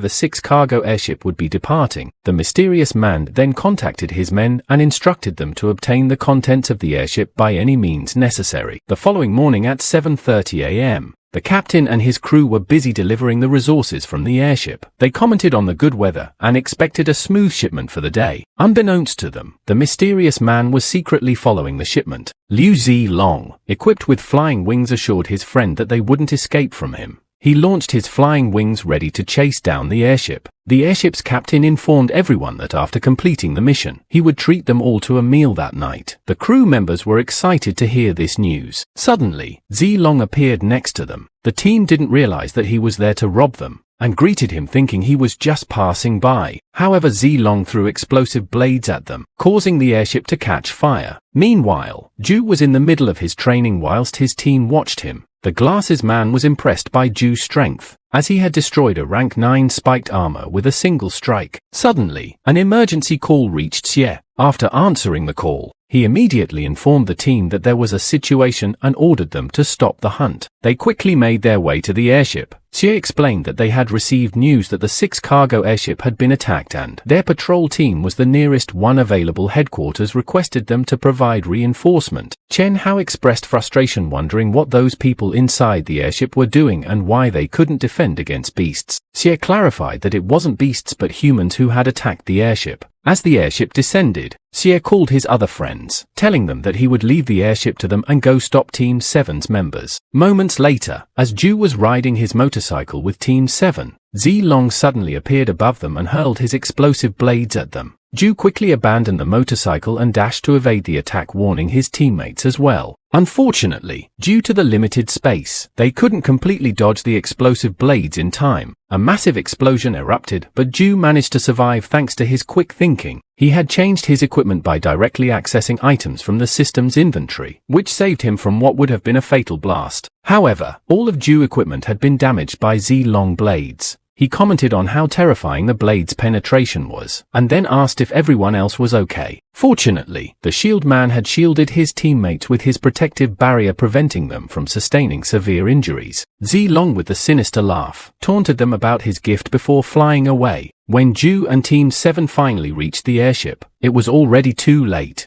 The thieves had looted all the supplies, set fire to the airship, and killed the captain and his crew. Xie reported the robbery to headquarters, estimating that more than half an hour had passed since the incident. Zhu was shocked to see that everyone aboard the airship was dead, and his expression turned sour. The shield man tried to console him, explaining that such tragedies often occurred in the burial area and they couldn't always prevent them. Encouraged Zhu not to take it too much to heart. Later, Zhu returned to his Haiyang building and took a refreshing shower. As he settled into his chair, he examined the armor that had barely protected him from Zilong's deadly blades. She found himself reflecting on his experiences in countless life and death battles. Each time, he had relied on his instincts and wits to narrowly escape death. However, he also acknowledged that he wasn't always courageous enough to take big risks, as he knew that in reality, death wasn't something he could simply respond from. Like in a game, the following morning, Zhu decided to explore the number 9 area in search of a new and more suitable armor for himself. Fortunately, as he was contemplating his options, a nearby girl announced that the Guahai auction was about to commence. She mentioned that the auction's highlight would be a product from the meteorite company. Intrigued by the prospect of valuable items, Zhu made up his mind to attend the auction, thinking that it might have some excellent finds. Once inside the auction house, Zhu watched as the auctioneer energetically struck the gavel to announce the sale of a war blade with a penetration of 10 and the conductivity of 31%. It was sold to the participant who had bid 9 high-rank purple crystals. Zhu couldn't help but marvel at the prices in the burial area.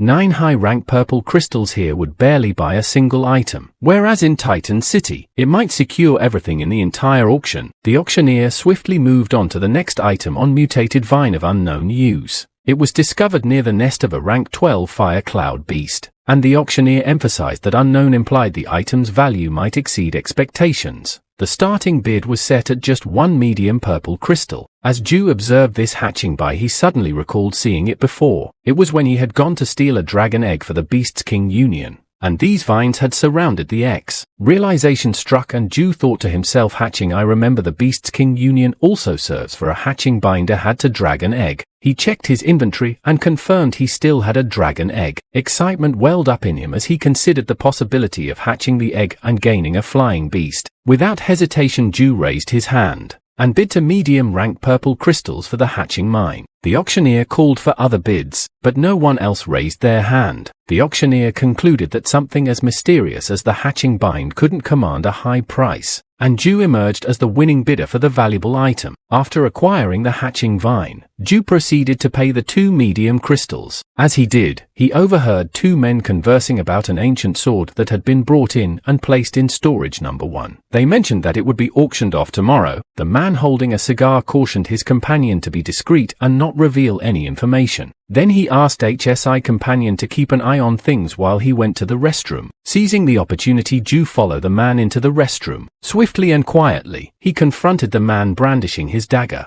Zhu demanded to know who had brought the hatching vine to the auction. The man nervously responded, recalling that a small martial artist had brought it. Moments later, when the man who had provided the information arrived where the martial artists had been seated. Zhu referred to the man as Shorty, but the man retorted that Zhu wasn't much taller. As a token of gratitude and to ensure the man's silence, Zhu handed him a purple crystal. With this, Zhu approached the martial artists and inquired about the location of the hatching binds. The martial artists noticed use satellite communication device and questioned why a rank 7 martial artists possessed such technology. Zhu, with a mischievous grin, claimed he had stolen it and dared the martial artists to believe him. The martial artists proposed the deal. He would reveal the hatching mine's location if Zhu could tell him its. Zhu, to not want to back down from a challenge, decided to share the information he had overheard during the auction. He never holds that the hatching mine could be found near the first cloud-based nest and assured the martial artists that he could invest the time to locate it. The martial artist, still seeking more, implored Zhou to offer something additional in return for his assistance. In response, Zhou countered by offering the martial artists the benefit of having a friend like him. He made it clear that choosing not to cooperate would result in making Zhou an enemy instead. Meanwhile, Shihan was accompanied by advisor Ken and his team riding a massive elephant they obtained. While they were on their journey, Zhou called Shihan. Upon hearing his voice, Shihan's cheeks turned a rosy hue as she told Zhou that she would eagerly await his return. After Shihan ended her call with Zhou, advisor Qing couldn't resist asking her about it. He playfully remarked,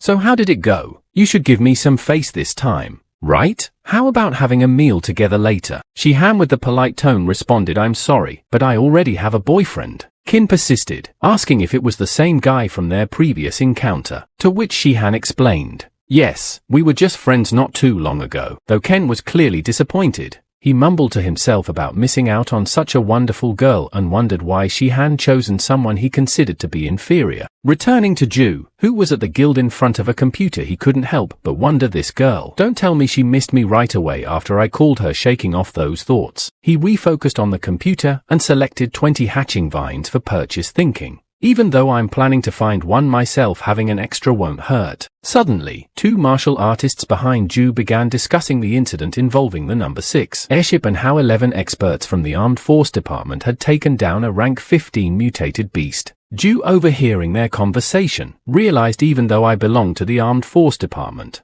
I'm not as well informed as these outsiders. Deciding to learn more, Zhou stepped out to search for the hatching vines. He also decided to call Shannon and discuss the number 6 airship's incident. Shan assured him that he would handle it, but Zhou insisted on discussing the stolen materials from the airship. Before ending the call, he asked Jen to keep him in the loop for such opportunities in the future. Shan explained that he hadn't informed Zhou earlier because the threat or rank 15 mutated beasts exceeded what Zhou could handle. As Zhou walked toward the entrance of the next area, the guard attempted to stop him, explaining that the passage was only open to martial artists with the rank or higher authority. Ignoring the guard, Zhou confidently placed his communication device on the scanner, causing the gate to open. Much to the guard's surprise, Zhou boarded an airship headed for the next area designated as C-152. While on the journey, he couldn't help but praise Hu Yun's capabilities, saying to himself, Hu Yun is so capable, daring to venture into places like this alone. Hu Yun, the martial artists who had previously encountered, was the one who had brought the hatching vine to the auction. Summoning his loyal armored cow, Zhou jokingly called it stupid and said, "Let's go." As they advanced into the area, they encountered a desolate landscape of sand and ruins. In front of them lay the broken canyon of C-152. Suddenly a mutated scorpion emerged from the sand, blocking Zhou's path. He cautioned his stupid cow to stay back, explaining, "These are red-armored, poisoned scorpions, all rank 11, you can't handle them." Summoning his dagger, Zhou executed a flash and stun combo, incapacitating the scorpion and swiftly dispatching it. He collected a purple crystal and some scorpion poison from the creature, pondering the potential uses of the poison on other beasts. As other scorpions closed in, Zhou activated his stealth mode, disappearing from their side. Meanwhile, Hu Yun was concealed nearby, silently observing. He mused, "That kid should come here.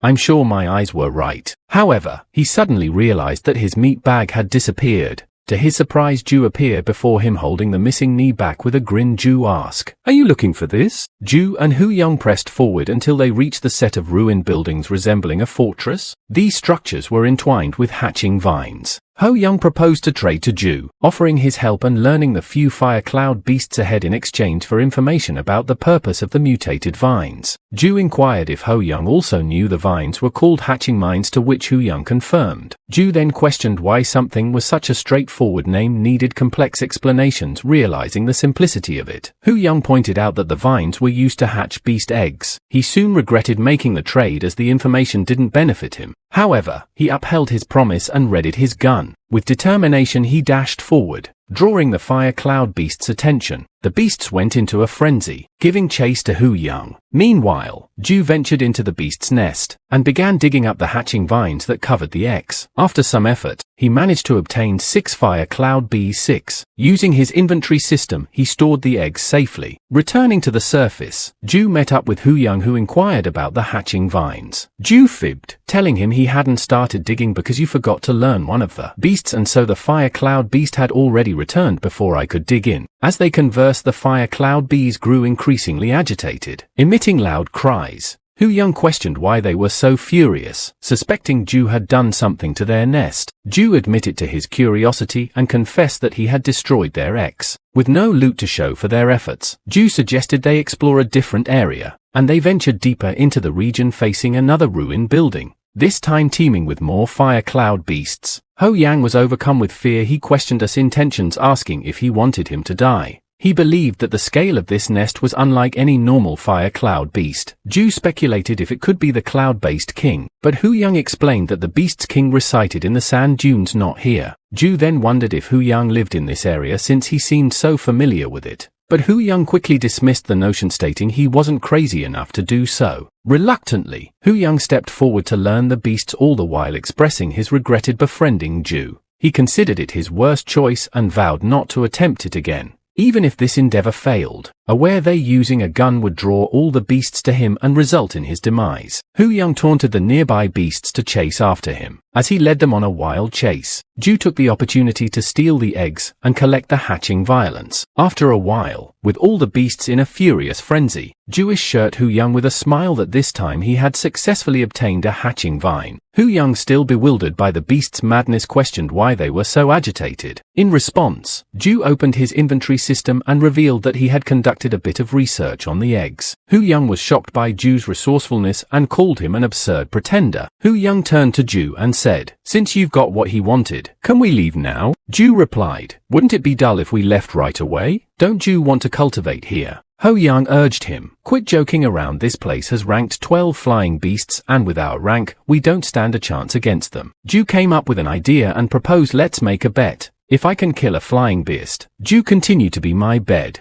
But if I fail, you can boss me around." Hu Yang, surprised the seizure munching on meat from his bag, asked, "When did you take my bag again?" Zhou brushed it off, saying, "Forget about the meat jerky. So do you want to bet or not?" Hu Yang agreed to the bet and remarked, "I don't believe Zhou can do it. There is no way you have magic. If you die, don't blame me." Zhou then leapt into the air, facing the fire cloud beast. Using the flash sun combo again, he managed to knock it out, leaving Hu Yang stunned. "What's going on? You hit it and the beast is knocked out." While the beast was stung, Zhou took out some scorpion poison and fed it to the creature. The beast initially reacted strangely, then collapsed and died. Zhou realized he didn't gain experience points for killing it. He pointed out, "Seems like this method of killing the enemy isn't acknowledged by the system." Approaching Hu Yang, Zhou asked, "How is it?" Hu Yang responded, "I won't bet with you ever again. If I do, I'll change my surname." He then inquired, "What did Zhou feed it?" Zhou replied, "Red scorpion's poison." Hu Yang was amazed and admitted, "Why didn't I think of that before? I just need to knock it out first." Before Hu Yang could finish, he realized something and asked, "How did you even knock it out?" Zhou's response was cryptic. "Well, I can only say only I can do it. Now fulfill the bet quickly, let's get to work." Later on, Zhou and Hu Yang decided to employ the same strategy again. While Hu Yang played the day, Zhou ventured towards the nest to steal the eggs and search for hatching vines. Nearby, a leader and his team were watching them. One of the team members asked their leader, "Why are these two risking their lives to dig up these vines?" The leader responded, "Since we need to pass by here, let's go over and see." Suddenly, Zhou's communication device started ringing, signaling danger. As he took out his device, he spotted 4 people approaching him. Zhou immediately contacted Hu Yang, who had been chased by the beast, and informed him to shake off the fire cloud beast and return because someone was approaching. In a matter of moments, Hu Yang rejoined Zhou, and the leader and his team members closed in on them. One of the members suggested to their leader, "There's a rank 12 and one rank 7. Why don't we?" Before he could finish, the leader intervened, saying, "Those 2 guys aren't simple. Fighting them would benefit us." Hu Yang asked Zhou if they should prepare for a fight, but Zhou advised him to stay calm as these newcomers didn't seem to have hostile intentions. The leader, Daring Hung, approached Zhou and introduced himself. He assured them, "We don't have any bad intentions. Using his star power, Zhu cloaked himself in a strong aura of killing intent and asked, "So why did you guys seek me out?" The members of Ding Hong were terrified by Zhu's aura, and the member who had contemplated attacking Zhu and Hu Yang silently thanked his luck that he didn't act recklessly earlier. Ding Hong continued, "I just wanted to ask, are you interested in hunting in the C-157 area? There's a rank 13 black claw ant." Zhu's excitement soared upon hearing this offer. Ding Hong and his team, including Shu and Hu Yang, headed to the location where the rank 13 black clients were. Ding Hong mentioned that these ants had a high crystal production rate. He then tasked Zhu and Ho Yun with being the bait while he and his team would surround and eliminate the ants. Zhu playfully teased Ho Yun about still being the bait, leading to a humorous gesture from Hu Yang. As Zhu and Hu Yang prepared to learn the ants, being hungry reminded them to learn them one by one as they couldn't handle many at once. Later, a giant ant started chasing Yuhan Hu Yang. They raced back towards the Hog's team, prompting Dang Hang to order his team to attack the ant. During the confrontation, the ant targeted one of the team members and knocked them to the ground. Zhu intervened by jumping into the air and using the skill stun to incapacitate the ant. With the ant temporarily subdued, Ding Hong instructed his team to finish it off. That night, they set up camp inside a cave and grilled the ant meat they had obtained. One of the team members commented on their successful loot for the day. Ding Hong approached Zhu and offered him a skewer of ant meat, encouraging him to taste it. Zhu hesitated, but eventually took a bite and was pleasantly surprised by its delicious flavor. Ding Hong shared that he had also been surprised the first time he tried it. The team member who had been saved by Zhu expressed gratitude and mentioned how amazing the stone attack had been. Another member asked Zhu about his unique martial technique and wondered if it could be used against higher-ranked beasts. Zhu admitted that he hadn't tried it on higher-ranked creatures but believed it could at least break their defenses. Ding Hong agreed and encouraged the team to eat, rest and prepare for the challenges of the next day. The next morning, they repeated their strategy of learning the ants one by one until they defeated them all. As night fell, they returned to their camp inside the cave. The team members noticed that today's loot was even greater than yesterday's. One of them expressed the desire to exchange it for the latest equipment from the Media Pro company once they returned to the city. They all thanked Zhu and Ho Yun for their valuable contributions to the hunt. Dang Hang that approached Zhu and asked if he had some free time to chat. They stepped outside and Ding Hong inquired if she had recently arrived in the burial area and where his hometown was. Zhu replied that he was from Titan City. Dang Hang mentioned that he had heard of Titan City and explained that the burial area would soon open roads connecting major cities, emphasizing the importance of integration in the future. He envisioned a time when martial artists from all over the world could meet. Dang Hang then asked Zhu about the effectiveness of his stun skill against other martial artists. Zhu with a smile challenged him, asking if he wanted to give it a try. Without hesitation, Zhu used his stun skill on being home, instantly rendering him unconscious. After a while, Ding Hong woke up with a startled expression, contemplating how incredible it was. He realized that during the time he had been unconscious, Zhu could have easily harmed him without any chance to defend himself. Zhu asked Dang Hang if the effect was satisfactory and what should be their next steps in their training or adventures. 3 days later, the burial area airship landed in June. Hu Yang were bidding farewell to Ding Hong and his team. As Zhu and Ding Hong shook hands, Ding Hong expressed his gratitude for their assistance over the past few days and mentioned that they would part ways there. He wished Zhu good luck and departed with his team. After Ding Han left, Ho Yun asked Zhu why does he feel like they were keeping some secrets. Zhu replied, "I did something for him." Ho Yun chuckled and commented that Ding Hong wasn't simple, asking if Bright Shadow's team leader had requested something from Zhu. "You confidently responded before I agreed to it. Do you think I didn't investigate?" He revealed that Bright Shadow was the 13th ranked team in the burial area. Ho Yun was shocked that she was already aware of whom they were dealing with. Zhu explained that because Ding Hong had such a significant identity, it made their collaboration more meaningful. Zhu bid farewell to Hu Yang, commending him for their work together over the past few days and telling him to call if he ever needed assistance. Zhu returned to his building, took a shower and lay down on his bed. He thought about Shihan and wondered what she was doing. Before falling asleep, he got up, opened his inventory system, and reviewed all the materials he had acquired during their last journey. The next morning, Zhu headed to the empty warehouse and the Hai Young building. He thought to himself, nobody really visits this place. With a leap, he landed on the roof and summoned his dagger, realizing it could be a good spot for hatching eggs. Zhu used this dagger to break some parts of the roof, allowing light to enter the abandoned warehouse. Afterward, Zhu arranged the hatching vines inside the building and carefully placed his dragon egg on them. He marveled at how difficult it was to see inside the egg. He gently touched the egg and said, "Now the rest is up to you, work hard to hatch." Zhu's level had reached 74, but he noticed that despite the significant level increase, his martial artist's rank had been stuck at rank 7 for quite some time. To improve as martial artist's rank, Zhu went to the training center of the martial artists. At the same location, advisor Ken and his associates, including Shahan, were conducting some business. Other martial artists at the center were discussing Zhu, noting that he was only ranked 7th and yet he dared to challenge the war-bone white tiger. Kin reassured the businessman not to worry about the quality of the beast. Then the businessman thanked him before saying goodbye. Kin turned to Shihan saying, "You rejected me so many times.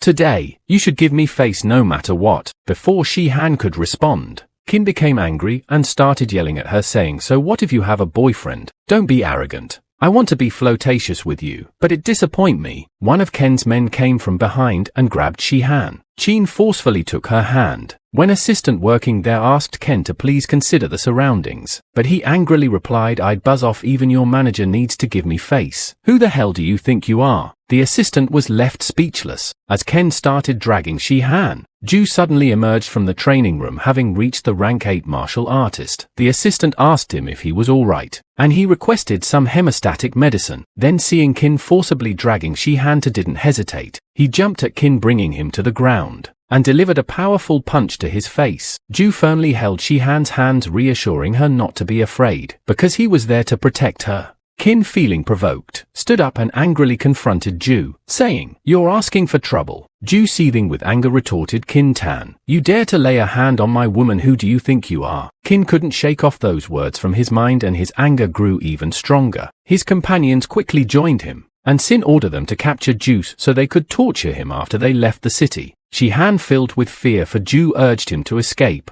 With a sinister grin, Zhu grabbed his 2 daggers and unleashed his combo flash skill. In an instant he teleported to the man rushing at him, and swiftly killed him with a powerful slash. Everyone was shocked when Zhu killed the man. One of them commented that the law enforcement team wouldn't let him off. Kin started laughing at Zhu, telling him he was in big trouble. Shihan, feeling scared, urged Zhu to run away and escape Burial City, returning to Titan City. Zhu patted her head, assuring her that nothing would happen. Then Zhu began to play with his dagger as he approached Kin. He mocked Kin, saying he felt sorry for his underling. Kin, being too scared, questioned himself. "Why am I scared of just a rank 8? Zhu with incredible speed dashed in all directions, creating afterimages. Kin grabbed his sword ready to confront Zhu. However, he soon realized he couldn't even see Zhu movements. Zhu was swiftly struck in with his dagger, injuring him. Ken lay on the ground pleading with Zhu not to kill him. The law enforcement team arrived, ordering Zhu to put down his weapons. Zhu closed the distance between himself and Kin, taunting him about why he didn't kill him right away. He leaned in close to Kansha and whispered, "Because I want you to see hope first, then send you into despair." At that moment, Zhu revealed his C rank authority, mentioning that he could get rid of his crime by paying a punishment fee. But then, Zhu surprised everyone by revealing his rank authority. This meant that even if he had killed people, he didn't need to pay the punishment fee. The law enforcement team immediately stopped interfering with Zhu. Kin begged for his life, but Zhu didn't care. With an evil expression, Zhu told him to meet his end and killed him. The law enforcement team removed Kin's lifeless body from the scene, leaving everyone in shock by their actions. Among the onlookers,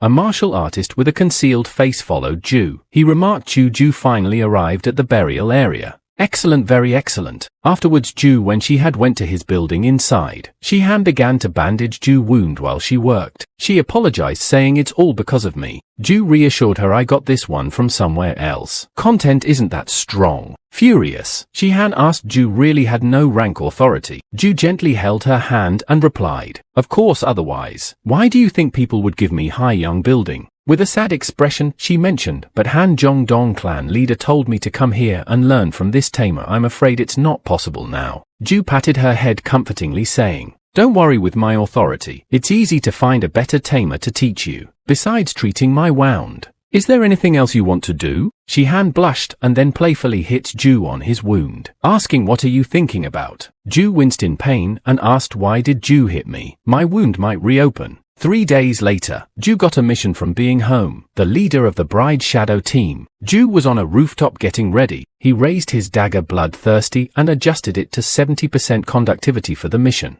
Their goal was to get some money from Haitan Company. It's important to note that Haitan, also known as Fur Seal, had sent his men to try to kill Zhu before, and so Zhu jumped to sneak into the Haitan Company, without realizing that a martial artist with a half-covered face from the martial artists training center was silently tailing him. Zhu jumped down and the martial artists noticed him vanish. Zhu then activated stealth mode and began his ascent to the 57th floor of the company building. On the 57th floor, Zhu encountered a massive vault door guarded by security personnel. One of the guards asked his colleague Lao Yun about the contents of the vault in the heightened security measures. Lao Yun replied that he only knew it was important but attributed the heightened security to the CEO's caution. He added that stealing from the vault would require something as drastic as bombing the place. Zhu reached the 57th floor and observed 3 rank 11 martial artists and 1 rank 10 among the guards. Recognizing the situation, Zhu devised the familiar plan. He destroyed a nearby mirror to attract their attention. One of the martial artists ordered Lao Yang and Sensei to investigate the broken mirror. When they approached, they discovered the shattered glass. Seizing the opportunity, Juliet at them and used the stun technique to immobilize them. The 2 remaining martial artists guarding the vault grew concerned as Lao Yang and Sensei hadn't returned for a while. While one of them checked his communication device, Zhu swiftly employed his stun technique, incapacitating both guards. As Senri began to regain consciousness, he found himself face to face with the masked martial artist, who emitted a strange laugh.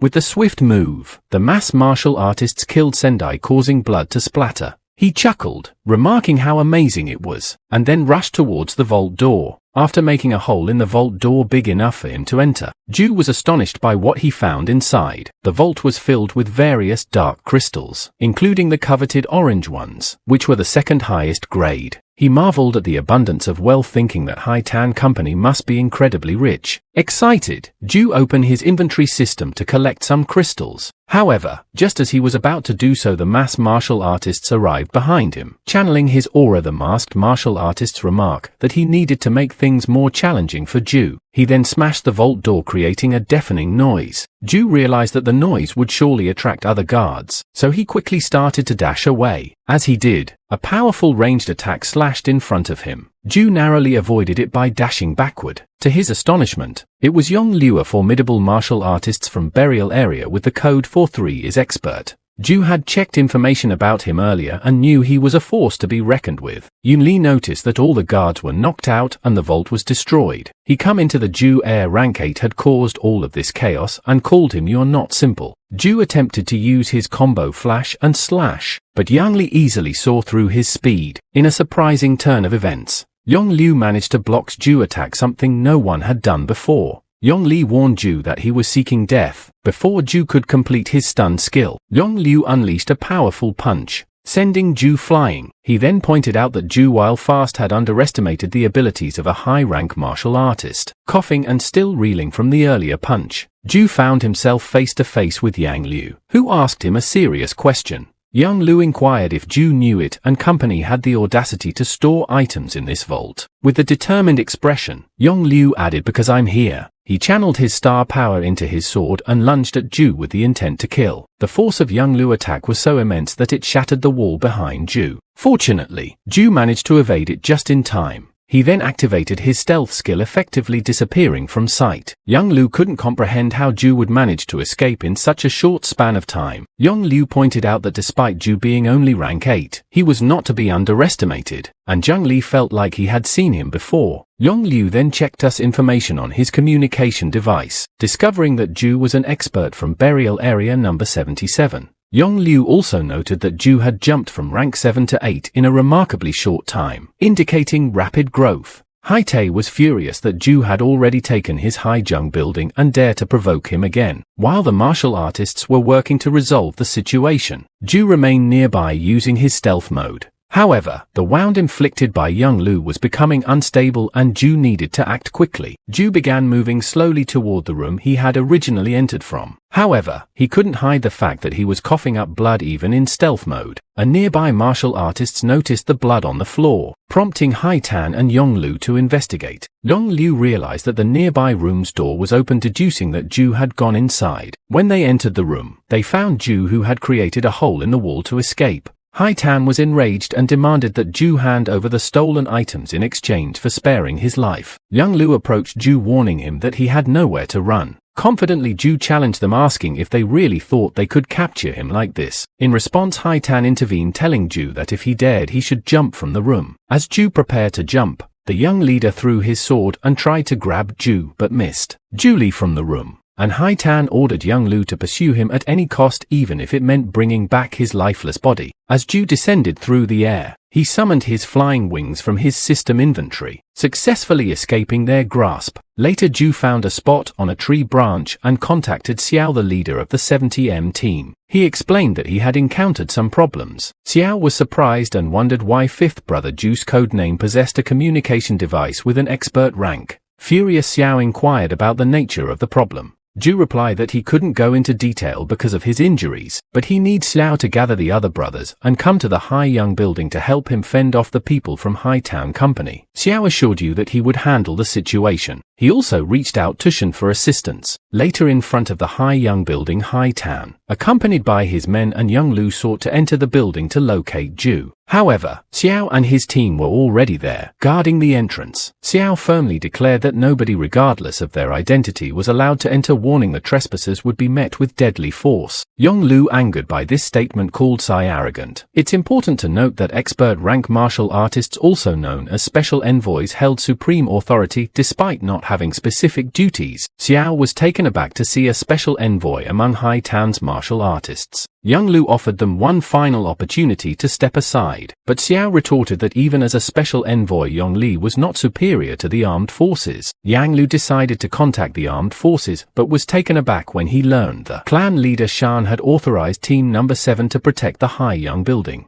This turn of events was all part of Zhu's plan. Furious, Young Lu informed Hai Tan that they should leave the scene, warning that they would see how well the armed forces could protect him once they were in the wilderness. Meanwhile, Zhu found refuge in a building, tending to his wounds from Young Lu's attack. He remarked on the prowess of an expert rank martial artist, acknowledging that if his body hadn't been strengthened by data, he might have perished. He didn't summon the system's 3 skills at level 74. Zhu noted that if he could reach level 75 and 80, defeating Yun Li wouldn't be impossible. Next, as Zhu, there were various levels of the metal complex he had retrieved from Hai Tan Vault. The mission he had received from Dang Hang was to recover these metals. Later on, Zhu met with Thing Hyung. To complete his mission, he wore a hooded cloak to conceal his identity and handed over the complex metals. In return, Ding Hong rewarded Zhu with some orange crystals. Before departing, Ding Hong offered his assistance if this matter brought any trouble to Zhu. With a confident smile, Zhu reassured him, saying that he could handle any challenges. Moments later, Zhu visited an equipment store and came across a masterpiece armor that could withstand attacks from some expert rank martial artists. Zhu then approached the assistant, informing her that he had valuable materials to sell and inquired if he could speak with the store owner. The scene shifted to Hai Tan, who was frustrated after many days had passed without finding Zhu. He turned to Young Lu and scolded him for their fruitless search, remarking that they were wandering aimlessly. Hai Tan questioned whether Young Lu expert authority could locate Zhu's whereabouts. Yong Liu, while lighting a cigarette, replied that his special authority rank didn't possess such tracking capabilities. He continued, mentioning that he knew someone who had the authority, but emphasized that making such a request came at a high price. 3 days later, Zhu confronted a 6-meter poison zombie, the same one that he and Team 7 had encountered before. Zhu would purchase the armor capable of blocking attacks from expert rank martial artists and was eager to put it to the test. When the poison zombie attacked Zhu, he stood his ground and the armor successfully blocked the attack. Zhu remarked that standard damage like that posed no threat to him. He then leapt forward and delivered a precise strike to the zombie's neck. Afterward, he dashed to the roof of a nearby ruin building. This action helped him reach level 75 and unlock a new skill called Blind. This skill had the ability to temporarily impair or target's vision for 10 seconds. There was also a 10% chance that he could extend to an additional 5 seconds, and it didn't remove the stealth buff.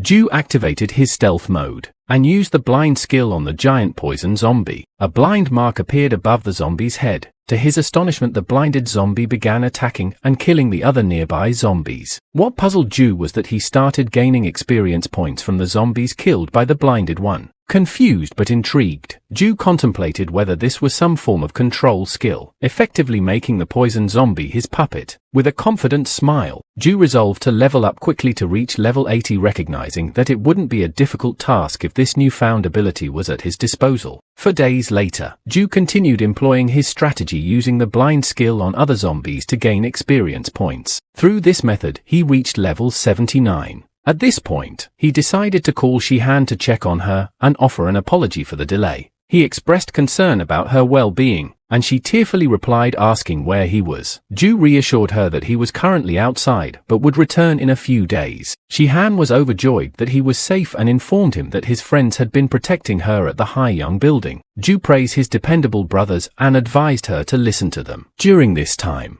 furious Shihan inquired why they couldn't reunite and go back to Titan City. Zhou cautioned against such a move, explaining that expert-rank pursuers could track them down even in Titan City. Meanwhile, Hai Tian and Yong Liu sought assistance from someone named Liu Chen, codename Ninen, expert-rank martial artists who claimed to have successfully pinpointed Zhu's location. He explained to Jie Tan and Yang Liu that if Zhu used this communication device, he could trace it, emphasizing that the rest depended on their actions. Hai Tan expressed his gratitude to Liu Tan for discovering Zhu's location and rewarded him with a complex metal with a penetration value of 15. Liu checked the metal and expressed satisfaction with their cooperation, stating that his part was done. After bidding them farewell, Liu left the scene. Following Liu's departure, Hai Tan and ordered his men to assemble the Fire Lave team, Sky Sword team, Shatter Base team and Sky Hammer team, with the intent of hunting down Zhu. Meanwhile, Zhu was busy using his elf bow to eliminate zombies. He remarked on the continued usefulness of the elf bow, particularly due to its penetration value of 5 arrows. While Zhu was preoccupied with dispatching zombies, 3 young men observed him from a distance. Their leader Bai Yang discussed the potential value of the footage they were recording, believing it could boost the prices of bow and arrow weapons in the burial area. One of them speculated on Zhu's predicament as he seemed to be surrounded by poison zombies. Another suggested that despite Zhu's strength, he might be overwhelmed. Suddenly, a massive horde of zombies appeared.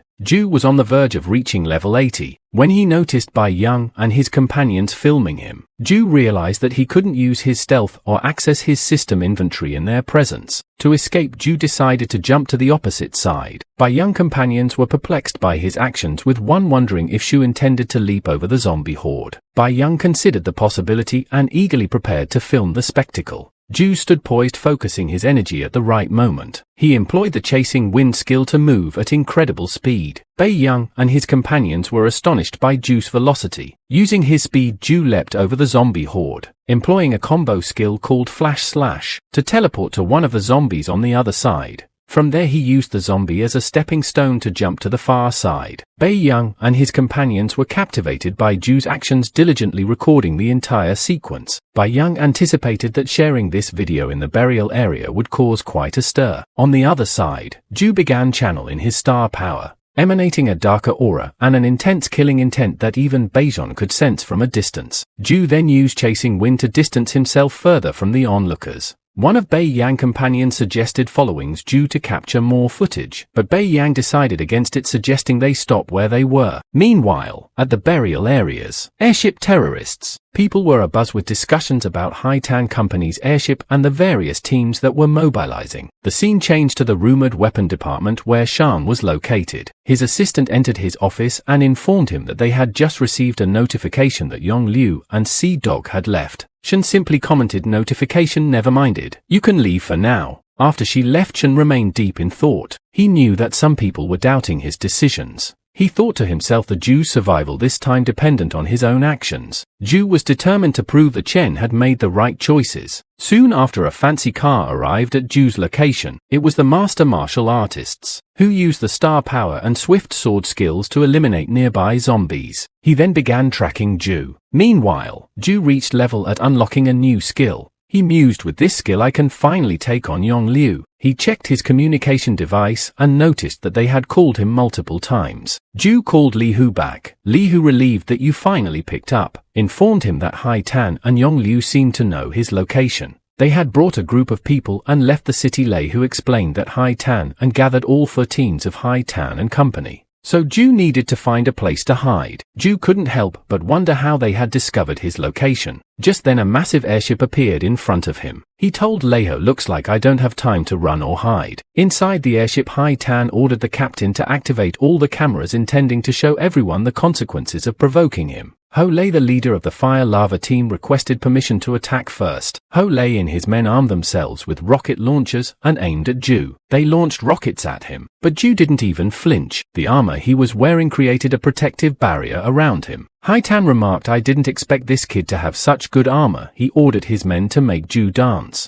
Zhu noticed the barrage of grenades being thrown at him. Explosions started happening all around him. Zhu used this chasing when skill to evade the explosives. Hai Tan, driven by madness, ordered his men continue throwing grenades at him. Then Hai Tan grabbed a different type of grenade and hurled it at Zhu, causing a massive explosion. Despite the chaos, Zhu emerged from the smoke unharmed, carrying a metal launcher. Hai Tan was furious, demanding to know where you had obtained such a weapon. Zhu wasted no time and fired 3 rockets from his launcher. Zhu managed to destroy their airship, engulfing and in flames as the airship began to descend. The commotion from the explosives attracted a horde of zombies. Hai Tan and ordered his teams to ready their weapons for battle. Zhu calmly stated the great show was at the end. As the airship descended, Bei Yang and his companions were present, capturing the spectacle on film. Dai Zheng was thrilled to film such a rare and explosive scene. One of his companions noted that it was getting dark and asked if they should return to Blue Town. Bei Yang replied, with a scene like this, how often do we get such a chance? He decided that they would stay awake and spend the night there. Meanwhile, Young Li was busy killing the zombies in the vicinity. He instructed the other teams to retreat, fearing that the noise would attract even more dangerous poison zombies. They rushed into a nearby ruin building. Once they were safely inside, they set up a fire. Hai Tan was furious about their current situation. Young Li remarked, we underestimated Zhu, but the more challenging it gets, the more interesting, don't you think? On the other side, Zhu was observing them carefully. He checked the time on his watch. It was 19:30. He entered stealth mode and silently approached the guards nearby. 2 guards were chatting about where you had obtained the metal launcher. The other guard commented on Zhu's armor, identifying it as July Equipment Store's secret weapon. As they continued talking, both guards suddenly felt a chilling presence behind them. Zhu swiftly moved behind one of them and whispered farewell. In an instant he eliminated both guards. Later on, Hai Qian and Yang Liu arrived at the scene where the guards had been killed. Yang Liu remarked, 1 rank 11 and 1 rank 10 killed instantly without making a sound. Hai Tan inquired if we could be Zhu Zhong, to which Yang Li responded, in a place like this at night, I wouldn't dare to wander around. He ordered the other guards there to remove the corpses and deploy more patrols. Meanwhile, the guards were nearby and Howie asked them if they had heard whether it was a ghost that killed Laogan. Another guard chimed in, calling Hu Ose as a coward. Despite being a rank 11 martial artist, he scoffed at the idea of ghosts being responsible, but before he could finish speaking, he was stabbed by a sword. In a bizarre turn of events, all the guards began attacking each other with their own swords. One of them, as he lay dying, wondered why he couldn't speak or control his body. Unbeknownst to them,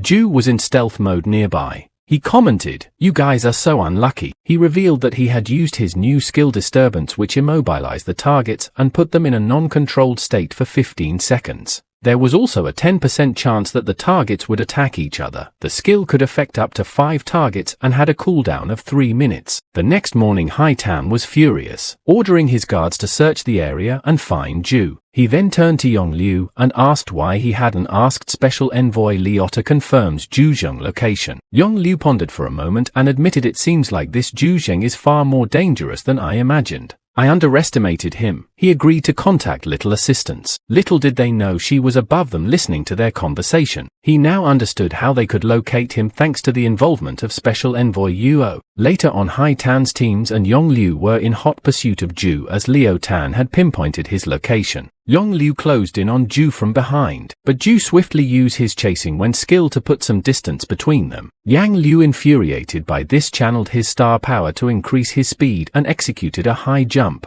leaping over the zombies in front of him as he followed Zhu. Meanwhile, the masked man was observing the chase. He commented, "I thought Young Li would be enough to deal with you, but now it seems hard to predict who will come out on top." Zhu chasing wind effect was about to expire, and there were no zombies ahead for him to teleport to. He spotted a building and despite having a bad feeling about it decided to enter. Seconds later, Yong Liu arrived in front of the same building. When Hai Tan men attempted to enter it, Yong Liu stopped them, saying, "This building's awe is strange." Inside, Zhu also sensed an eerie presence. As he ventured further, he discovered a giant zombie sleeping emitting a powerful aura. She wondered, is it evolving? He took out his communication device and snapped a picture of the evolving zombie, speculating that it might be a king-rank poison zombie. Zhu continued to capture various images of the creature. Half an hour passed and Hai Tan and grew impatient, exclaiming, "Why hasn't he come out yet? This bastard!" Yang Liu overhearing this was angered and confronted Hai Tan, demanding to know who he was calling a bastard. Hai Tan and clarified that he wasn't referring to Yang Liu and suggested sending a few people in to check. Yang Liu the situation realizing that they had been waiting for a long time and Zhu hadn't emerged. He agreed to send people in but only those who were agile and fast. For individuals were chosen to enter the building.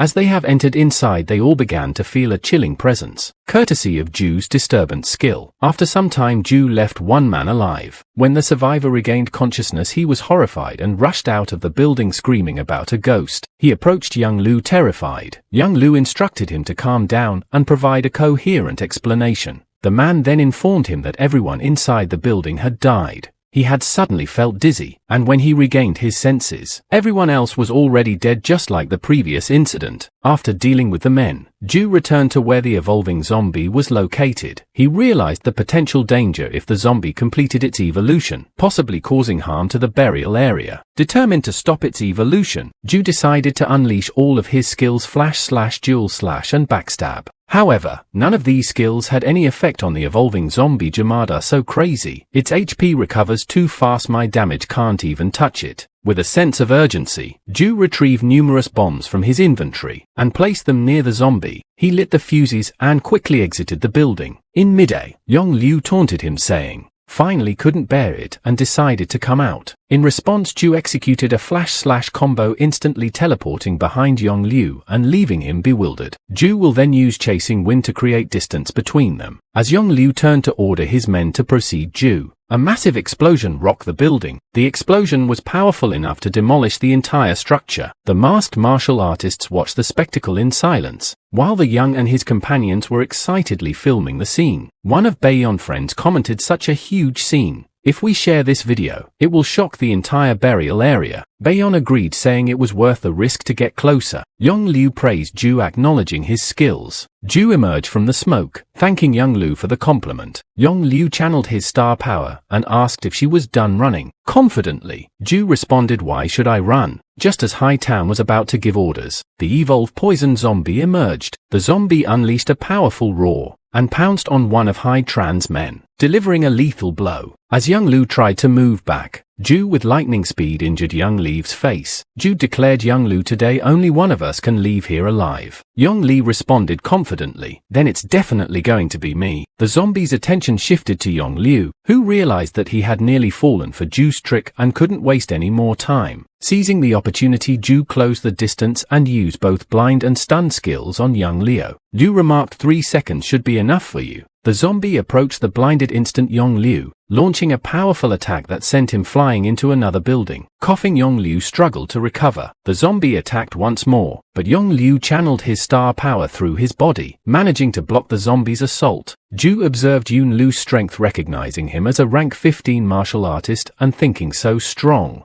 Luckily, I didn't face you head-on. Yong Liu increased his star power, forcing the zombie's hand away from him. Consequently, Yong Liu's rank rose from 15 to 16. As a martial artist, and the color of his star power changed from orange to red. There was a testament to how high-level martial artists could advance faster when facing life-threatening situations. Yong Liu, exhilarated by his newfound martial artist's rank, was jubilant over his increased power. He dashed towards Shu, but the evolved zombie intervened, striking Yong Liu midair. When Yong Liu regained his footing, he realized he couldn't face the evolved zombie head-on. Seizing the opportunity, Zhu swiftly moved behind Yang Liu. Yong Liu pondered how as Zhu had managed to appear behind him. He questioned whether Zhu had knowledge of stealth, but he couldn't fathom how a human could possess such abilities. Yang Liu attempted to counter-attack with a sword swing, but Zhu effortlessly evaded it. Then to use this disturbance skill on Yong Liu, stating, "Before Zhu meet your end, I can't leave." Yong Liu found himself immobilized as Zhu taunted him, saying, "Enjoy it, Lord Liu." In that moment,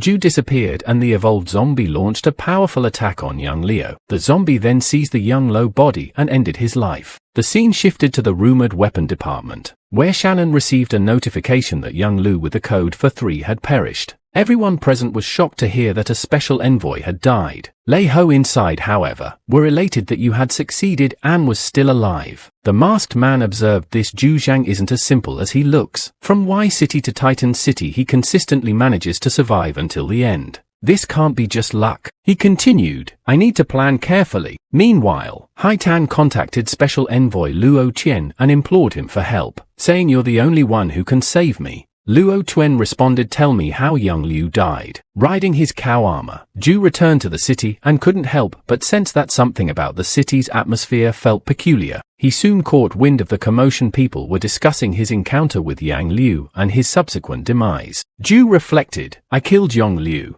This news has already spread throughout the burial area." Then it struck him that his communication device had been closed. Retrieving his communication device, he realized that he had a backlog of messages waiting for him. Later, Zhu paid a visit to Shan and his office. Shan praised him, saying to Jiang, "As expected, Zhu didn't disappoint me." Zhu responded, expressing his surprise at Yun Liu pursuit, saying, "Yong Liu brought people to hunt me, something this big brother Shan Zhu didn't inform me beforehand." Shan explained the situation, saying, "That's why I called Zhu here. Take a look at this." He handed Zhu the authority document of Hightown Company. Zhu was taken aback and questioned, "Isn't Hightown Company Sea Dog's company?" "I didn't kill him." Shan continued, "Hai Young Company relied heavily on Yang Liu. According to an unwritten rule, Zhu killed him, so now you're the successor." Zhu realized he had become the CEO of Hai Young Company and pondered the concept of the strong feasting on the weak. Shan confirmed that when someone is killed, their assets follow the same fate. Shan then disclosed an important detail: there was a rank above the expert rank known as the War God rank. Zhu was slightly confused and asked Shan about the War God rank. Shan explained that it was an internal rank and the top 10 experts held this prestigious title. Liu Tan, for instance, was part of the War God rank, ranking 8th among the top 10,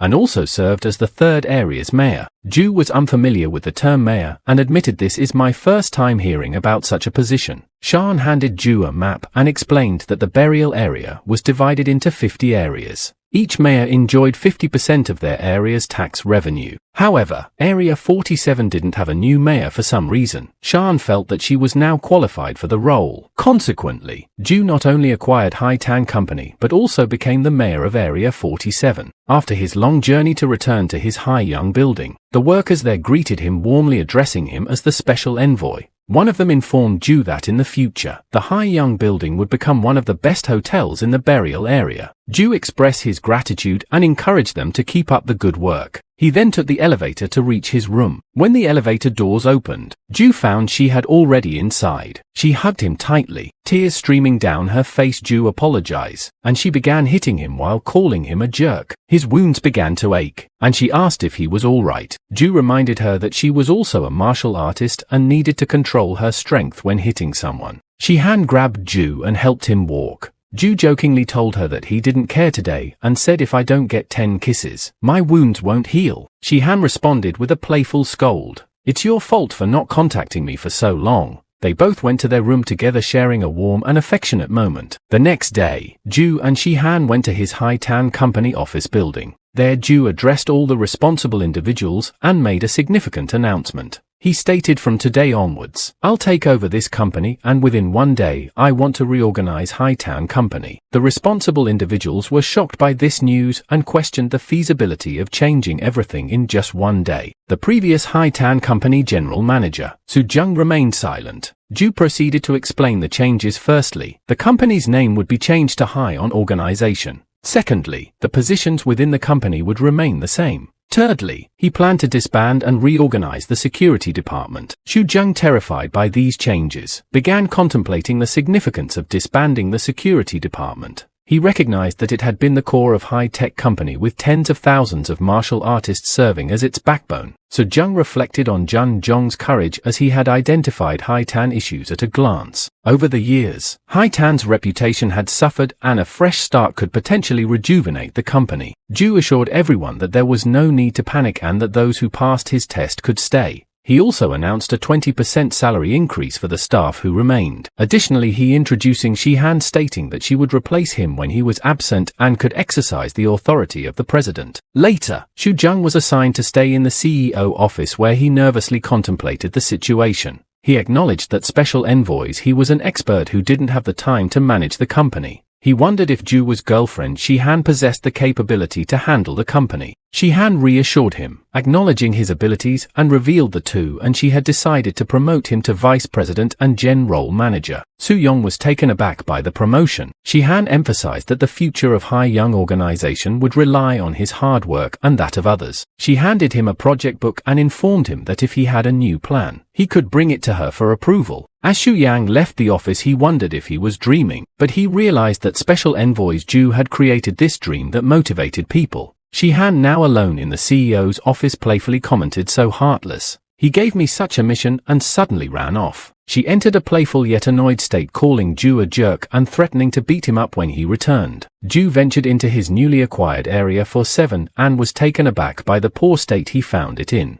He commented, "Even though most people here are involved in agriculture, the environment is quite harsh." As he explored the area, he came across a mother and her daughter Yo-Yo. Yo-Yo expressed her desire to eat meat, but her mother sadly explained that it was a luxury only rich people could afford. Yo-Yo asked why they couldn't earn money to buy it, prompting her mother tearfully apologized and promised that once they became wealthy, she would buy lots of meat for her. Yo-Yo wiped away her mother's tears and reassured her, expressing her belief that her mother would make more money in the future. Just then, Zhu appeared and gave Yo-Yo some meat. He told Yo-Yo and her mother to live well, assuring them that the future of this place would be brighter than what they currently saw. Grateful, Yo-Yo when the meat vendor thanked Zhu for his kindness. As time passed, the news spread that Special Envoy Zhou Zheng had become the mayor of Area 47, and people were shocked by his initial policy. In Area 47, the guards instructed people to queue up in an orderly fashion. Zhu's first policy in the area was simple. As long as residents were registered in Area 47, everyone could receive 5 katas of fresh meat and a bag of salt. The people were overjoyed, finally able to enjoy a proper meal. Zhu made his way to the Area 47 office and questioned the responsible individuals about how they had managed the area in the past.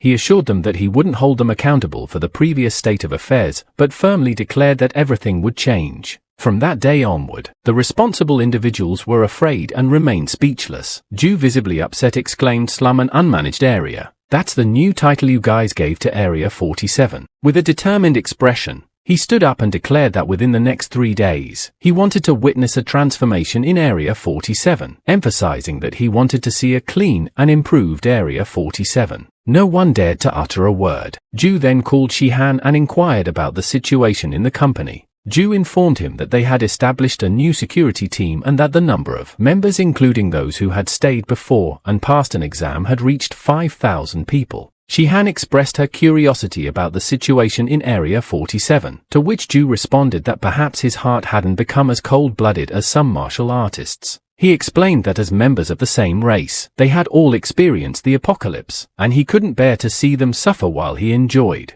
Shihan asked how much change Zhu could bring about, to which he reassured her, saying, "It's okay, even a slight change is good." In response, Shihan pledged her support and declared that she didn't care how others perceived him. Zhu reciprocated by emphasizing that just because others were cold-blooded didn't mean Shihan to be as well. He believed that normal people could bring warrants to the world. The next day, Zhu used an airship to find a suitable location for grinding. He informed the captain of the ship that they could stop there. With his flying wings ready, he took off after bidding farewell to the captain and the crew, wishing them a safe journey back. Unbeknownst to Zhu, the masked man was following him from a distance. He dashed towards the forest where Zhu was heading. As Zhu checked his communication device, he learned that he had arrived in a place called C118 area, known as the White Hideous Forest. Zhu began preparing himself, realizing that after reaching level 80 the experience points needed to level up had become substantial, making it even harder to increase his martial level. He recollected Ho Young Lu had had ranked up previously, mentioning that squeezing the potential of one's life was the fastest way for a martial artist to level up.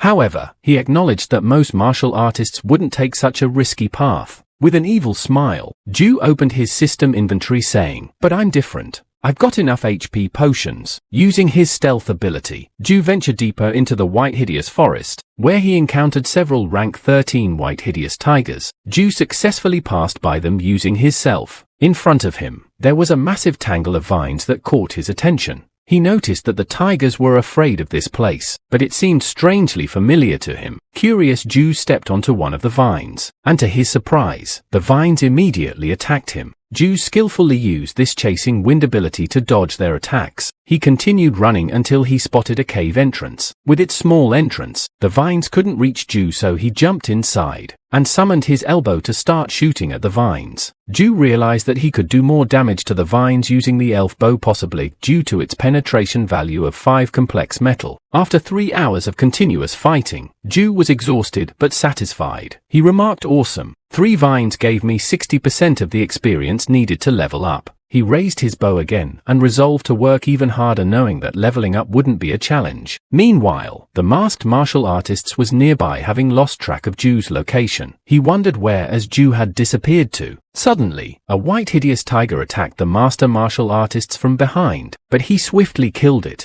Finally, after a week of intense training and combat, Zhou emerged from the cave, having reached level 85. He unlocked a new skill called Depth Harvest, which was a level 85 skill that dealt 2 times 120% damage to all surrounding targets within 15 meters and added 250 additional damage with a 1-minute cooldown. Zhou activated his stealth mode and began walking, realizing that he needed to change his farming spot since the experience gained from the vines had decreased. Returning to the area where the white hideous tigers were, Zhou contemplated that he could use these tigers to increase his martial artist's rank and needed to find a way to learn one out. Spotting to distract and tigers, Zhou seized the opportunity and approached the one eating alone. He summoned himself bow and shot at it, capturing the tiger's attention and prompting him to chase him. Zhou kept running until he had distanced himself from the other tigers. Then, he stopped and told the pursuing tiger, "Let's begin training." After 3 hours of intense combat, Zhou had only managed to inflict slight damage to the tiger. He remarked, "If it weren't for those potions, I would have died." Exhausted, Zhou decided to take a break. Zhou reached into his bag and pulled out a piece of meat. The white hideous tiger immediately caught a whiff of the meat and started behaving friendlier. Zhou was surprised by the tiger's sudden change in behavior. The tiger approached Zhou, who mused, "It seems like it really wants to eat this meat badly." Zhou decided to toss the meat to the tiger, and the tiger eagerly opened its mouth to devour it. Curious about taming beast, Zhou called Kai Han and asked if there were methods other than secret medicine, such as using food. Meanwhile, the mass martial artists continued to track Zhou as he ventured deeper into the forest. Zhou gave the tiger another large piece of meat, and as the tiger enjoyed its meal, Zhou noted its substantial appetite. Eventually, the tiger allowed Zhou to approach and even hugged him, signaling that Zhou had successfully tamed it. Zhou added the tiger to his pet inventory system and was summoned it, giving it the name XYO Jack. He climbed onto XYO Jack back and started riding him through the forest. As they journeyed together, Zhou took a moment to call someone inside Bhutan and informed them that he would arrive in about an hour, requesting a room to be prepared. Just as Zhou was about to say something to his tiger, he noticed an HP bar nearby. Concerned that someone might have been following him, he puts Io Jiang into his inventory and entered stealth mode.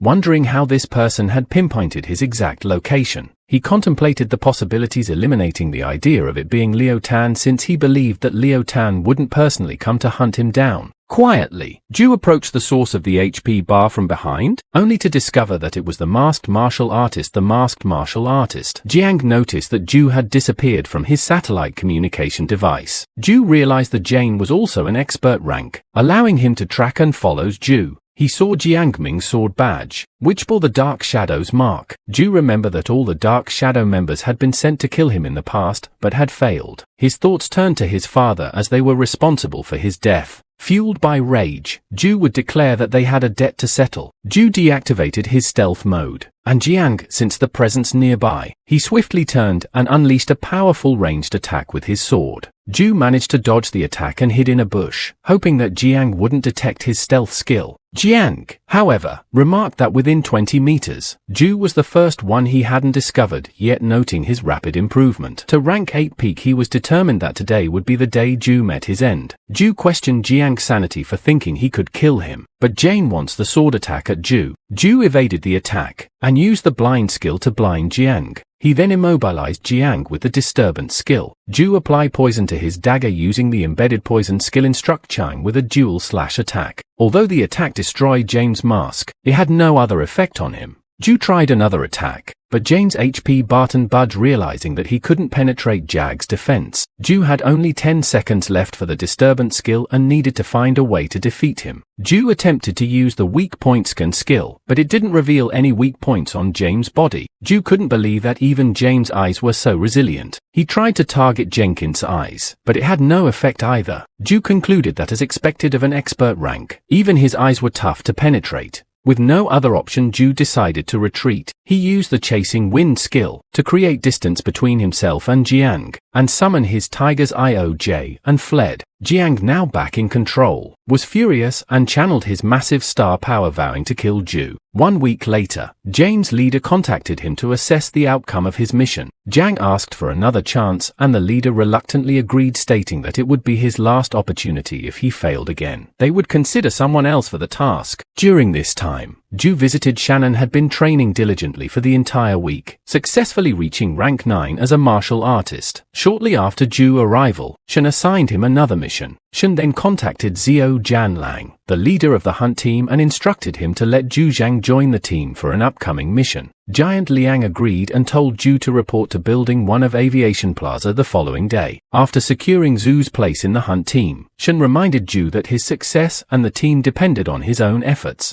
Zhu shirts and that he wouldn't let him down. Later, Zhu returned to the abandoned warehouse where he had left the dragon egg to hatch. He realized that the egg had shown no signs of progress, and he suspected that it might need more star power to hatch. Zhu retrieved a purple crystal from his inventory and offered it to the egg. The egg responded by accepting the crystal, and then eagerly accepted more. Zhu was both relieved and saddened that he had found a way to hatch the egg, even if it meant sacrificing precious resources. The next morning, one of the 100 team members, Yongdong Wei, who held the rank of war god, made a grand entrance riding a bear. Onlookers marveled at his unusual mode of transportation and discussed his impressive rank. Meanwhile, Zhu was nearby, quietly observing and realizing that the hunt team was comprised of formidable martial artists. He acknowledged that for this mission, he might not be able to contribute much, but was eager to test his new weapon, which was contained in a case from July Equipment Store at Building 1 of Aviation Plaza. The members of the hunt team assembled for their mission. Liu Tan, their leader, was also present. Liu Tan expressed his disapproval of newcomers being late, but Qin Han, a martial artist with only one eye, defended Zhu, mentioning his remarkable progress from rank 7 to rank 9 in just 1 month. He questioned whether any of them could achieve the same. As Qin Han continued to speak, to enter the room and greeted the team. After boarding the airship for their mission, Giant Liang, the leader, reminded everyone of the rules. He emphasized the importance of unity. First, second, and always. John Lang was aware of Zhu's grudge against Liu Tan due to a past incident. So, he approached Zhu and said, "I don't care about your backgrounds or any personal grudges. If anyone breaks the rules, there will be consequences." The leader activated his communication device to initiate the mission. Upon completion, they were all shocked because this mission exceeded their usual ranks, and it was chosen by Xin. Qin had asked Zhu if he had offended Leader Chen, as this was an unusually challenging mission. The martial artists wearing glasses mentioned that 3 days ago a rank 18 mutated beast was discovered, which they never expected to be tasked with hunting. John Lian encouraged them not to complain, reminding them that they could enjoy authority and privileges, but they should also be ready to contribute when needed. John Liang then handed out a set of cards and asked everyone to fill out their rank, armor, and weapon preferences to understand their specialties. When he gives Zhu his card, he added, "Zhu, don't need to worry too much since your level is low and you might not be very useful on this mission, just focus on surviving." Zhu, although feeling underestimated, thanked Giant Liang for his concern. Once they arrived at the mission area, they quickly set up a tent and John Liang announced that this would be their camp. The mission was to deal with a formidable rank 18 mutated beast known as the Sword-Sharp Spider King. Dawn Wai warned them that mishandling this mission could lead to a horde of beasts in the area. John Lian shared information that indicated the Spider King was roaming around Rong City. He then explained that he needed a few volunteers to venture deep into the city center and pinpoint its exact location. When John Lian asked for brave volunteers, everyone hesitated and looked afraid. John Lian expressed his frustration, remarking that they all seemed to turn mute when he needed them the most. However, Zhu raised his hand and said, "Count me in." Seeing as Zhu volunteer, Don Wai followed suit, and eventually, everyone else volunteered as well. John Lian thought to himself that he had initially considered asking Zhu to leave, but in this situation, it was evident that he couldn't. They head into the city center to locate the Spider King. Zhu used the stealth skills and observed the Spider King attacking a mutated eagle, capturing it with its webs, and injecting it with poison, killing it. Zhu also noticed some regular sword-sharp spiders nearby and thought, "I need to inform the team and get them here quickly." As the eagle's corpse fell, Zhu collected it and placed it in his inventory system. While doing so, the Spider King attacked him from behind, but Zhu managed to dodge it. Despite being in stealth mode, the Spider King had somehow sensed him. Without wasting any time, Zhu hurried back to the campsite. Afterwards, Zhu rejoined the group. John Lian informed them that they had encountered some trouble on their way there. He asked Zhu if the Spider King was still in the area. Qin Han mentioned that on their journey, they had faced numerous waves of mutated beasts and commended Zhu for returning alone. Zhu modestly replied, "I'm probably just lucky." John Lian that informed them that they had 5 hours until nightfall and needed to eliminate the Spider King before then. He assigned the task of dealing with the Spider King to himself and Dawn Wai, while the others would engage the normal spiders. John Lian ordered Zhu to keep watch and not participate in the battle. Qin Han patted Zhu on the shoulder and suggested, "Let's decide it this way. You can temporarily command us from above." The martial artists with glasses pointed out that with Zhu rank, it would be suicidal for him to fight. Luo Tan added, "Since it's a hunt, we should treat each other as equals." Zhu was deemed fit to join the hunt team, so he's strong enough. He questioned John Lian. Why let him take up a slot without contributing? John Lian, frustrated, asked Luo Tan if he was questioning his decision. With that, they all leaped into action, leaving Zhu to watch from above. While the others were engaged in battle with the normal spiders, the Spider King suddenly appeared.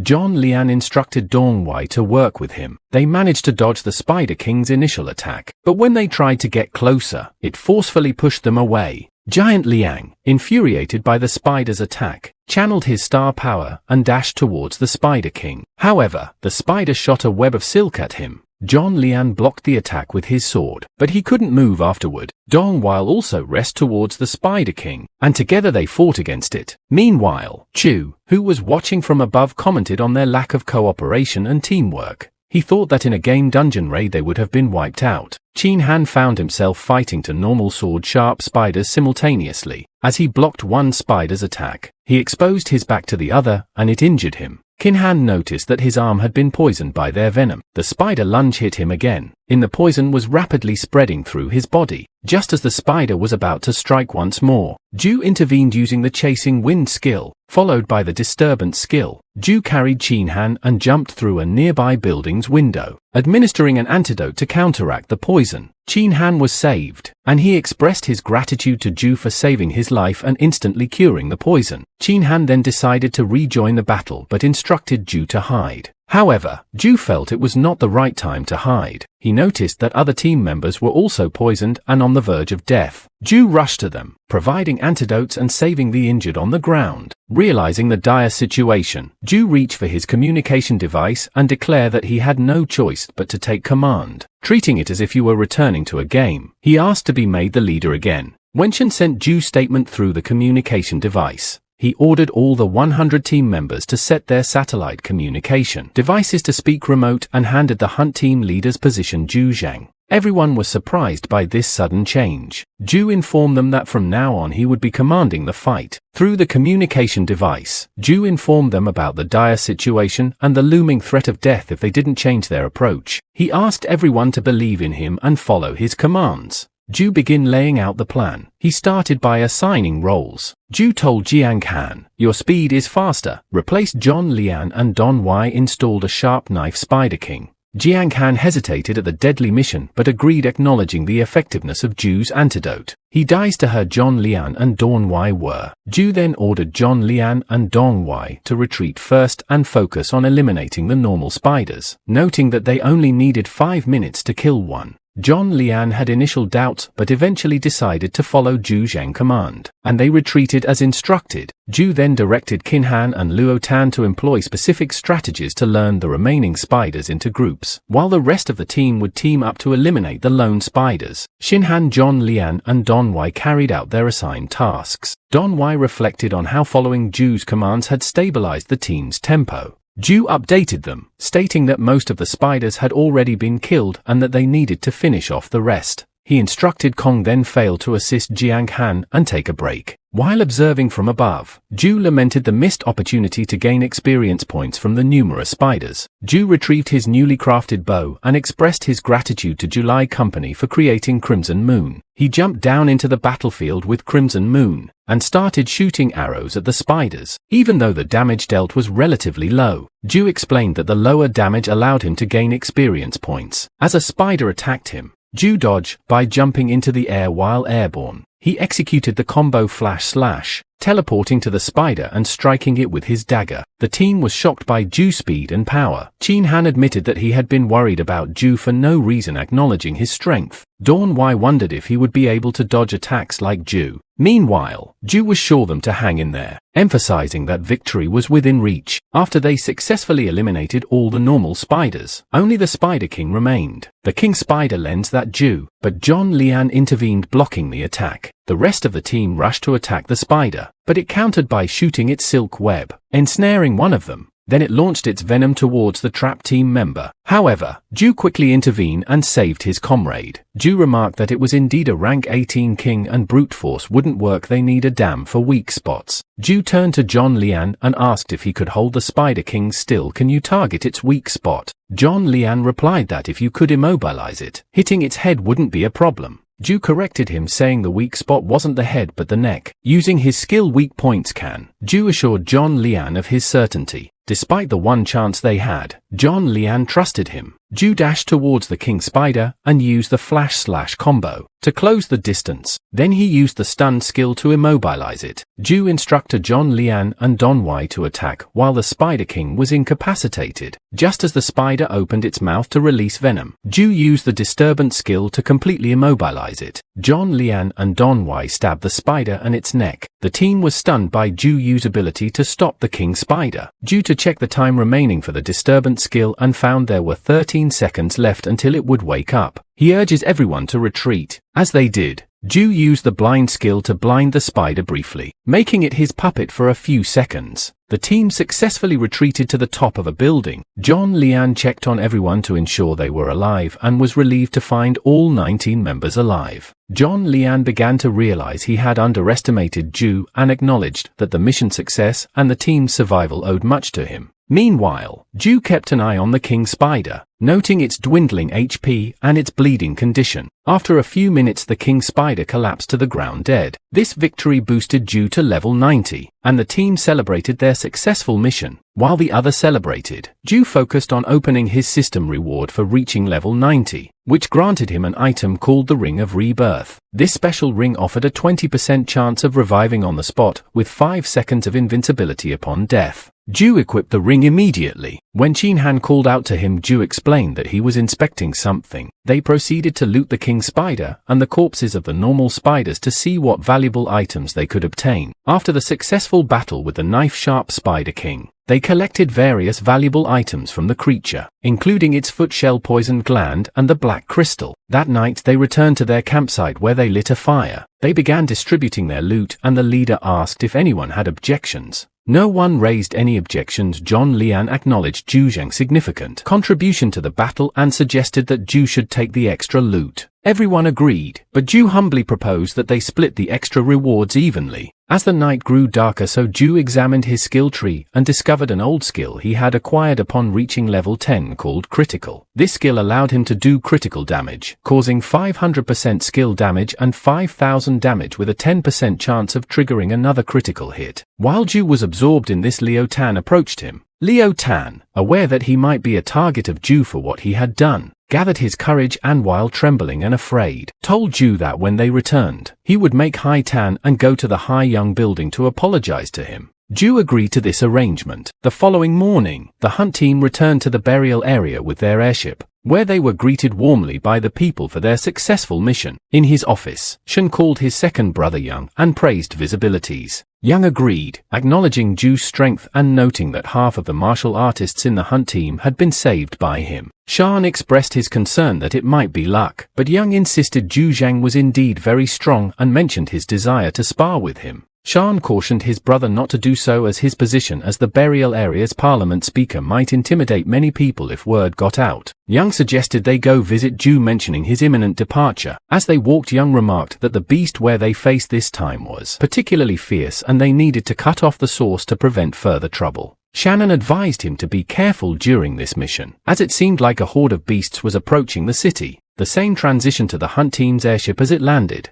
As they disembarked, people in the area began requesting the signatures of the team members to commemorate their successful mission. Then Shannon Young arrived and all the attention shifted toward them. Young referred to the hunt team as the heroes of the burial area, and his gaze fell upon Zhou. Young observed the young Zhou and reflected on his achievements, noting that he was already a rank 9 martial artist. He recognized his immense potential, believing that he had a promising future ahead of him. At a meeting of the higher-ups in the burial area, a hologram in the middle of the table displayed as picture.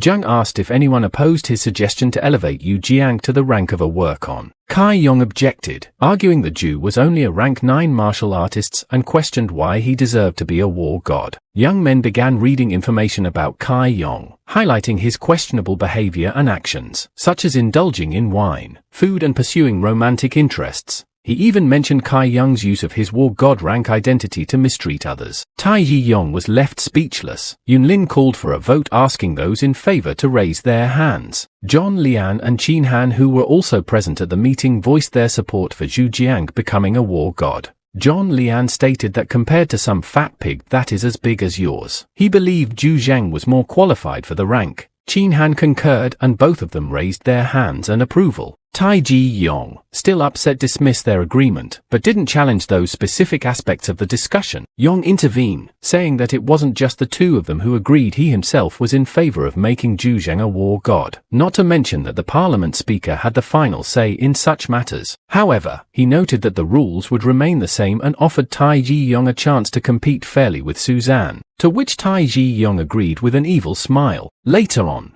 people began discussing the new war god rank being held by a rank 9 martial artist, and some even mentioned that it was the famous Zhu Zheng. High above the city, Jangling overheard this news while observing the city and commented that if that was the case, they might as well face their fate together. He also had a capsule that could summon a horde of zombies. Meanwhile, Zhu was engaged in a battle with violence and managed to reach level 99. He reflected on the challenges they might bring, including unwanted attention and trouble. Determined to protect himself and those around him, he focused on leveling up quickly to reach level 100. Half a month later, Zhu achieved level 100 and became a rank 10 martial artist. With this achievement, he gained access to 2 new skills. The first was a level 95 skill that allowed him to create deadly poison using materials, with the poison's potency varying based on the materials used and a cooldown of 24 hours. The second skill, level 100 ability, allowed him to apply a layer of poison to his weapon, enabling poison attacks with a 30-minute cooldown. Zhu decided to use the poison glands he had obtained from the Spider King as a material to create a potent poison. He then applied this poison to his dagger using his new skill. The poison on his dagger was 15 times more effective and lasted for 30 minutes. He tested it on one of the vines, and the vine began taking significant damage. Zhu was impressed by the effectiveness of his newfound abilities, noting the remarkable HP deduction. The scene shifted Di Yang, who was patiently waiting for the horde of beasts to arrive. After a few seconds, the horde appeared, and Yun noted the immense scale of the beast horde. He understood that the battle will be tough. Meanwhile, inside Boo Town, Zhu was busy setting up a small store on the street. Suddenly, a short and beautiful girl approached and called out his name. Zhu was puzzled since he didn't recognize her. She introduced herself as Mo Lam, a member of the Blue Leprechaun team. She asked if he had hunted and acquired some knife-sharp Spider King poison and inquired if he could sell it to her. Zhu questioned her motives and asked for a reason to consider selling his poison. Mo Lana explained that Zhu was reserved seeing a type of potion and lacked this particular poison to complete her work. She also requested a reasonable price. Zhu with an evil smile pondered that she might be an alchemist. He offered to provide her with the materials she needed for alchemy for free, but requested that he would own the potion she created. Mo Lana happily agreed and raced off to create her potion. She hoped she was reliable. Later, Lady Hu called Zhu to inform him that he had gathered the information Zhu had requested about Kai Yong. Zhu praised Les Hu for his efforts. As Zhu continued his activities, two men walked by discussing who would win in the battle between Zhu and Kai Ji Yong, who held the rank of God War. One of them believed that Tai Ji Yong would win because regardless of how strong a special envoy Zhu was, he was still only a rank 9 martial artist. The two friends decided to place a bet on Tai Ji Yong winning the battle. Taking matters into his own hands, Zhu called Kai Han and asked her for assistance. He informed her about the bet between Kai Jae-yong and himself and requested that Zhu used her name to place a bet, wagering all his money on him winning the battle. Meanwhile, Tai Ji-yong was relaxing at his building, sitting by a swimming pool and enjoying the company of a girl. He picked up his communication device and chuckled, questioning who would be crazy enough to bet on Zhu Jiang winning. He brushed off the idea, suggesting they find someone to test Zhu's strength first. In the Snake Valley, Zhou had been collecting poison for 2 weeks. Suddenly, he sent someone approaching with lethal intent. It was an assassin sent by Tai Yi-yong to test us abilities. The system revealed the assassin's name as Duoluan, but his level remained unknown. Duoluan drew his sword and called out to Zhu. Zhu was aware that Tai Ji-yong had sent Duel Lung to kill him. Duel Lung identified himself as a member of the Dark Shadow organization and held the rank of Palace. Zhu assumed a fighting stance and asked if Duoluan thought he could defeat him alone. Du Alan was taken aback that Zhu knew his name. Before he could finish speaking, Zhu swiftly executed a flash-slash combo, injuring him. Du Alan criticized the sneak attack but soon realized something was wrong with his body. Zhu would poisoned him. During their encounter, Zhu began a countdown and after a short while, Duel Lung collapsed dead. Zhu remarked that he had perished due to the poison of the rank 18 knife-sharp Spider King, considering it an honor. While searching Duel Len's belongings, Zhu was shocked to discover a capsule capable of summoning monster hordes. Shortly after, Malene contacted Zhu to inform him that her potion had been successfully concocted. Later, Zhu visited Mulin's experimental lab, where she presented him with a yellow potion she had created. She named it the Berserk Potion, explaining that it could temporarily boost a martial artist's stats threefold for 15 minutes. Following this, in Shibu Tao, Zhu won Mole and ventured to the outskirts as it was deserted.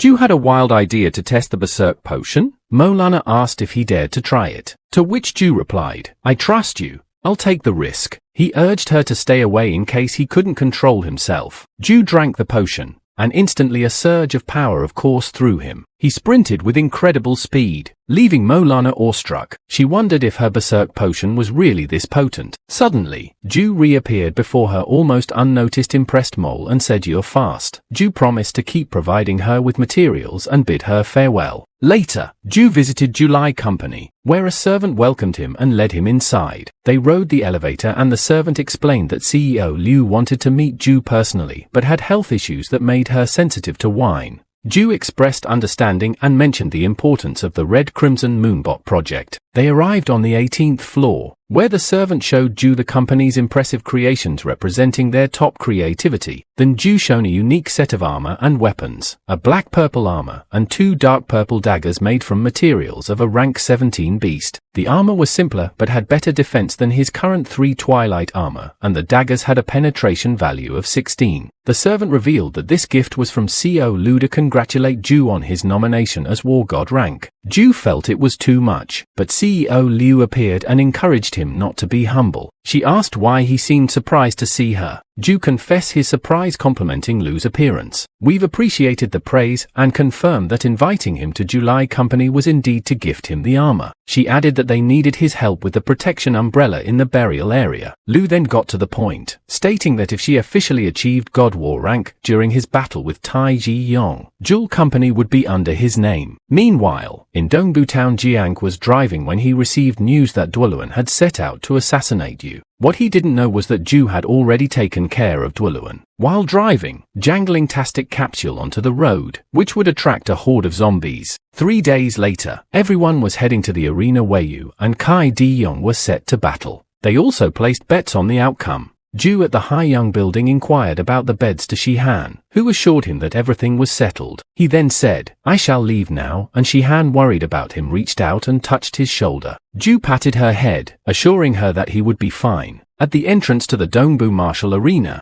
Zhou entered the arena and Tai Ji Yong, clad in his armor and carrying his sword, approached him asking if he was ready to meet his demise. The audience cheered for them, and Zhou Zheng thought to himself that although he could kill a palace-rank assassin, Zhou seemed weak. He wondered about the armor and weapon made by July Company and felt that something was strange. He couldn't afford to be careless. He planned to end quickly with a single strike. Ashen announced the start of the fight. Zhou Zheng moved incredibly fast, charging towards Zhou. Zhou greeted him with a confident smile, raising his hand, preparing to use the disturbance skill. Among the audience, Jiang Ming noticed that she was about to employ this skill again, just as he had done when facing Jangling himself. Through to expectations, Zhou unleashed the disturbance skill on Zhou Zheng, rendering him immobile. The audience was puzzled as Zhou Zheng had been moving at lightning speed and suddenly came to a halt. Seizing the opportunity, Zhou do is to new daggers instruct Zhou Zheng. However, Zhou Yun's armor proved to be impenetrable, rendering the attack futile. Undeterred, Zhou swiftly employed 3 skills simultaneously from behind: duel, slash, backstab and critical hit. Yet even with this powerful combination, only a fraction of Zhou Yung's HP was reduced, so Zhou couldn't help but wonder if Zhou Zheng had more than 300,000 HP.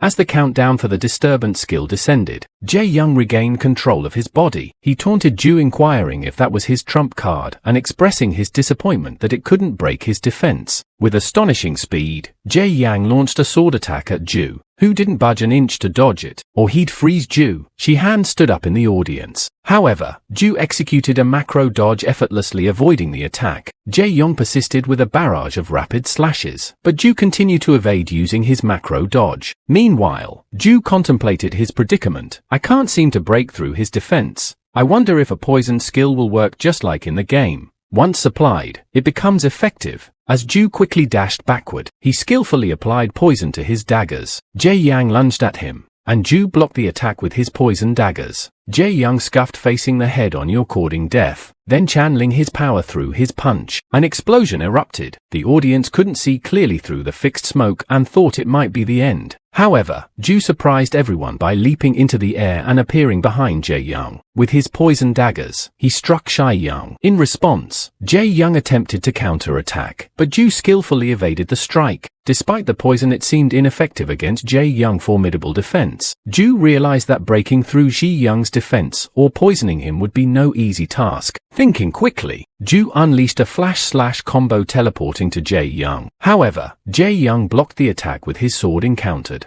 Zhou dashed backward. Realizing he couldn't keep up this way, he needed to change his strategy. Zhou began to circle around Zhou Zheng, creating a tornado of smoke. Jiang, watching the fight, noted that she was attempting to create an arena that favored him. Even so, he questioned its effectiveness. Nolan, who was also watching, understood Zhu's plan. He was using the smoke to conceal himself while Li consumed the berserk potion she had created. After drinking it, Zhu emerged from the smoke, attacking Zhou Zheng with a new weapon, the Death Side. He was now in a berserk mode, boosting his martial artist stats threefold for 15 minutes. Zhou Zheng managed to push Zhu away, but Zhu swiftly dashed toward him, countering with the Death Side. With a powerful strike at Zhu and Zhou Zheng flying, as Zhou Zheng lay on the ground, he couldn't believe the strength of Zhu's attack and wondered if Zhu was truly only a rank 10 fighter. Determined not to admit defeat, he grabbed Zhu and launched himself, taking both of them outside the arena field. The audience began to question Jie Yang's sanity and whether this action violated the rules. Shen intervened, calming the crowd and declaring that the victor would be the one who could return to the arena field. As they tightly gripped each other's hands,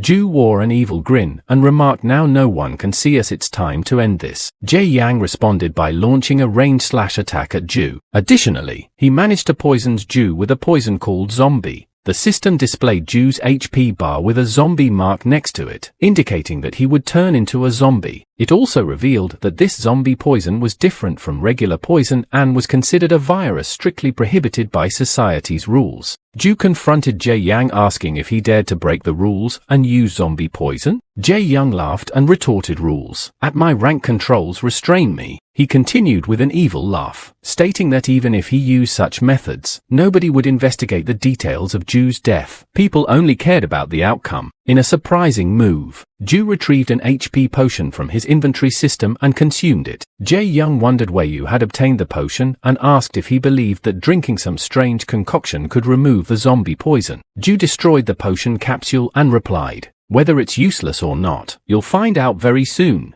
Then Zhu employed his stealth skill in front of Jie Yang, revealing it for the first time. Jie Yang was stunned, exclaiming, "Disappeared? No way. How can a human suddenly disappear?" Zhu used the disturbance skill on Jie Yang, causing him to reappear. Zhu assured him, "Don't worry, you're not the first one to die because of stupidity. And of course, you won't be the last." He then applied poison to his dagger and swiftly killed Jie Yang. Afterward, she returned to the arena dragging Jie Yang's lifeless body. Shen announced that through the martial arts battle, Zhou Zheng had been promoted to the war god rank. The audience erupted in tears, and Shihan along with Zhu's newest friend celebrated his victory. Lucite in the July company under Zhu's name and commented, "It seems like my investment was right." Sue and the other members of the Seven's team were overjoyed for Zhu's victory. They lifted him into the air celebrating his success. However, while Zhu was airborne, they didn't manage to catch him, so he gracefully landed on the ground. Nevertheless, Zhu wasn't upset about it. He reflected on achieving the War God rank, thinking, War God rank had finally reached this milestone. With more power comes greater responsibility. Later, Zhu lay in bed with Shihan still lost in thought.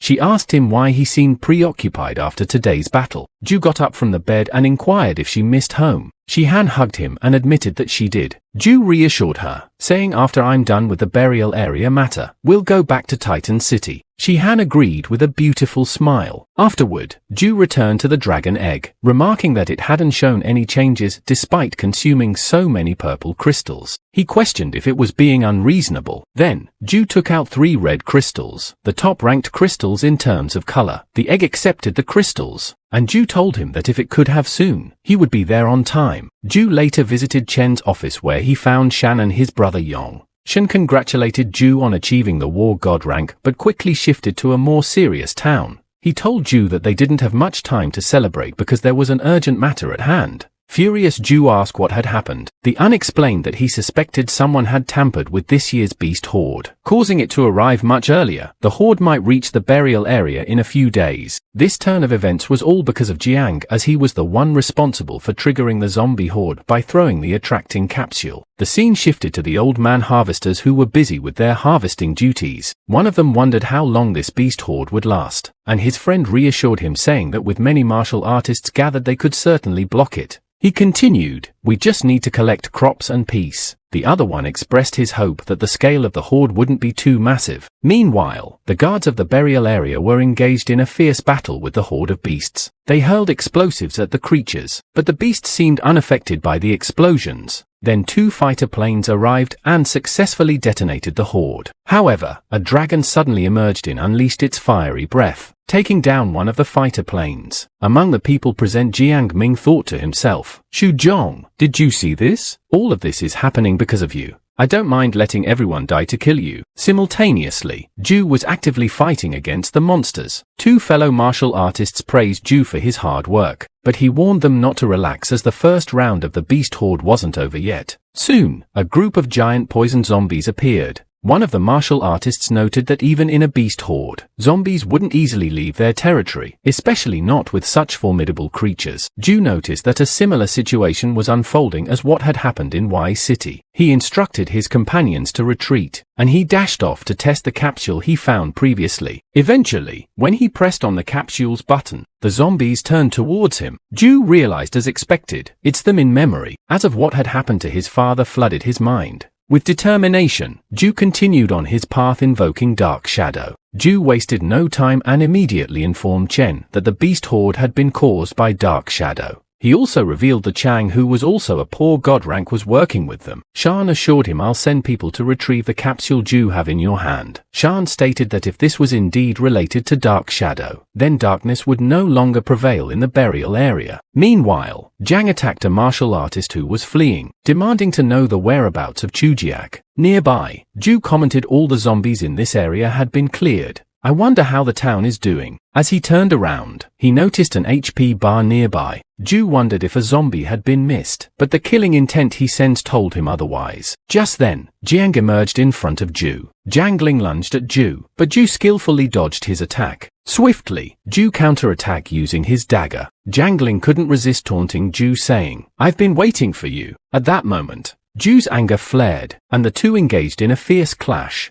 Zhou, thinking on his feet, used the stun skill to immobilize Jiang for a few seconds. However, amidst the chaos, Zhou sustained an injury without hesitation. He retrieved an antidote and applied it to his wound. Jack, observing Zhou's condition, remarked that with such a wound, Zhou would succumb to bleeding soon. Zhou, with confidence and determination, assumed a fighting stance with his daggers, retorting, let's see which one of us meets their end first. Zhou swiftly used this stealth skill in front of Jeff, leaving Jiang stand as he wondered how a human could suddenly disappear. While in stealth mode, Zhou pondered that Jiang had seen his greatest secret, and he was determined to eliminate him today. Zhou silently moved behind Jiang and employed the disturbance skill to immobilize him. Jiang contemplated whether Zhou could truly conceal himself, but he dismissed it, confident in his rank 18 martial artist status and the armor he wore. Zhou addressed Jiang, saying, I know what you're thinking. He then grabbed James' armor, challenging James' assumption that he was safe because of it. Zhou removed James' armor, applied poison to his dagger, and unleashed a series of slashing attacks. He declared, even if I can't break your defense, this amount of poison is enough to kill you. Jiang was struck by all the slashes and poisoned. Quickly, he retrieved an antidote from his small bag and consumed it. He remarked as Zhou never thought this antidote is thanks to the recipe you contributed.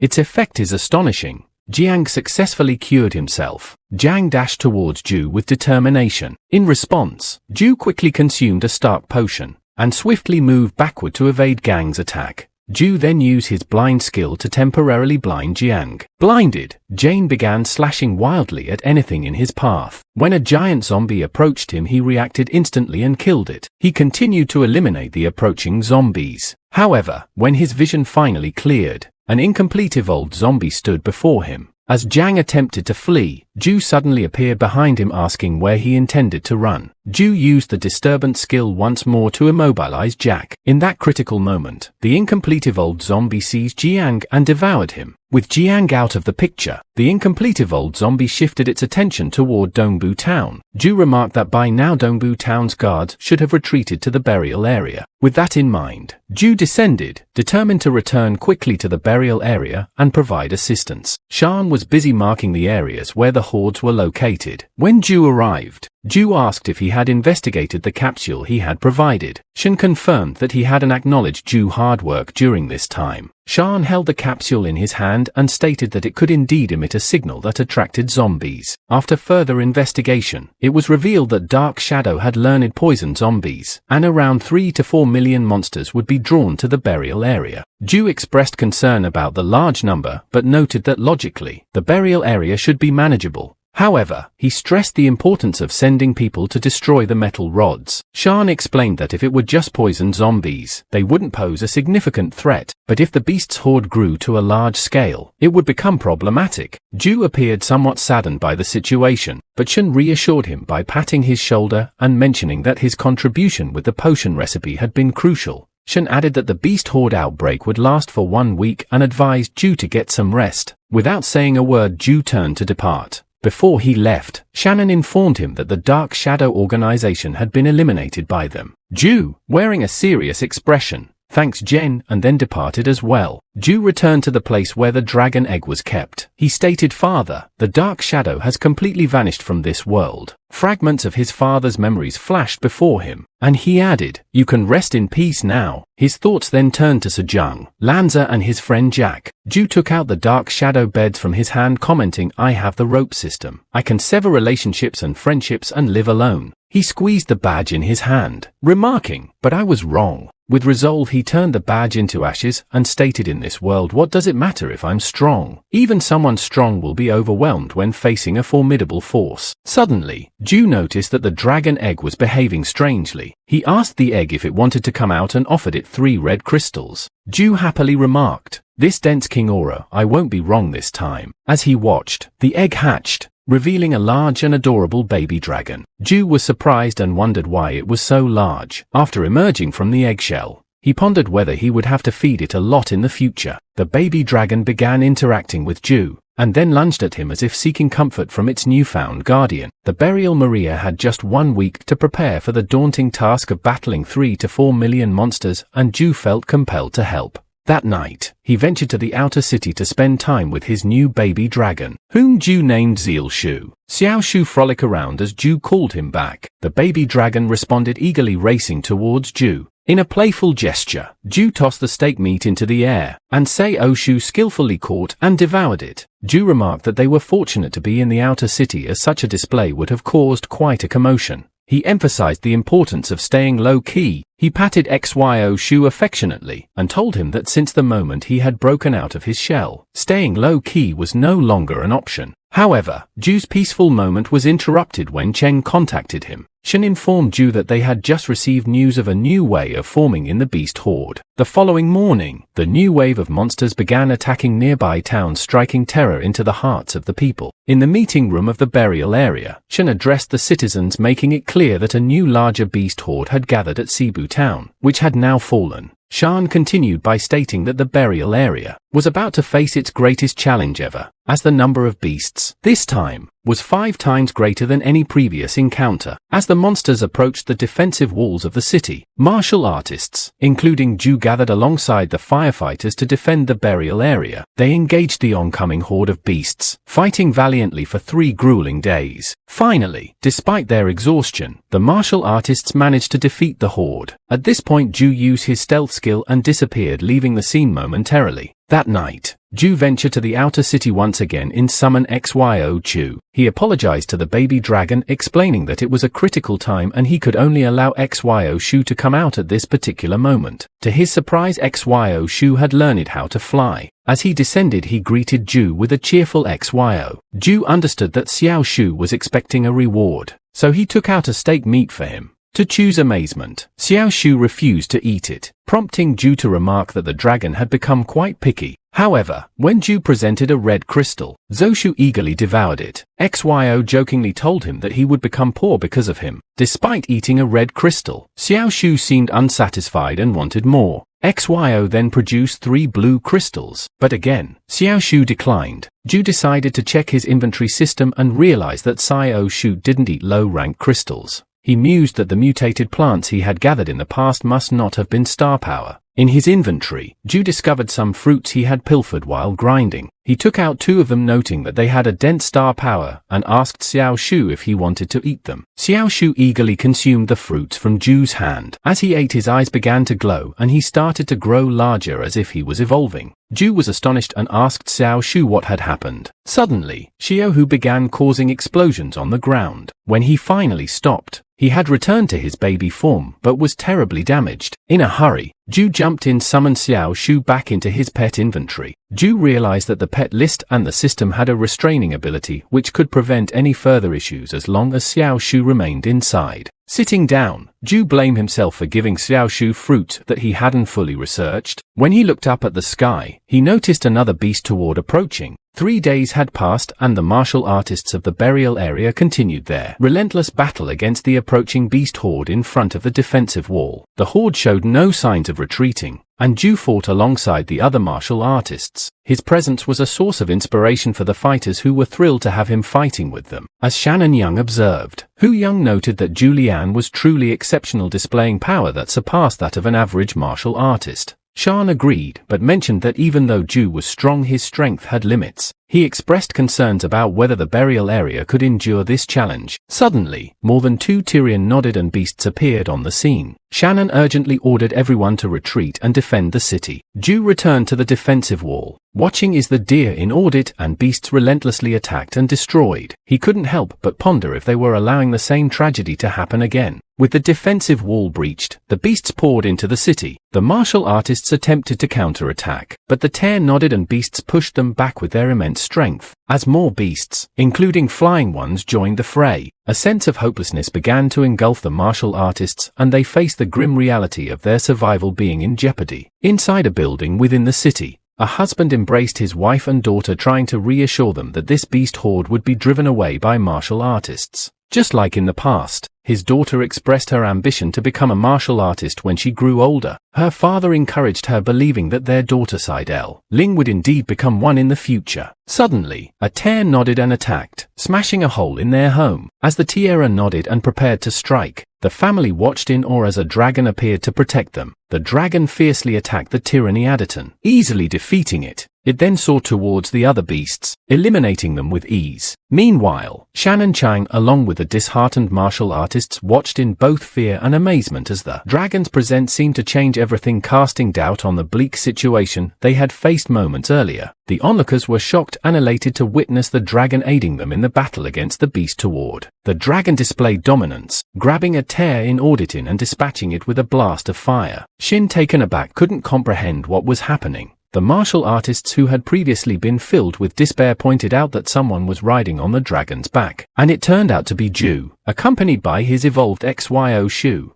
Zhu swiftly commanded Xiao Shu to chase the mutated beasts out of the burial area. With a mighty roar, Xiao Shu ascended into the sky and dashed toward the Terran Audit and another beasts that had entered the city. From his mouth, he unleashed a focused, powerful stream of fire that incinerated the beasts. The martial artists rejoiced, relieved that they were finally saved. Zhao Shou continued to breathe fire at the remaining beasts until the entire horde began to flee. With only a few beasts left, the martial artists, after a week of relentless battles, took a moment to sit down and relax. The atmosphere was filled with tears and gratitude for Zhu. However, Zhu reminded them that it wasn't the time to relax yet. While the beast horde was retreating, they needed to finish the job. He raised his hand and shouted, "The burial area belongs to us." His words stirred the martial artists' spirits, and they charged with the remaining beasts with renewed determination. Shen acknowledges us mysterious abilities, turned to the cheering citizens, and declared that with power alone, they had saved the burial area. From that day forward, the burial area would forever remember Zhu's name.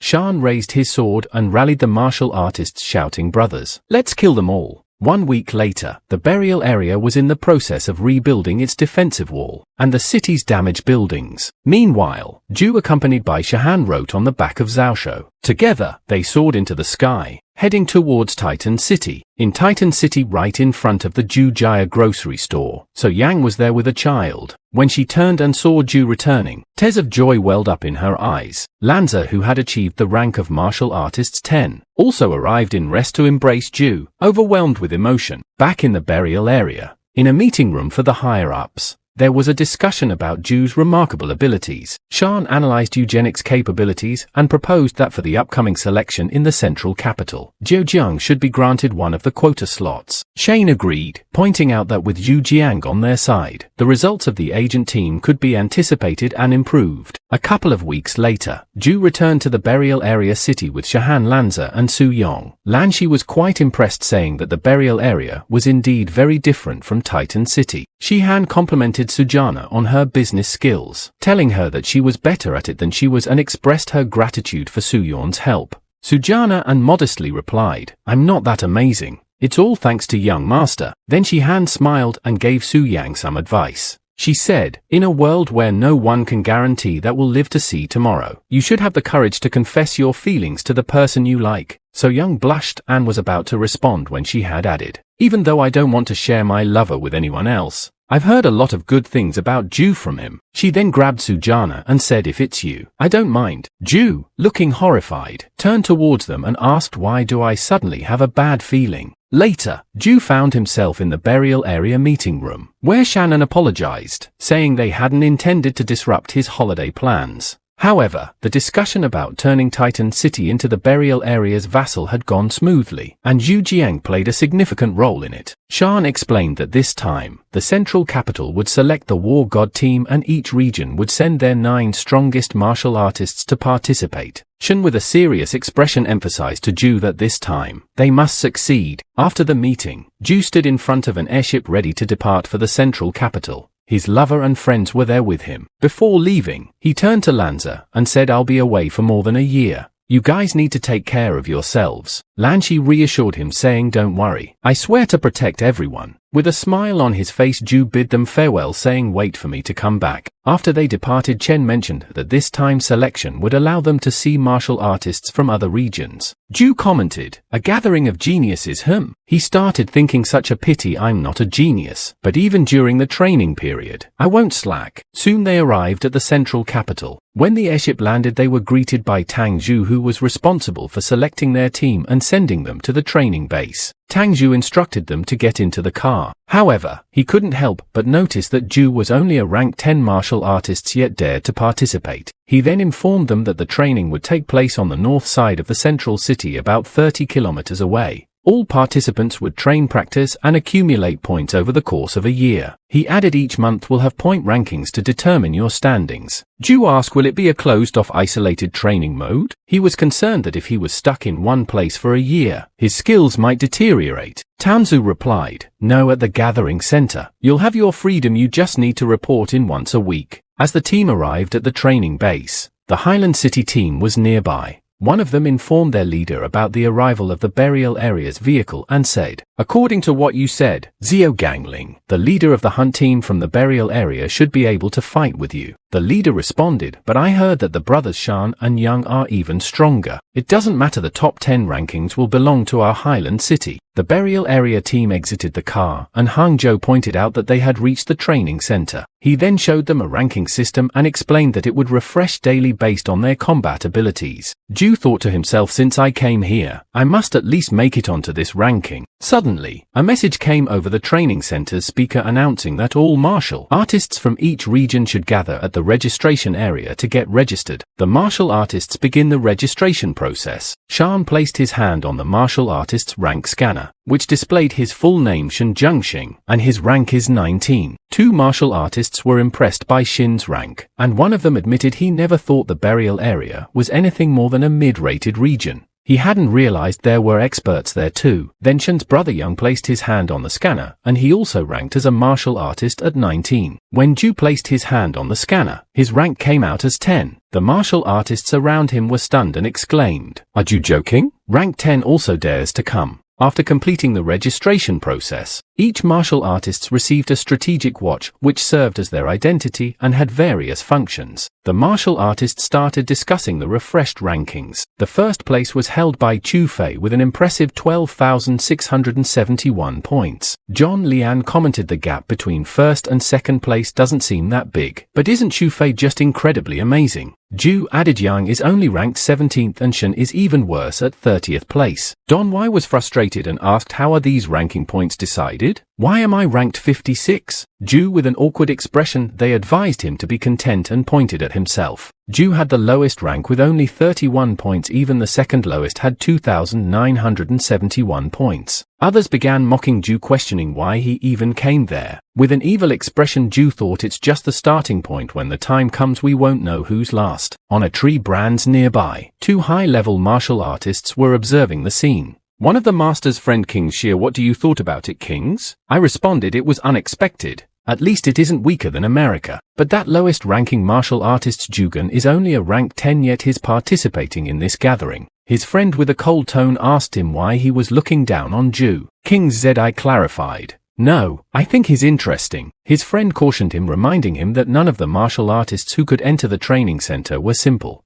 He suspected that Zhou Zheng was no exception. With that, he used his star power to levitate and said to King Z, "Let's go tomorrow when the training begins. We'll find out." The next day all the martial artists gathered in front of the training center. Shang Kai introduced himself as Qin, their instructor for the year. With an evil expression, he bluntly said, "You are geniuses in your own areas, but from what I see you're all trash." While this upset many to listen quietly, Qian continued, "If you're not happy with that assessment, you can challenge me. If you defeat me, I will request from the central city to ensure you get into one of the top 3 positions." He then exuded his martial aura, reminding them, "I'm ranked 3rd in the central city's martial artists rankings at rank 23. No one dared to challenge him. Qin proceeded to explain the rules for earning points. He mentioned that challenges would take place in a special martial arena with the rule that there shouldn't be any fatalities. Otherwise, even if you defeated your opponent, you wouldn't earn any points. Qin outlined the training rules first. Increase your martial artist's rank. 2nd, accept missions.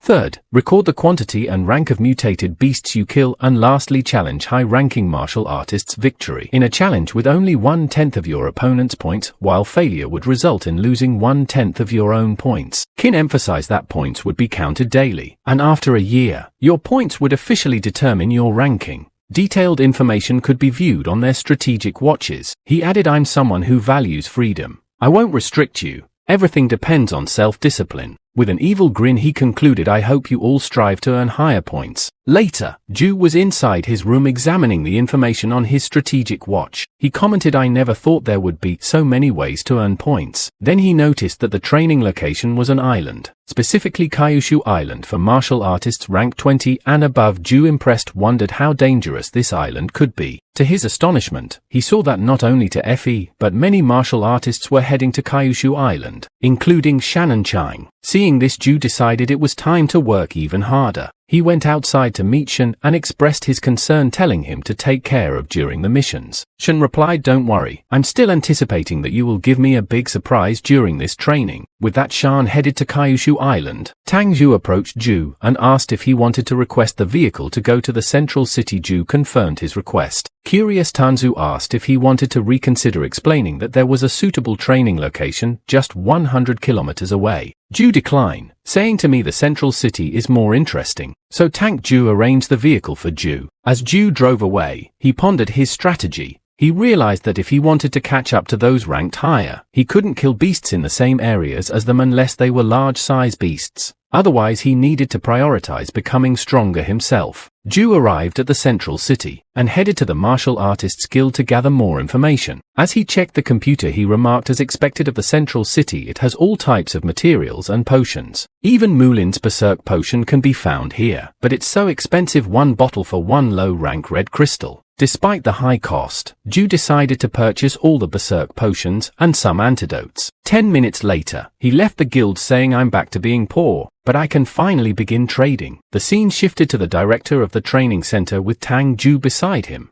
Tang Zhu informed the director that Zhu had requested to go to River Valley playing. The director responded, "That's a rank 16 beast area. This huge gang is indeed not simple. Let's see how well he does." Meanwhile, Zhu was flying on his Dragon Slough show. Upon arriving at River Valley Plain, he ordered XYO to land. As soon as he touched the ground, he found himself surrounded by a group of rank 16 fluorescent wolves. Zhu immediately drank the russet potion and charged towards them, ready for a fight. The next day, Tang Zhu showed the director of the points ratio for the day. The director was impressed to see that the top rank to Fe had increased his points by 300, but the highest increase was from Zhu Jiang. The director was curious about Zhu's growth and how a rank 10 managed to defeat monsters of rank 16. He commented, as expected, the burial area won't send a weakling to represent them. 6 days later, Zhu had raised his rank to 12 and was now ranked 138th in the overall ranking. Back at the training camp, others were shocked at how quickly he had increased his rank by 2 and climbed to rank 138. Zhu went to the canteen where he was eating alongside Shannon Jilin. while Zhu was eating, a martial artist named Jiang Wei from Hurricane City, ranked 18 and 197 in the overall ranking, became angry and shouted that he wanted to challenge Zhu. Others were stunned by the audacity of a rank 18 challenging a rank 12, accusing him of trying to bully weaker martial artists. John Lian suggested Zhen Wei challenge him instead, but Zhen Wei persisted, asking Zhu if he dared to accept the challenge. Zhu finished his meal and replied, "Someone's rushing to give me points. Why wouldn't I dare to accept?" Zhen Wei sent the challenge to Zhu using the strategic watch. John Lian suggested that there was no need to accept such a dogfight, but Zhu decided to take the challenge. He reassured John Lian not to worry, saying he knew what he was doing. John Lian Lin wished Jiang Wei good luck, and this made Zhen Wei quite nervous. The following day, preparations were made for the fight between Zhu and Jiang Wei. Jiao, one of the martial artists, set up a betting table and called on others to place bets on the match. One martial artist bet a red crystal on Jiang Wei, while Dong Wei bet 3 red crystals for Zhu. John Lian joined in bet 3 black crystals. A quick note: black crystals had become the top-ranked crystals in the crystal color ranking in previous chapters. Jiao's friend whispered to him that now more than half the bets were on Jiang Wei, and they wouldn't earn much even if Shong Ywan. Jiao responded that he needed more people to bet on Jiang Wei so they could make money. His friend asked if Zhou Zheng would win for sure, and Jiao laughed, saying he never claimed that. The director and 2 other judges were present to watch the fight. As the fighters entered the field, the director called out to Zhu. Zhu thanked him for his hard work. The director contemplated that Zhou Zheng was only ranked 12, but he gave off an unfathomable feeling. He wished Zhu good luck. In the field, the director announced the challenge rules. The victor would receive 10% of the loser's points, Zhou Zheng, and 21,241 points, while Jiang Wei had 18,940 points. Then the director officially started the fight. Jiang Wei raised his sword towards Zhu and told him he didn't have a grudge against him, but that he should be more humble next time. Zhu took out his daggers and responded, "Okay. Because of what you said, I won't harm you later." Jiang Wei dashed towards Zhu, channeling his star power through his sword, but Zhu easily dodged the attack by stepping aside. Zhu then channeled his star power through his daggers and dashed towards Jiang Wei. Jiang Wei counterattacked with a fast swing of his sword, but Yu's quick reflexes allowed him to block it in time. Then Zhu unleashed a lightning-fast flurry of attacks, moving so quickly that Zhen Wei couldn't even see his movements. In the blink of an eye, Zhu was behind him, his dagger poised the Zhen Wei's neck. Xu Fei, the top-ranked martial artist, was also present and commented on Zhu's strength, saying so strong. Jiang Wei dropped his sword, conceding the match, and the judge announced to Jiang as the victor. Zhu's points increased to 23,213 points. The next morning, Zhu woke up at 6 a.m., went to the canteen and found Jiao. Jiao invited him to sit down, and Zhu greeted him with a good morning. Jiao jokingly remarked that he had been waiting for over an hour for Zhu. Zhu sat down and Jiao thanked him, saying that he had earned a significant amount because of him. Zhu replied, mainly because brother Jiao has good eyesight. They raised their coffee cups and Jiao proposed that after the training, he would invite Zhu to visit the central city. They clinked their coffee cups in agreement. Zhu accompanied Jiao to the helicopter as he left for his training, bidding farewell to GIA. After GE's departure, Zhu commented that he should also go earn some points. He dashed deeper into the forest where no one could see him and summoned Xiao, telling the dragon that they were heading to the decertification area. With that, XYO took off. Meanwhile, a member from the Hurricane City team informed his leader that Zhu hadn't requested the training center's vehicle for the day. The leader asked for confirmation and the team member assured him that the training center staff had provided this information. The leader then instructed the team member to inform everyone else and notify him immediately if they received any updates about Zhu's whereabouts. The leader also expressed doubts about Zhu grinding elsewhere and remarked that he might be putting himself in danger if he did. Zhen Wei asked the leader why they needed to harm Zhou Zheng. The leader replied by inquiring if Shane Wei thought Suzanne was strong. Zhen Wei acknowledged her strength, mentioning his unique footwork and powerful attacks, which made a strong impression on him. The leader explained that every tree needs to go through a growth period before becoming significant, and they needed to cut Zhu down before he became a bigger threat. Meanwhile, Zhou Zheng arrived at the territory of the rank 19 dragon crawlers. He commented on the potency of the dragon crawlers' poison, and ventured further. He encountered martial artists from the Business Alliance engaged in a fierce battle with a dragon crawler. San Zi was in danger of being killed by the creature when their leader intervened.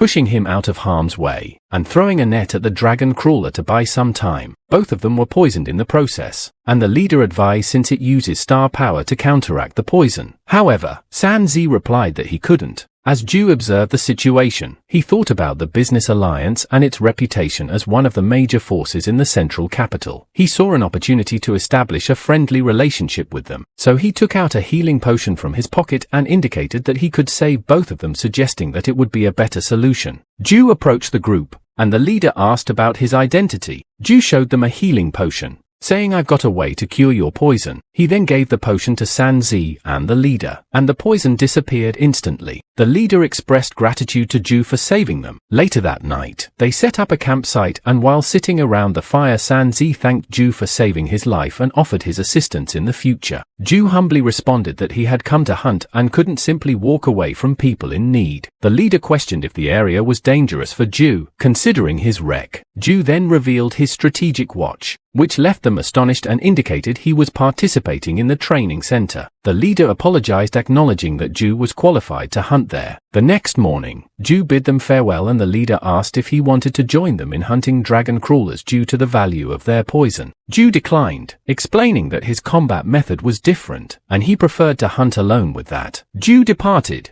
Later on, Zhou found himself facing a dragon crawler. He commanded his dragon XYO to attack the creature, and he joined the battle. A week later, after hunting dragon crawlers, Zhou had gathered 10 bottles of their poison. He returned to the Martial Artists Guild's trading area and noticed the martial artists carrying a signboard offering to buy a dragon crawler poison at a high price. Zhou approached him and suggested they find a secluded spot to talk. In their private conversation, the buyer informed Zhou about the current market price for dragon crawler poison, which was 2.5 high-rank red crystals. He could only offer 2 crystals, but explained that it would still be a better deal than selling on the open market due to the savings on handling fees. Zhou agreed to the price, but questioned whether the buyer could afford all the poison he had. The buyer asked how many bottles he had, and Zhou displayed the considerable quantity, surprising the buyer. Zhou sold as much as the buyer could afford, and repeated this process with other interested buyers. Meanwhile, at the Business Alliance headquarters, the boss was furious because they were the primary sellers of dragon crawler poison, but Zhou's lower prices were undermining their business. The boss instructed Adrian to investigate and find out who is supplying these poisons. Angrily, he added that they should buy up all the poisons and then raise the price. That day the price of poison kept rising as Zhou continued to sell. The following day, after the Business Alliance had bought all the poison bottles, they noticed the price beginning to drop,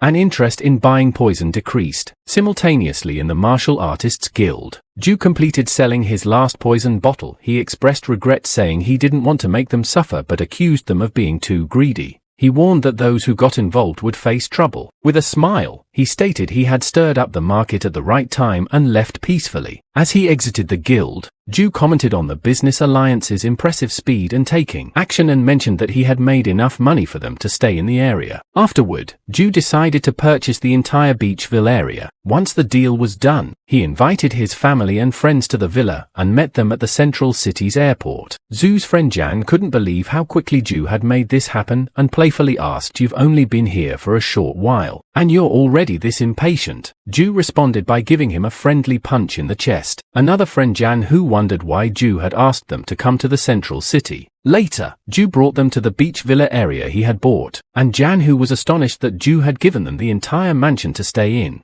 Zhou explained that this was just the first step, as he had also purchased a tall building because he wanted to start a company. He emphasized that having their own base was essential if they wanted to establish a firm presence in the central city. This revelation shocked us friends. Xie inquired about the cost of a building in the central city, and Zhou revealed that he had paid 5 high-rank black crystals for it, but he believed it was worth the investment. He then declared that from that day forward, the company's name would be Starlight. 5 days later, Zhou and his friends were camping outside when he checked his rank and realized he had been surpassed by many others. Jiang reassured him not to worry and to focus on his training, reminding him that the Starlight team had their support. Xie chimed in, emphasizing that Zhou needed to concentrate on his training. Zhu stood up, telling his friends, "Okay, brothers, I'll leave the Starlight team and you'll hand them off." He then climbed onto the back of his dragon CYO and flew away. Later Zhu found himself in a battle with giant water snakes. He spent the day skillfully dispatching the snakes, showcasing his combat abilities. As a result, Zhu's rank began to rise. The director who was observing his performance commented that Yu Jiang undoubtedly possessed the combat ability within the top 50 martial artists. Half a month later, Yu had spent the entire period battling the snakes and had reached the rank of 13 martial artists. When he checked his ranking, he felt that he could finally take a break. Zhu headed to a nearby forest, set up a campfire, and waited for his food to cook. He relaxed and mentioned that the system package he had was a treasure for traveling. However, he soon noticed something approaching him. Close to Zhu, another team was preparing their campsite. As they gathered around the fire, the leader caught a pleasant aroma and wondered aloud why the lone person nearby seemed so relaxed. The leader had already sent Lao Shu to investigate us presence. When Lao Shu returned, he reported that there was only one guy, a mere rank 13 martial artists. The leader was irritated by the seemingly arrogant individual who was eating hot food and lounging so casually. He commented that the place wasn't a tourist spot and ordered Lao Shu to bring a few brothers to teach him a lesson and remind him of the world's rules. Lao Shu and his friends approached Zhu with their weapons drawn. Zhu questioned their intentions, to which Lao Shu replied, "We will let you understand the cruelty of this world." The others rushed at Zhu, launching an attack, but Zhu's swift movements allowed him to disappear and reappear behind the man who had destroyed his bed. Without hesitation to kill the aggressor, only the leader and two of his members remained. The leader, clearly upset, seized one of his comrades and asked how they had died when Zhu was just a rank 13 martial artist. Zhu approached them, mocking their disbelief that a rank 13 martial artists could kill. He then ordered his dragon, Xiaoa, to eliminate them all with a fiery breath. Xiaoa did so promptly. Afterward, Zhu eluded their belongings and checked his watch. Noticing that the point gap had widened, making it necessary for him to work harder, Zhu headed to the Devil Swamp to earn more points.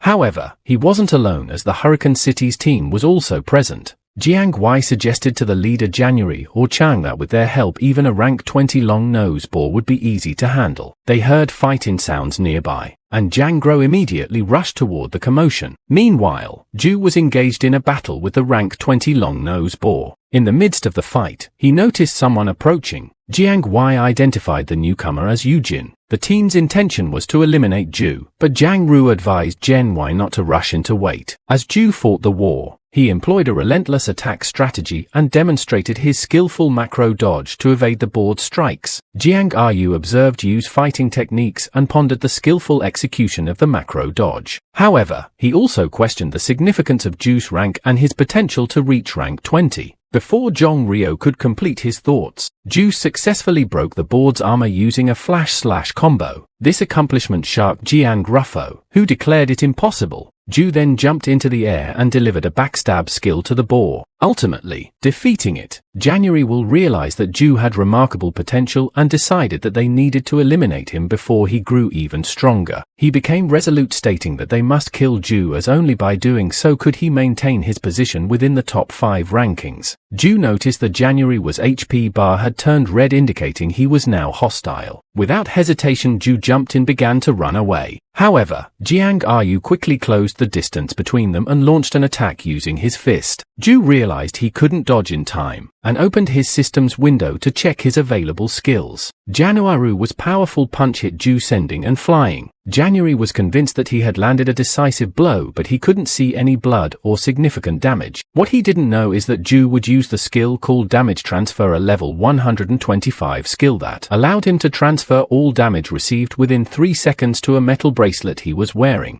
Zhu thanked Jiang Rule for unwittingly helping him escape, and immediately dashed into the nearby forest. Jiang Rio tried to chase after him, but Zhu managed to elude him completely, leaving no footprints. Zhu still to hide behind a tree. Jiang Rule then communicated with his team members and informed them that they needed to leave. Once they had gone, Zhu took out the broken bracelet and muttered, "Jiang Real Chang, you did it first." Don't blame me. Just as he contemplated his escape, his communication device started ringing, and when Zhu answered, he was informed that something terrible was happening. In the midst of the chaos, Lanza collapsed to the ground as martial artists from the Bright Wing Company attacked him. Jiang was concerned for Lanza as well, being in move to check on him, but a sword was swiftly placed at his neck, preventing him from taking any action. A martial artist named Hua stepped forward, scolding Lanza for acting cocky. Despite his lower rank, Jiang attempted to negotiate, suggesting that they could peacefully resolve the situation or even leave the territory they had occupied. However, Hua seized Lanza by the head and declared that they were from the Central City's Rank 3 Bright Wing Company. He insisted that they surrender their weapons and armor in exchange for their lives.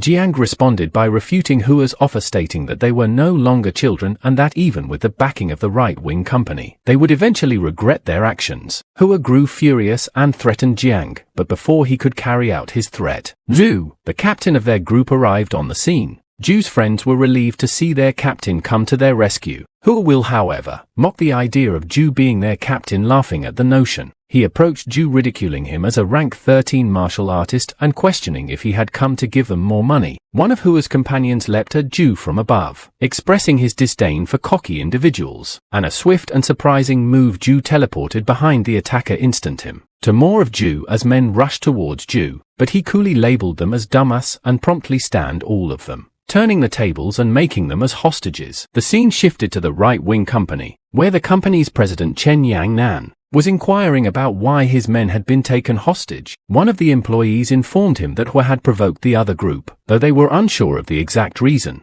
The team had been captured alive and the captors demanded a ransom of 47 low-rank black crystals for their release. Xiao Chun Guang, the director of the company, immediately suggested launching an attack to eliminate the offenders. He couldn't believe that a small team had dared to offend the Right Wing Company. However, the employee explained that the other group had Hua on their custody and threatened to kill their hostages if any violence was attempted. Xiao Chun grew angry and asked whether they would dare to follow through with their threats even if left unhindered. The president inquired whether they had confirmed the details of the other party. The employee mentioned that they had dispatched people to gather more information. Suddenly the employee's phone rang, and the information he received about Zhu Jiang left him shocked. He then informed the president that this situation had become quite troublesome. Back with Zhu and his friends, Jiang questioned whether the Central City's top 3 ranking force would agree to the ransom demands. Zhu assured him not to worry, expressing his readiness to face any consequences. Hua will warn Zhu that he wouldn't be so confident once the Central City sent people to deal with them. But Zhu retorted that he was prepared to handle anyone who came. Jan Hu taunted Hua, emphasizing that his arrogance knew no bounds, especially his mouth. Zhu contacted Sensei from the Business Alliance to get information about the Bright Wing Company. San Zi informed him that Zhao Chun Guang had brought resources and left, leaving him to handle the situation alone. Zhu thanked San Zi for the information and expressed his belief that the Right Wing Company was wise enough not to cross certain lines and engage in a fight with the Central City Minister. They understood the consequences and chose a smarter course of action. Guang stepped out of the car, carrying the 47 low-rank black crystals that Zhu had demanded. He was shocked to find that Zhu Zhang was behind all of this. Zhu pointed out a surpriser director JL personally making the trip and questioned if he had brought enough crystals, warning that he wouldn't release anyone if even one crystal was missing. Chun Guang chuckled and claimed he could handle them on his own despite his assertion that he couldn't. Zhu raised his finger and confidently stated that Chun Guang couldn't win. Chun Guang accused Zhu of arrogance and asked if he truly believed that being a rank 13 martial artists qualified him to enter the training center and become the Central City's opposition minister. Zhu retorted that his qualifications were not for Chun Guang to decide. In response, Chun Guang challenged Zhu to see if he could get the crystals himself.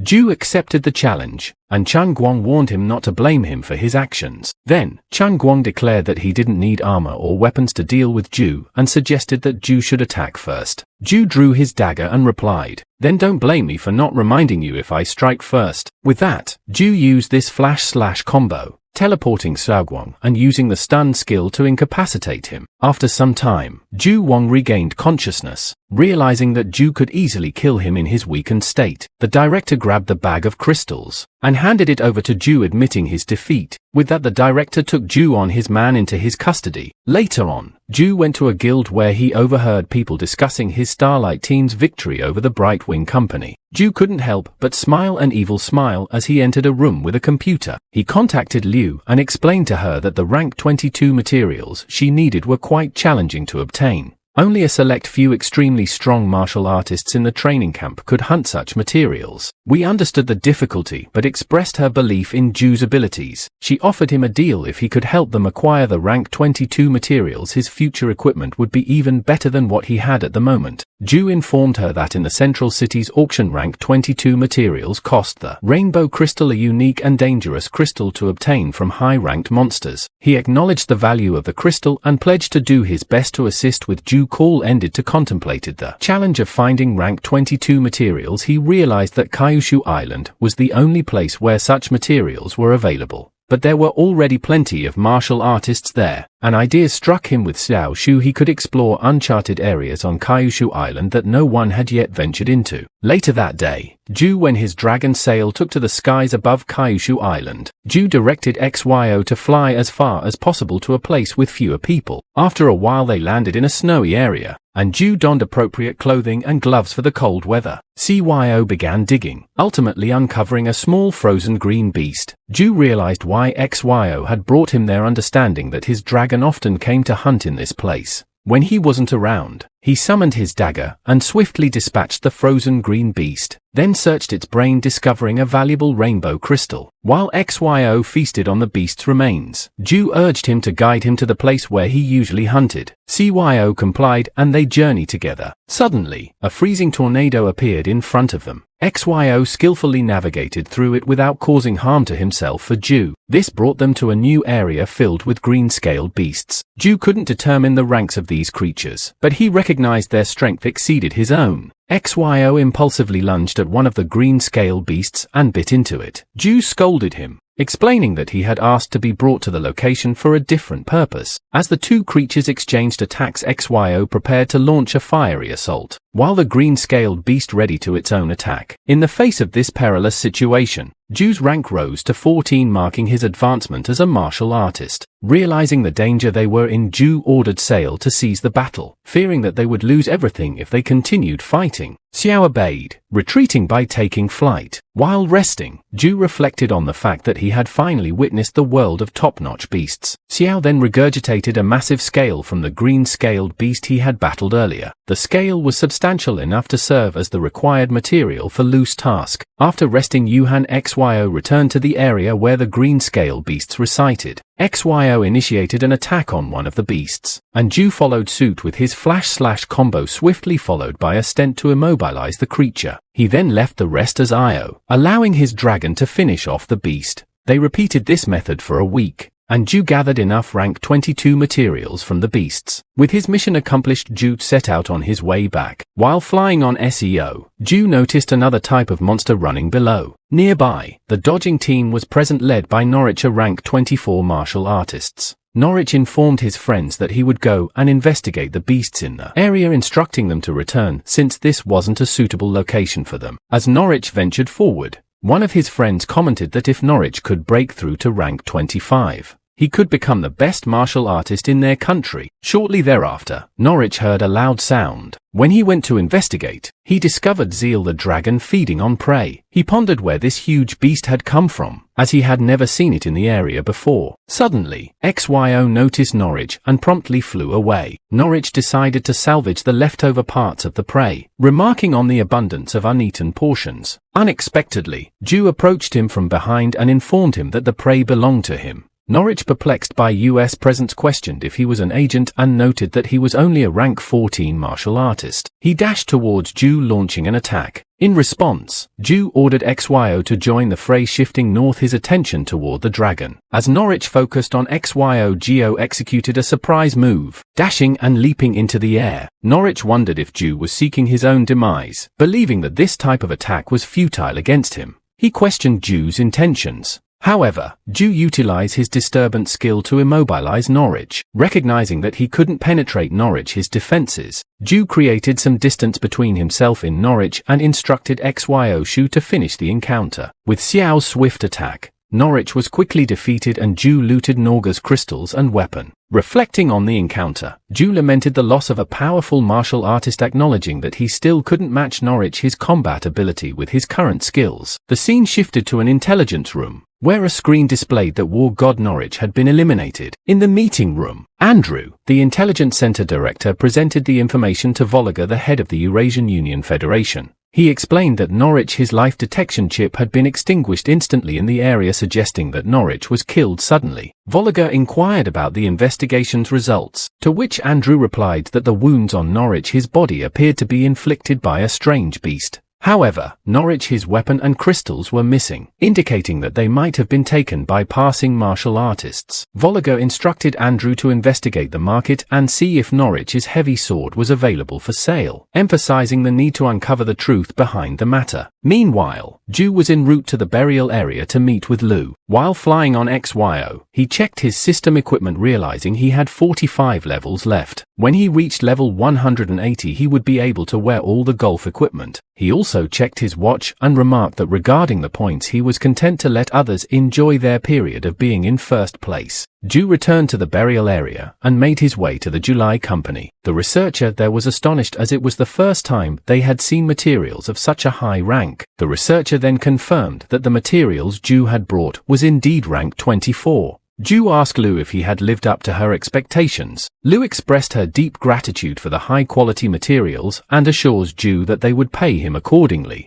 Zhou proposed that he could sell the materials to their company, but had to request in return. He wanted to use the rank 24 material to craft a set of armor for himself, and in exchange, he would offer them 20% of the profit from these materials. Lu readily agreed to the proposal. Zhou then whispered to Lu about something important and asked if she would like to take a look. He emphasized the need for discretion, suggesting that it would be best if fewer people were aware of it. Lu instructed the security team to leave, and once they had departed, Zhou revealed a green scale that Cao had vomited. Lu took it from June and immediately noticed that energy was emanating from the scale, indicating that it was of at least rank 24. Liu then rested the lab and ordered everyone to evacuate. She placed the scale on a detection machine, which confirmed that the scale was ranked 30. Zhou inquired if she found this revelation astonishing. Overwhelmed with gratitude and excitement, Liu held Zhou tightly. After realizing her action, she blushed and apologized, explaining that the potential impact of this material on July was just too exhilarating.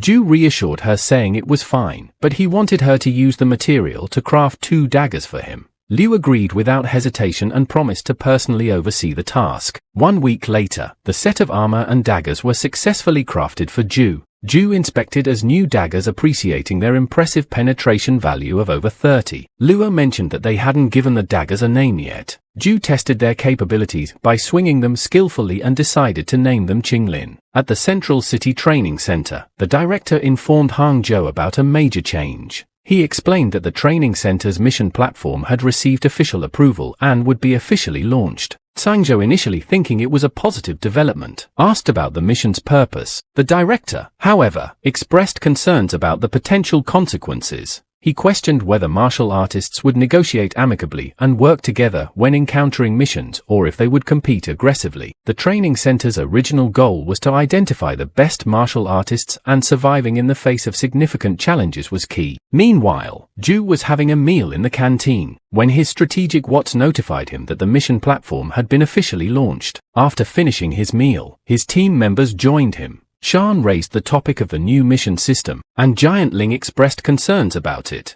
They anticipated that martial artists would begin forming teams to complete missions, and those who ventured out alone might become targets for other teams. Zhou suggested that they avoid direct encounters, as even when forming a team there was no guarantee that their team would be stronger than others. Shan agreed, emphasizing the importance of safety. He recommended informing other team members not to rush into the mission system without careful consideration. John Lian added that while they might not be able to undertake missions, it didn't mean Zhou couldn't. He believed that Zhou and his dragon could handle missions and any potential encounters with other teams. Zhou acknowledged this and stated that he would select a suitable mission in due course. The following day, in the training center, all the teams gathered to learn about the newly introduced mission system. There were 3 different missions available. First, kill the Silver Snake King with a reward of 30,000 points. Second, find 5 mutated purple flowers in the deserted land with a reward of 15,000 points. Lastly, retrieve a hard drive on the 67th floor of the Young Sizing building with a reward of 35,000 points. Zhou carefully considered the missions and commented that all 3 of them seemed suitable for him. But the third mission was the most fitting. He explained that urban areas like that particular building street were likely infested with poison zombies, but it wouldn't be challenging for him.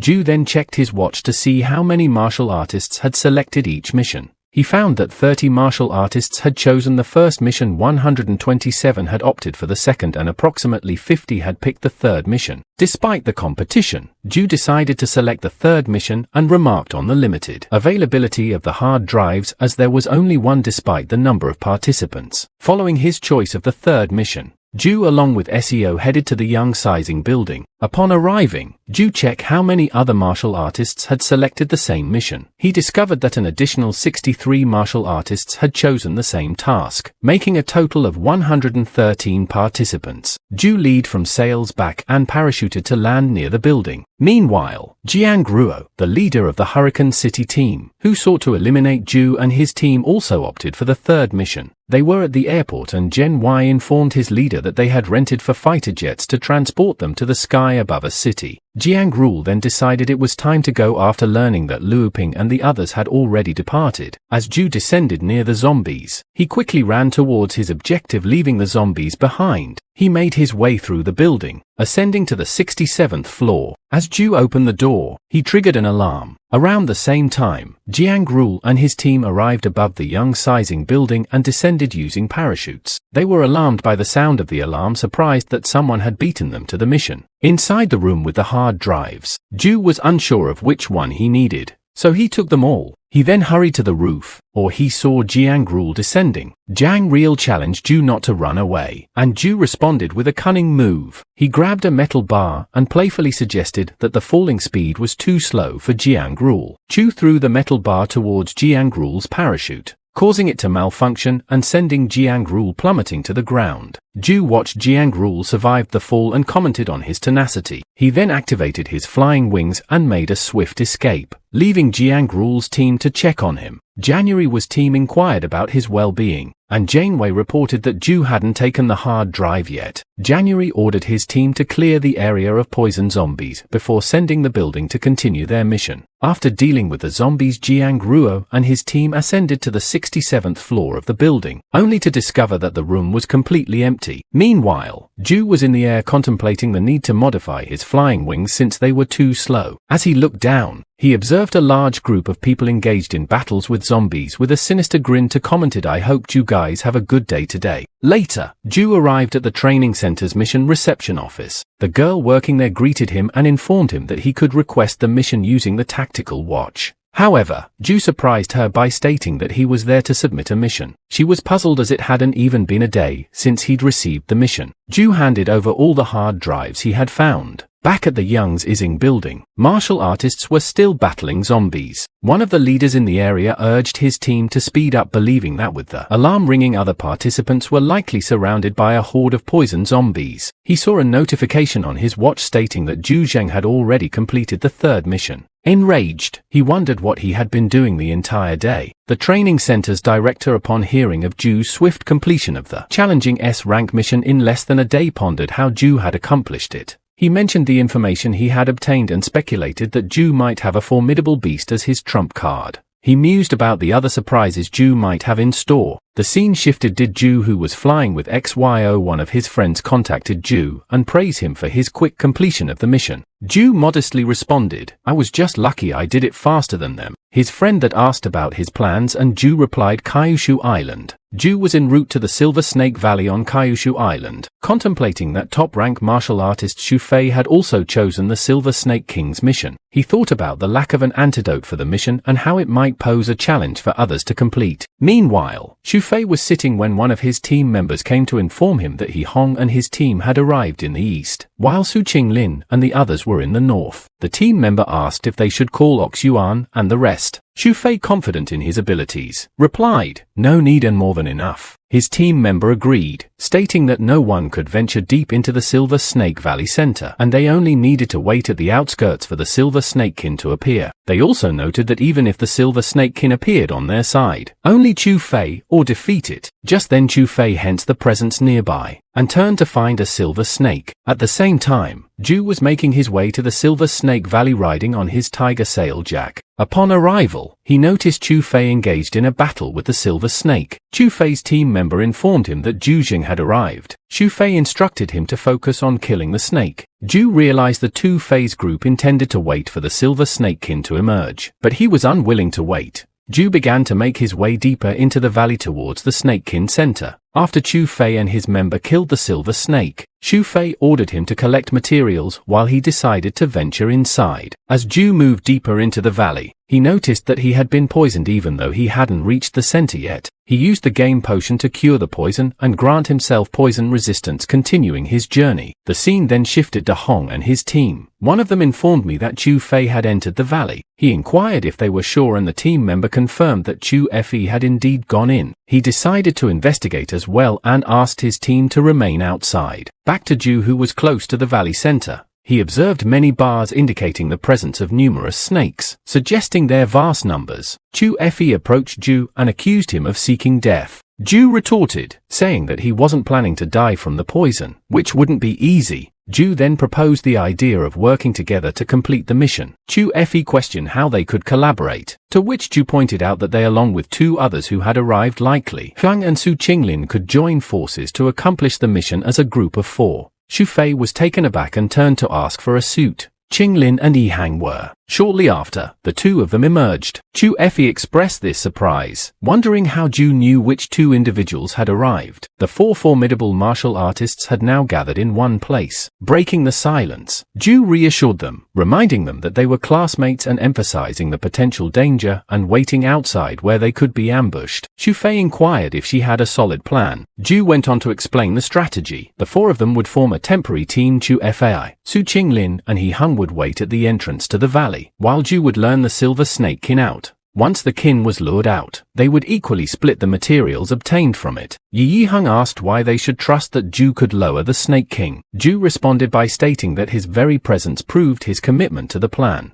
If he couldn't leave the kin out, they could still proceed with the ambush without incurring any losses. Both Xu Fei and Su Qinglin agreed to the plan, and eventually so did Yihang, admitting that he couldn't with the kin, but believed that Zhu could. Zhu ventured deeper into the valley. Despite the intensifying poison, he used his stealth skill to scout the area and discovered 3 Snake Kings, 1 gold and 2 silver. The gold snake was their leader, although the mission required killing only 1 silver snake kin. Zhu knew that disturbing any of them would cause a chain reaction in the valley. He considered the limited duration of the antidote, deciding to wait and see if he could lower the snakes. The 3 martial artists who were waiting for him outside the valley shared his view via the strategic watch. Realizing the danger inside, they grew increasingly concerned. After some time, Quinlan asked if they should contact him, but Xu Fei reminded them that they should wait a bit longer. Zhu returned to the valley and began luring the Snake Kings outside. As the martial artists and their leaders prepared to face the snakes, Zhu took a break to drink juice. He then offered instructions to the martial artists during the battle, guiding them to safety and directing their attacks. Xu Fei observed his expertise and noted that some geniuses simply defied common sense. The scene shifted to January Well, who had requested information about Zhu from the City Lord. The City Lord contacted him and informed him that they had found information about Zhu. Before Jiang Guo could share what he had learned, the City Lord became furious and warned Jiang Guo to reconsider his relationship with Zhu, emphasizing Zhu's formidable combat abilities. Stunned and horrified by the information he had received about Zhu, Jiang Guo realized the gravity of the situation. Meanwhile, back with Zhu and the other leaders who had successfully defeated the 3 king snakes, Zhu fluid SEO and asked Shan if he was sure he didn't want to join them.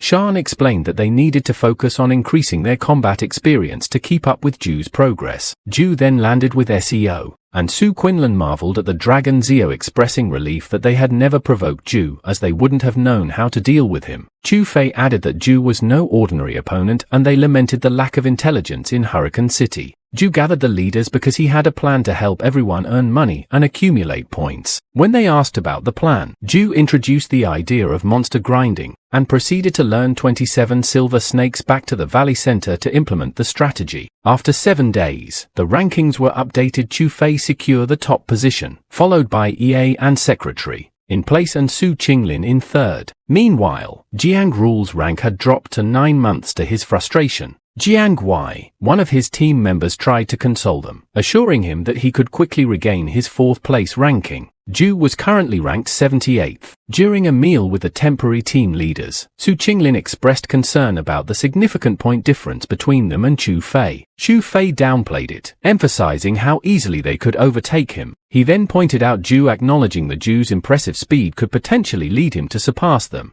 As Zhou perused the mission listings, he noticed an S-rank mission to steal Phoenix X. He set off to the gravel go by the location of the Phoenix X. Coincidentally, Jiang Ruo and his team were also at the same location, using binoculars to identify the Phoenix's nest. Then they noticed Zhou climbing towards the nest, and Zhen Wei brought up the City Lord's previous advice not to provoke Zhou. January, all after scanning the area again, concluded that Zhou didn't bring his huge beasts with him, implying that if Zhou died, they wouldn't be their fault. She managed to reach the Phoenix eggs and quickly grabbed most of them. He left only 3 behind as he prepared to make his escape. That's when Janeway took a shot at him using a sniper rifle. The gunshot alerted the Phoenixes, who immediately realized their eggs had been stolen. With a fierce determination, they charged towards Zhou to protect their precious eggs. Zhou employed his stealth skill and vanished from sight. Gen Wy expressed concern that they might soon be discovered by the enraged Phoenixes. Jiang Rule proposed they retreat first. Zhou suddenly reappeared right next to them.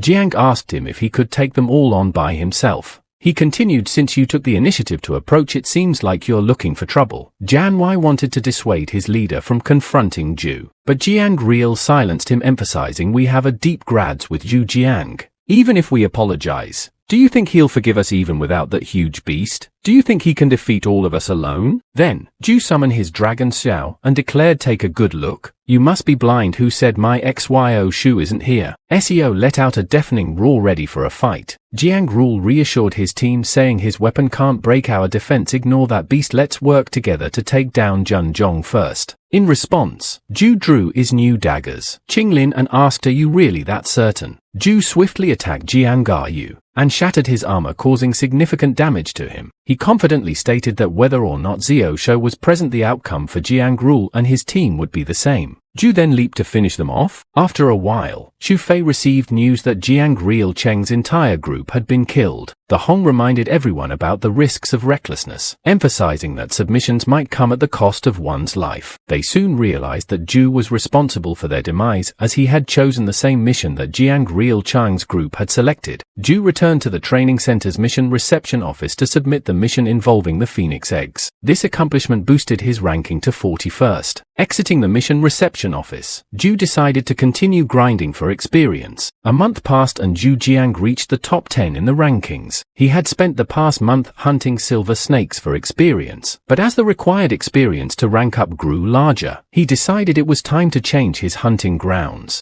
Zhu ventured into an icy region and encountered a formidable bear beast ready to begin the hunt. 10 months later, at the training centers contained, Xu Fei Yihong and Su Quinlan discussed his remarkable growth over the past 10 months. Zhu had become the #1 ranked martial artist. Returning to the training center, he had now achieved the rank of 21 as a martial artist. In the training center plaza, the director assembled all the teams and announced the top-ranked participant of the training camp. Zhu Jiangshan and Chang expressed their happiness for Zhu's achievement. The director then revealed the top 10 martial artists who would bypass the reserve service and directly serve as ministers in the central city. Zhu Jiang was also appointed as the captain of the Asian team. Zhu noted that he had finally reached this significant milestone. The director approached Zhu and praised his abilities, reminding him that leading the team wouldn't be simple. Zhu confidently replied that he would make the Asian team shine and prove its worth to other continents. Following this, a final mission was initiated in which only the strongest teams were allowed to participate. The mission involved retrieving the crystal fruit, and it took place at Nabana Forest. Georgia ranked 26th martial artist, and the European team's captain instructed his members to search the area carefully, emphasizing that the crystal fruit should be located there. He drew his sword and reminded his team that apart from them, the Asian and African teams as well as the Eurasian Union team also had information about the crystal fruit. George cautioned his team not to be careless. Meanwhile, Zhou arrived at the mission area and instructed his team, notifying them that he had reached the target range. One of his team members informed Zhou that the headquarters had detected the presence of the European team in the vicinity.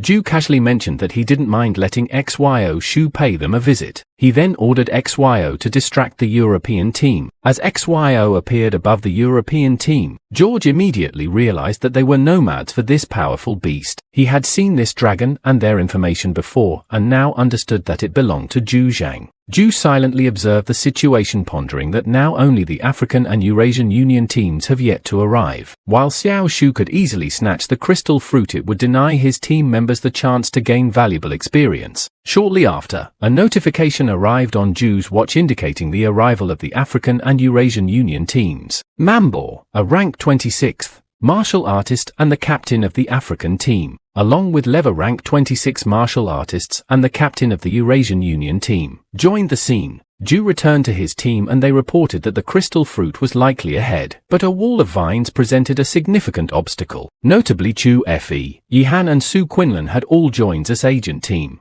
Xu Fei remarked that the vines were troublesome but suggested that focusing on them might expose them to sneak attacks from teams of other continents. Su Quinlan added that the other continent teams were probably grappling with vine-related challenges as well. Zhou then shared his experience in dealing with this type of plant and proposed that with a high penetration value weapon, they could easily open up a path. So Zhou patiently waited for the vines to attack him. As they did, he executed dodges to evade their strikes, and then promptly cut them. The other vines tried to overwhelm him in quick succession, but Zhou used his exceptional footwork, performing a series of macro dodges, before efficiently cutting the main branches of the vines. He showed his team this effective method of dealing with the vines, emphasizing that by cutting their main branches, the task became easier and required less effort. Su Quinlan complimented their captain's footwork, impressed by his skill, while Chu Fei reminded him that Zhou's leadership qualities set him apart as the captain. Meanwhile, the European team was struggling to cut through the vines, and their efforts had left them exhausted. Simultaneously, the Eurasian Union team was also grappling with the vines. George decided to let his team rest for a while before continuing, especially for the sake of a member named Matthew, who was visibly tired. During this break, an unexpected incident occurred. An unknown assailant from the Africa team used a blowpipe to poison Matthew. George retrieved the dart and realized that was from the Africa team. The situation in the Asian team was notably different, with the young suggesting that they were making great progress and likely the fastest. So Quinlan cautioned against complacency, but Zhou remained confident, noting that they should face whatever challenges came their way. Zhou suddenly noticed that HP bar is approaching them, indicating the presence of enemies. He quickly informed his team to be on alert and stay put while he investigated the situation. Upon approaching, he discovered that the Africa team was headed in their direction. Behind Zhou, one of the Africa team members attempted to poison him with a blowpipe. Reacting swiftly, Zhou teleported into the assailant and used the stun attack to incapacitate him. Subsequently, he handled the remaining 5 members of the Africa team. Zhou returned to his team and reported the enemy attack, explaining that he had already dealt with a few martial artists from the Africa team. There was commotion nearby, suggesting that the attack was not limited to their group. The following morning, all the team leaders gathered together. George, the European team's captain, introduced himself and proposed that since everyone was present, they might have a discussion. Member of the Africa team asserted that there was nothing to discuss and that outsiders should leave because it was their territory. George grew angry, reminding member of an unsettled issue from the previous night and warning that he shouldn't provoke all 3 parties. Member responded defiantly, unafraid of potential retaliation. Lev, the captain of the Eurasian Union team, intervened, suggesting that no one had gained an advantage from the previous night's attack. He proposed that they adhere to the old rules where whoever obtained the crystal fruit could keep it and no one else would try to snatch it afterward. Zhou and the other team leaders agreed to this proposal. The teams ventured deeper into the forest in search of the crystal fruit. Zhou's team was concerned that they were at a disadvantage since the other teams had already advanced. However, Zhou had a different plan in mind. He wanted his team to engage with the vines to gain experience and rank up while he devised his own strategy to obtain the crystal fruit. Zhou instructed his team to focus on battling the vines, and he left to check on the other teams. The European team found themselves fighting against multiple vines. while the Eurasian Union team had called in fighter jets to combat the vines. Seeing this, George, the European team's captain, also decided to request fighter jets. Chaos reigned within the forest as the battle against the vines intensified. Zhou observed the tumult and, in response, summoned his dragon Xiao. The other team leaders were shocked to see Xiu's dragon. Zhou and XYO went even deeper into the forest, and CYO unleashed his fiery breath to burn the vines. Zhou then descended from Xylo's back and retrieved the crystal fruit, declaring his agent team as the mission's winners and all the other leaders lost. The scene shifted to the East Tower, where the director informed the chairman that Yu Jiang and the rest would be returning soon. The chairman expressed his initial expectation of a prolonged struggle for the crystal fruit, but was surprised that it had been secured in just a few days. As they spoke, they heard Xylos roar, prompting the chairman to comment on the presence of the individual behind these events. Zhou arrived at the meeting with the chairman and the director. He handed them the crystal fruit and the chairman explained its significance. He mentioned that one crystal fruit could transform an ordinary person into a martial artist, even allowing them to break through 10 stages.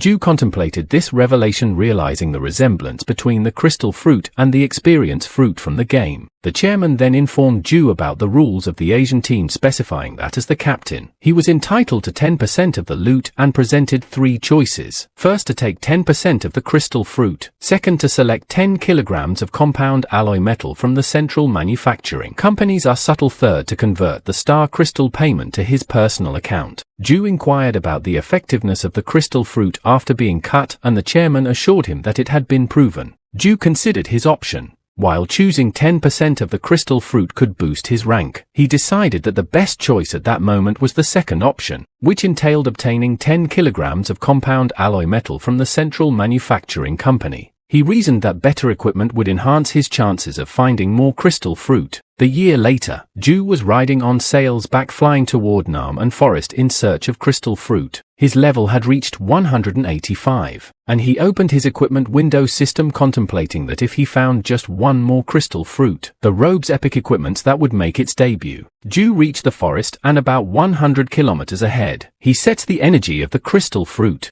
Zhou noted that the crystal fruit in that location wouldn't be ripe for another half a year. Meanwhile, George was also in the forest and he had set a trap using a fake crystal fruit. The ground was littered with explosives and flamethrowers. Holding the trap activator key, George thought, "Good, the trap is set up. Just need to wait for a rat to enter." He then instructed Louis to gather his team and leave the area, quickly explaining that if the trap were activated within 3 kilometers, it would turn into a fiery inferno. George was confident that Yu Jiang and his dragon wouldn't escape. A few minutes later, June XYO reached the crystal fruit. As Zhou got closer to it, he realized that it was a fake. He immediately ordered XYO to retreat. Jordan pressed the trap activator, causing a massive explosion in the area. Flamethrower is surrounded XYO, preventing him from flying higher. Zhou when XYO were hit by a barrage of missiles. George triumphantly stated, "Farewell Asia Star. You should feel honored to die in this trap." As Zhou and XYO fell to the ground, Zhou's life flashed before his eyes. He desperately thought, "No, I don't want to die like this. This can't be the end." He held his dragon XYO close, determined to at least save him. Memories of his friends and family rushed through his mind as he apologized, and then he hit the ground lifeless. After some time, the central city's TV is broadcasted the heartbreaking news: Asia Star